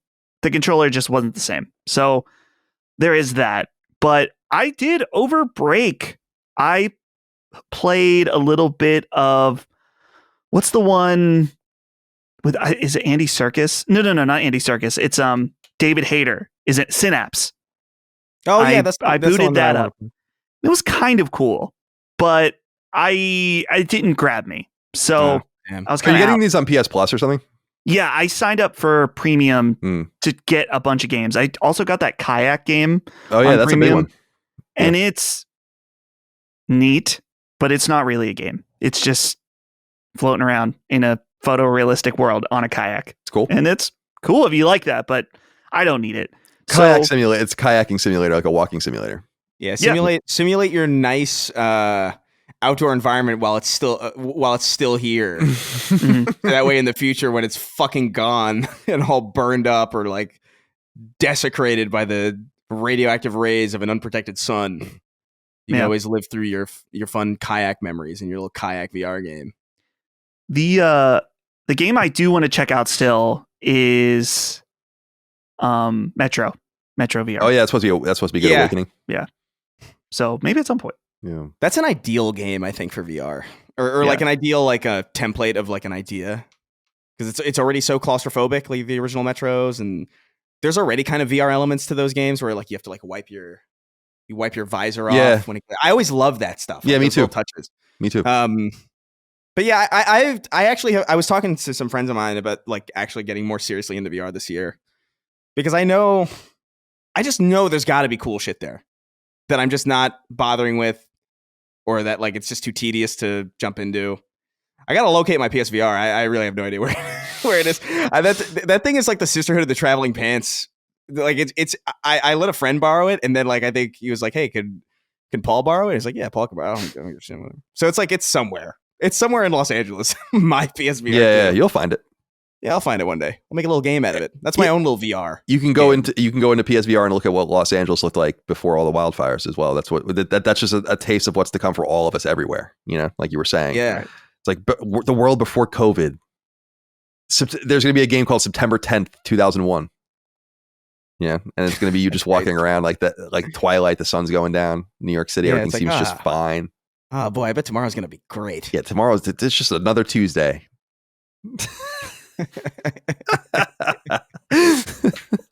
Dude, I love that Sega got their trademark renewed for Ecco the Dolphin on September 11th, 2001. Why was anyone doing anything at the trademark office on September 11th? It happened in the morning. Like, you would just think they would be like, you can all go home. Well, maybe it was as it was happening. It was like the last thing. It was just like, I should really get this dolphin trademark done before I leave. Well, yeah, it's like he walks in, he's got his traditional stack of papers on his desk. He like pulls the top one off. And he's like, oh, Ecco the Dolphin. And he starts doing his little thing. And then, the planes have hit, like he hits enter. And they're like, everyone gather in the break room. And that was the last thing he ever did. Yeah. Jesus Christ. For that last thing he It's the last thing he ever did. I still love I don't know what the reference was. I think it was, I don't know who it was that said it, but it was one of you guys. Like, sir, 9/11 is happening. That was George Bush. That was what they were whispering into his ear. That was that 9/11 was happening. Sir, I love. Excuse me, sir. I think 9/11 is occurring. You're needed at the White House or whatever. All right. Colin Sparling wrote in and said, "Hey CDC, do you ever find yourself seeking out gamification in other parts of your life? For me, I've noticed gamification can be a good motivator. My gym gives you points for the amount of time you spend in a certain heart rate zone over the course of a class, for instance. And naturally, I feel inclined to want to beat my own record or have the highest number in a given class. Cheers from the aggressively okay state of Ohio." I don't think Dustin would agree with you. I think he says it. I think he thinks it's aggressively lame. Isn't that right? Dude, I have to go to Cleveland on Saturday, and I'm not happy about it. I like I'm Ohio happy to personally. go. It's a fine place. What are you doing in Cleveland? Cleveland, I don't know what I would be. I've never been to Cleveland, I don't think. Exactly. I've been to Cedar Point. Cedar Point's great. Yeah. A beacon of hope amongst a desolate wasteland of Ohio. Yeah. Well, I didn't know it was quite that bad. Okay. So, gamification. So I got my Apple Watch specifically for this because I don't really use it for anything else. I mean, I look at the time. I'll read the time. It made me learn how to read like a real watch, timing. You get so used to reading, like you get so used to reading the digital readout. Yeah. And then you look at the clock and you know how to read it, but you kind of have to like double check it. Like, I think it says 2:10. And you like look at it for a second and then you're like, yeah, it's 2:10. And so I kind of had to do that for a while, but now I'm much better at reading it again. Yeah. I don't think I've dealt with those clocks since, in elementary school, you get the little papers and you have to draw the lines, like draw 6:30. And it's like, why would anyone have to do that anymore? So of course I also choose to have that watch face. That's also another important thing. Do you guys have an Apple Watch? Either of you? I do, but I rarely wear it because I find that it runs out of I don't like the battery life on it. Yeah, every day you got to charge it. I don't like that every day I have to charge it. It would be nice if even if just like one more day of battery life would like really ease, because sometimes I want to fall asleep and I don't want to necessarily think about it. I don't want to like take it off and put on its little magnet thing, and the magnet thing is so fucking flimsy that they give you. And so it just like you try to put it on and then it like flips like it's annoying as hell. A dying snail. Like, I don't know. There's something about it that bothers it does me. flip like that. I would wear it more often if maybe I got myself a better dock, and then I made the mistake of taking it off for like a while and then like updating that thing is a fucking nightmare. Yeah, updates suck. Because there's no like interface on it to let you know, like there's only so many buttons you can choose. So it's like, I don't know. I like the Apple Watch theoretically, but I don't know if it's necessarily where I'd want it to be yet.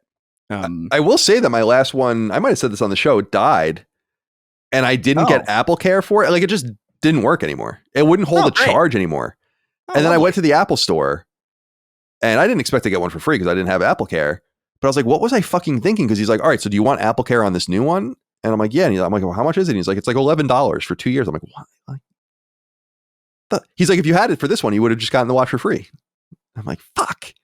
So yeah, but it's probably the least impressive of the Apple devices I've used in my life in some sense. But I have the basic one. But yeah, I ask only because I do find it quite useful as an interface, like some sort of HUD almost. Because there's the four corners of the watch. You can place things in the four corners. So I have the temperature, the precipitation, a calendar, and then what I was going to bring up for gamification is like my steps and all of that and my exercise time and all of that. And I like tracking that stuff. It does motivate me to get your steps in, get your exercise in, and stand up more often and all that kind of stuff. So I think it's a basic level of gamification, but it certainly captured me in some sense, and I appreciate that. I envy that ability. Like, there's something about it. Like, if it's not in front of me all the time, like I really need something to be there like even like my calendar app. I don't use my calendar app on my phone. I have on my fridge, I have like a physical, like I like one of those like liquid chalk clear kind of calendars. And I write it out and I plan my month, and it's always there. If I need, like, it's never like hidden away in an app that I never use. It's always like, if I go to the fridge, which is often, I'm reminded like, okay, this is all the stuff I got to do. And it's like reaffirmed. I feel like the thing, like I would love to gamify my life, but it's again, it's difficult because every way is kind of out of the way and you have to choose to engage with it. The thing that would break me, and I think we're kind of on the cusp of getting to this technology with like, dude, I was at a Best Buy recently. I put on like these smart glasses and I was like, I can't believe this is real. Like what's happening right now is like, if I can get a HUD literally and get like a Borderlands checklist on the left side or something, it's over. It's over. That'll get me. That'll do it. But until then, I don't know. Was it the Ray-Ban Meta ones? Yeah. Tried? Dude. Yeah, and they're not like, I don't want to like oversell them. They're not like incredibly impressive, but like I didn't realize this technology was even happening. You know what I mean? So even in a first generation capacity, I'm like, this is going to be fucking cool in like 5 years. Yeah. I tried those at Target and I couldn't believe how it shoots music in your brain. That's just crazy. Because I was with a friend and he was like, whoa, can you hear music right now? I was like, no. It's kind of wild. But it's cool. Yeah. That's a Meta product? Yes. Meta and they have like, it has like a camera on it and stuff. And so it's like the Google Glass back in the day or whatever they called that. It doesn't actually show anything on the glasses itself right now. They're probably working towards like an AR experience, but you can like ask it questions like Siri or something and use the Meta AI. But it's interesting. Yeah. As far as dude, when they get a HUD in there, man, it's over, man. I'm gonna be so excited for that. I've always wanted a HUD. Yeah. As far as gamifying my life, I've tried before. Like with you all right, Chris? Yeah, I leaned into the keyboard and it opened up the inspect element. Oh, and so I just saw all the code for the Google Doc. I was like, yo, we're being hacked. It's over. It's the Chinese government. Another dimension. It's the Xiaohong Shu execs. Yeah. I've tried to gamify things like with the Apple Watch, but I don't know. I don't find it compelling at all. I wonder though. I've thought like if someone could create something that's connected to my PlayStation account or something that I am invested in, maybe then that would be kind of interesting. But like, what if there was a game that really was just like syncing? You could earn trophies from physical activity. Yeah, it'd be pretty interesting. I remember, just with Ring Fit Adventure, I remember over COVID wanting it and not being able to get it, and that was the first time I was really thinking, because I remember there were fitness games for Wii Fit, obviously the Wii Balance Board, and there were fitness games for PlayStation Move. And like a boxing game, I think there was like a Jillian Michaels game or something. And it never registered with me where I was like, oh, you actually could, until COVID where there was nothing to do. And I was like, oh, you really could get a good exercise and all of that by playing one of these games, which is cool. But I like the gamification of it. It just keeps me honest. I like looking at how many calories I burn and how long I've worked out and all that kind of stuff. So it does work for me. But again, it's a very base thing, and for people that are interested, I recommend just buying like a smartwatch and trying that way. I don't know how accurate some of their readings are. It's also interesting because it tracks your sleep and your REM cycles, and it's pretty cool. But you have to go into your health app and look at all that. My faith in that stuff was really shaken because I remember there was one point where I was just like, I was typing and it said, congratulations on X many steps. And I was like, oh, I don't trust any of this. Yeah, I totally agree. Like, what are you talking about? Yeah, the gyros and everything are kind of probably still a work in progress. And I wonder if there has been a market or a noticeable increase in some people's health that use these things, if it does keep them honest or not. I don't know. I don't know if people care, if I'm like one of these. I think it just lets you know that you're dying. Right. And then you're like, oh, look, I'm dying. Yeah, dying monitor. Yeah, but it's like, I don't know if it really. I'm sure some people, like, I would imagine that the type of people who engage with those apps are probably more conscious in general. Yeah, that's certainly true. James Pies wrote in. Says, good afternoon, silly slittas. Does swimming ever not suck in video games? I just completed a portion of Indiana Jones that included a lot of swimming, and it was easily the most tedious part of an otherwise excellent adventure. This got me realizing that I have never enjoyed swimming in any game previously. Is swimming like flying? The great white whale for developers to crack. I'll hang up and listen. I think I've flown and swam in games that have done it pretty well. I tried to think about like what games that were good where swimming was good. And I was like, okay, Endless Ocean was pretty fun. The somewhat obscure Switch game that recently got a sequel, or it was a Wii game that recently got a Switch sequel. Subnautica, people like. Abzu.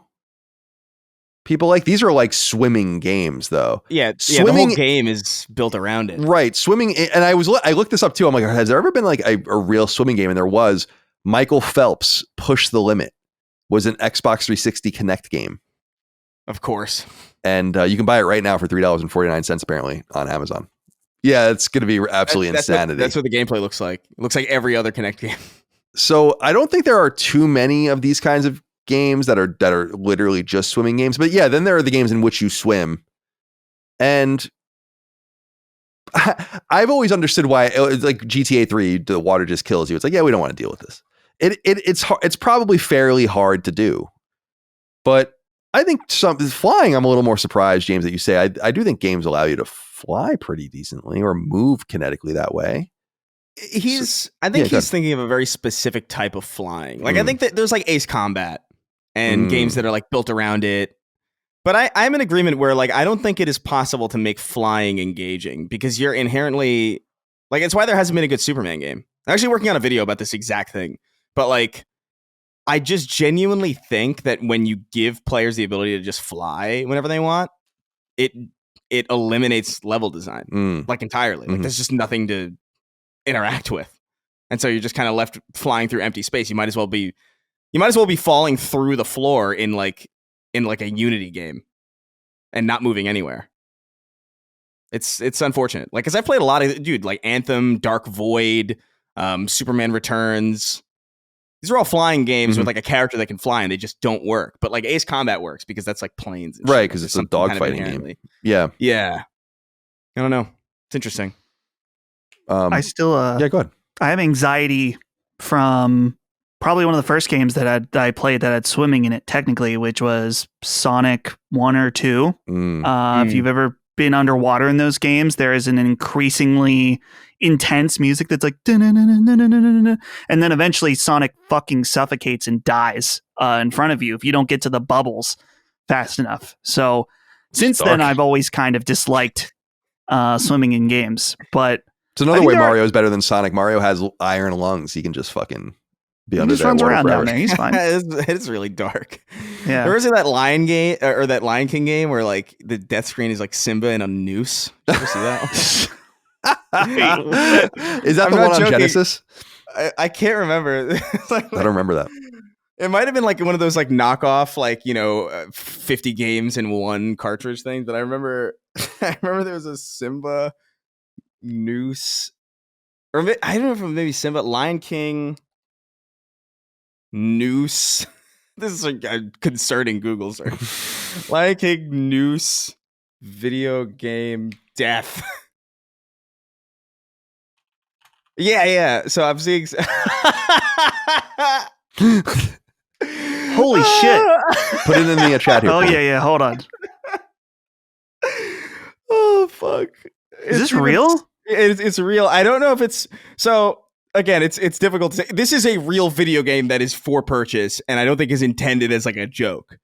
But like whether it's like a truly licensed Disney game or just like one of those many like bootleg games from like the hook me up with the link. You still haven't given me. You still haven't given me a link here.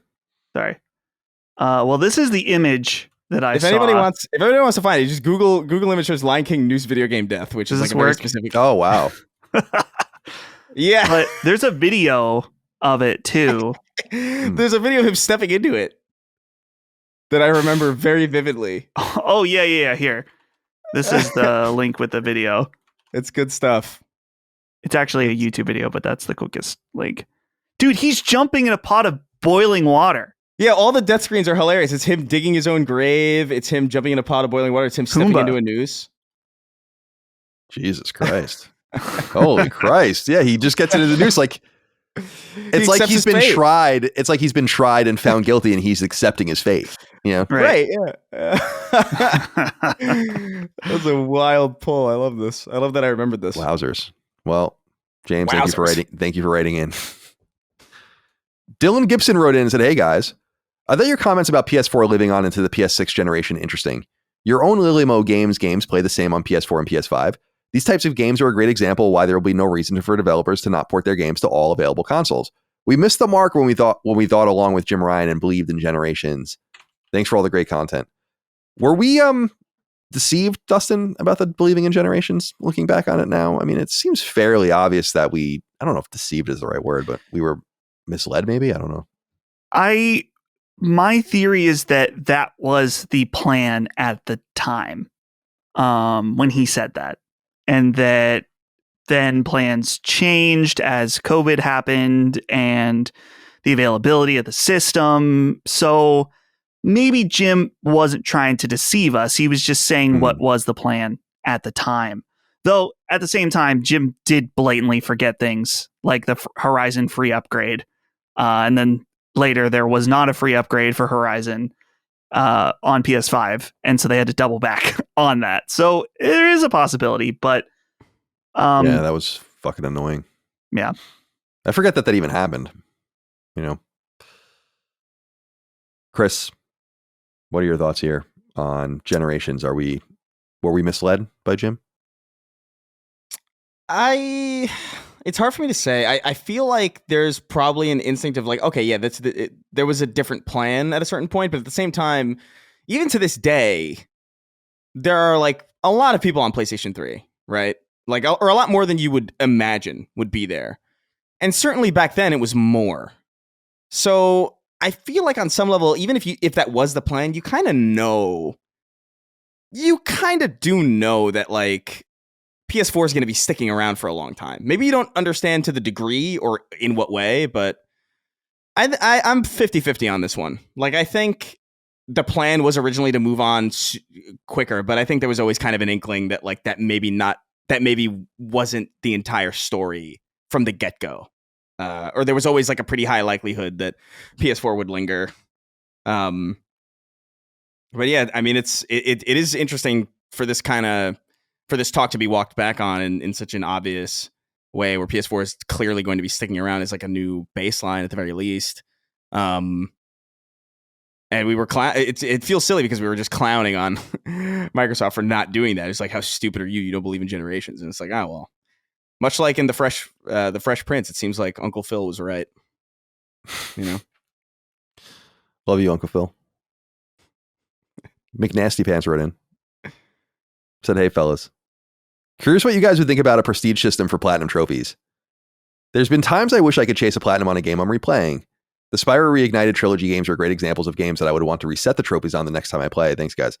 It's a cool idea. I just don't know how it would work, because since all platinums are built differently and all trophies are built differently, if you're going to prestige a platinum, what would stop you from prestiging easy platinums?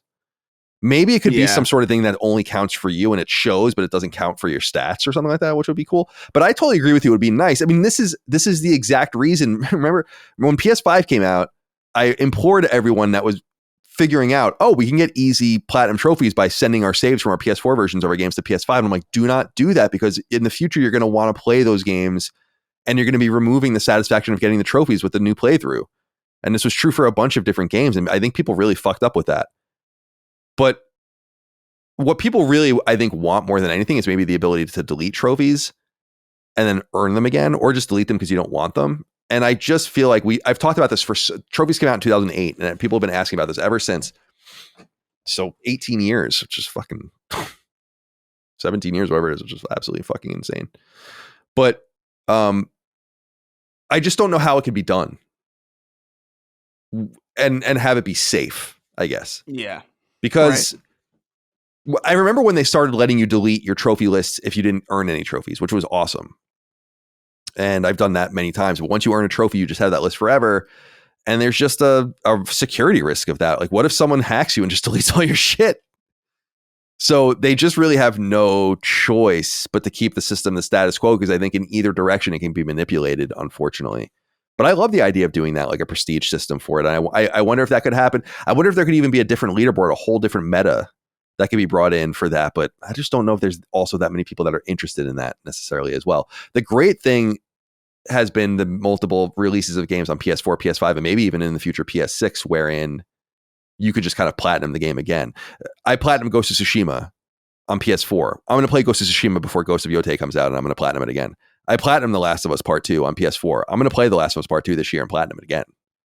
So that is kind of prestiging it. But from there, I'm kind of locked out. So I don't know if you guys have any thoughts on this, but I think it's a cool idea. You're right that there would need to be some kind of system where prestiging a platinum doesn't earn you a second platinum towards your play, but maybe when you check in your platinum list, it has like a plus on it or something to be like indicates like, oh, you've earned this twice or whatever. If you want the satisfaction of earning the platinum again, you could play on a new account as well. Yeah. And then it's like, oh, you still get the satisfaction of them popping and something to work towards, but I can understand not wanting to mess around with that as well. That's so interesting. I guess some people are into the visceral nature of like, yeah, I'm popping. Because to me, it's about adding them to the pile. So it's totally different. I don't give a fuck about popping them. Yeah. I want to like make the number bigger. That's Right. like my whole thing. So Yeah. Well, and I get it too, because in certain cases, a trophy list can get you to do things in the game you wouldn't normally do, to experience the game in a fuller way. So on a replay being like, I want to do all the things to fully experience the game, let me reset the trophies. I get that. In certain cases, I think trophies can make you hate a game more by making you do annoying stuff. But I can understand the thought of going and getting the platinum for Bloodborne again sounds really fun. Mhm. I would love to be able to do that again, which again, I could make a second account and run it again and get the platinum. But having it count in some small way towards your main account would be cool too. yeah, there's gotta be, I don't know. I do like the idea. It seems like the PS5 supports unlimited trophies. And you used to have to make new lists, like entire new bundles of lists. I don't know that that's true on PS5. It might actually maybe one or two games did reach to the end, like Train Simulator, I think, had to make a new list, and Minecraft and a few of these. But what I'm saying is it would be cool if developers just added, you brought this up earlier, Dustin, just trophies, like just a lot of extra shit. The game that did that the best, ironically, was Vampire Survivors. There are so many fucking trophies in that game. And it's fun. There's a whole list with the plat, but then a bunch of other stuff. So anyway, Chris, do you have any ideas about how a prestige system could work for trophies? I mean, to me, this sounds like really unappealing. Like when I hear somebody, it's like, oh, I wish I could prestige this platinum. I think what that sounds like to me, it's like, oh man, I wish I could like start from. I wish I could go back and start from the mailroom at my job again. Yeah. Just like, no, like the whole point is that you got to the end of it. Like, the whole point is that you don't have to do that again. And that the next time you do experience the game, you're free from that chase. Right. Like, I generally agree with you there. So yeah, like, I don't know. I could maybe see like a situation where like maybe you just have like a little number modifier next to like a platinum that just says like, you know, almost like squared, cubed type thing, like a small number that lets you know how many times you've gotten the trophy or whatever. But like, I can't even imagine, like, the idea of prestiging Crash Team Racing makes me want to die. Right. It's like you're in the Until Dawn cycle of exactly. Yeah. Right. And God forbid, and it opens up to that other you talked about, like, you know, people hacking into your stuff and deleting stuff. Like, imagine being hacked into, like, somebody prestiges all your platinums. Right. And then you have to do it again. And you're like, oh my God, I can't even imagine how, like, I don't even have that many. But like, there's a handful of them. Specifically, Crash Team Racing was grueling. Like, my fingers bled getting that platinum, like, literally. So like, I'd be like, no, I can't engage with the system like that. I generally agree with you that it's a mountain to climb. And I do like climbing the mountain again if there's an option, but I would never want to undo the climbing of the mountain already. That's kind of the big thing. Right. They're like BioShock and BioShock Infinite. I platinumed them on PS3 and PS4, and it was fucking awesome. Same exact lists, but nothing undid the original ones, and it was always the most grueling and most satisfying to do it the first time. And so I dig the idea here, McNasty Pants, but I don't know. I don't know how to solve this problem, and I also don't think it's going to be a problem big enough to solve. It's very similar to the many years of discussion of, will there be a diamond achievement or some sort of platinum analog on Xbox? All these years later, they just haven't made any change. And I think part of the reason is because the core audience actually just likes it exactly the way it is. So maybe there's not much need to reinvent the wheel. Yeah. There's I like I like an occasional platinum for something that I think is exceptional. And to lose it. Like again, like I got Crash Team Racing on Xbox also. And I remember thinking like, maybe I'll get all the achievements on Xbox. But again, that's an additional thing that doesn't undo my platinum. My platinum's still there.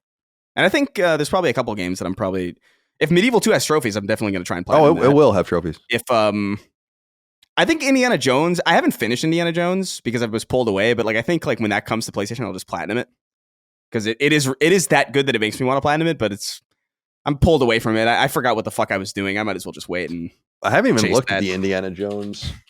I don't think it's crazy hard. I feel like because Machine Games gets crazy sometimes, and sometimes they don't. So it is my hope that they learned with Wolfenstein 2, which was that list was fucking absurd, and it still bothers me because I have the Wolfenstein 1 platinum and the Wolfenstein DLC platinum. That's the one where you have to beat the whole game on the hardest difficulty without dying. It's like, get fucked. Yeah. Like, no, there's just no way I'm doing that. Like, I don't think I could dedicate my life to this maybe and do it.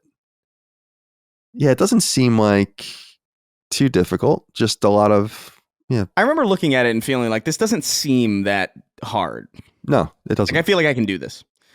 But I don't mind games where it's like beat it on the hardest difficulty level. Sometimes I just can't do that. But beating it on the hardest difficulty level and don't die? Come on, man. I remember one of the first really excruciating platinum experiences I had was when Uncharted Drake's Fortune got trophies, which was patched in because it came out before trophies. And you have to beat the game on crushing. And there's that one. And those are another game I platinumed all of those games on PS3 and all those games on PS4. Or the three of them, the trilogy. And there's that one part where the plane crash is in the tree and you get just attacked by, it's a famous part of the game because it is so fucking hard on crushing. And just wanted to bash my head into a wall. But isn't there a mode like that in Doom 2016? Like, isn't that like, or do you not have to do that for the platinum? You have to beat one stage on the hardest difficulty level, and without dying. Without dying. Okay, I beat the first stage without dying. It took me a couple hours to do.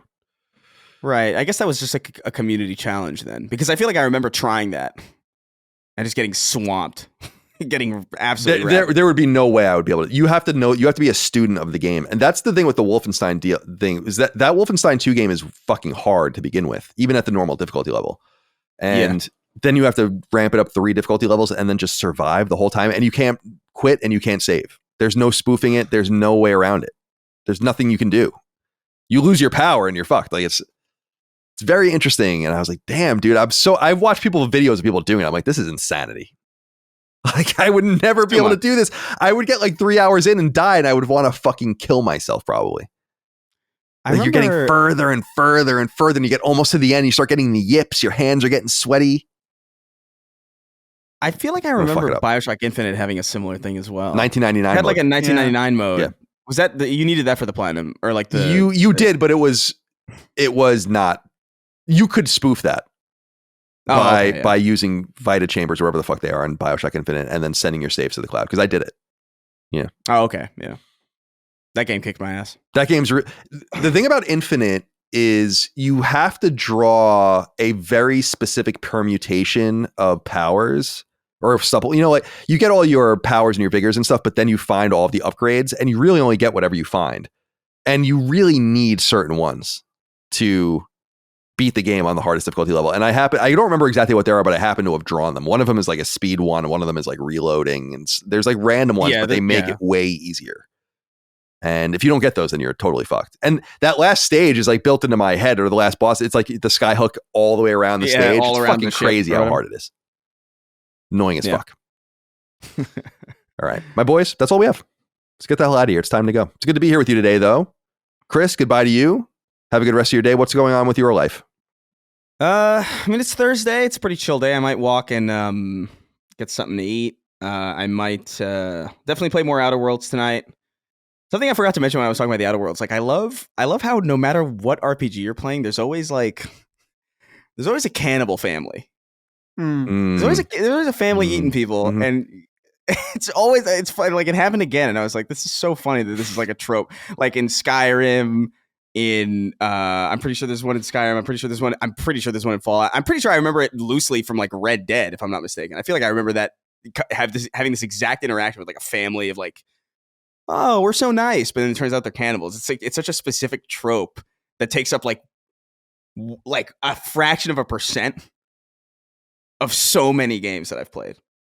It's weird. And it only just clicked with me recently that I've run into that a lot. Resident Evil 7, right? They're cannibals. Oh, yeah. Yeah, I think so, right? I'm pretty sure. Although is that... I always think of The Road, the ultimate cannibals in that shit. What was it? I'm sorry, I talked over. Like, are you... Is that a spoiler? Should I not have said that? You're not saying it quite right, but it's... All right. Bleep it out. Never mind. Yeah, bleep it. Just bleep it. Make it sound like it was a racial slur. At the end of the show, it doesn't matter. Yeah. All right. Dustin, goodbye to you. Be well. Have a good rest of your day.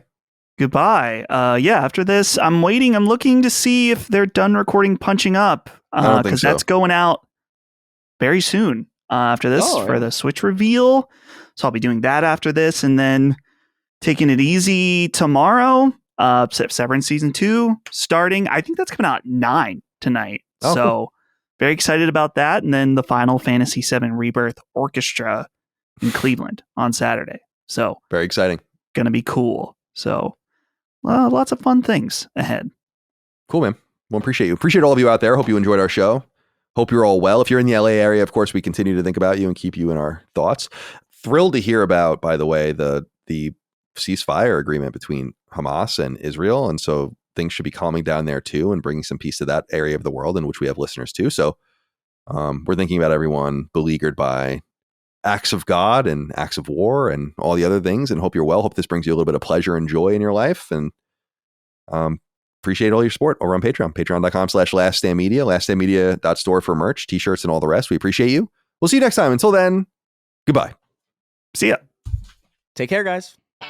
Sacred Symbols, a PlayStation podcast, is a product and trademark of Last Stand Media and Colin's Last Stand LLC, and is proudly recorded in the USA. The show is conceived by, is written by, and is directed by me, Colin Moriarty. My co-hosts are Chris Raygun Maldonado and Dustin Furman. The show is produced by executive producer Dustin Furman. All of Last Stand's theme music is by my best friend, Ramon Narvaez. As you know, all of Last Stand's shows, including Sacred Symbols, are fan-funded on Patreon at patreon.com/laststandmedia. The following names are at the producer level on Patreon, our highest tier, and we're grateful for your thoughtful and kind contributions to our independent endeavor. Thank you.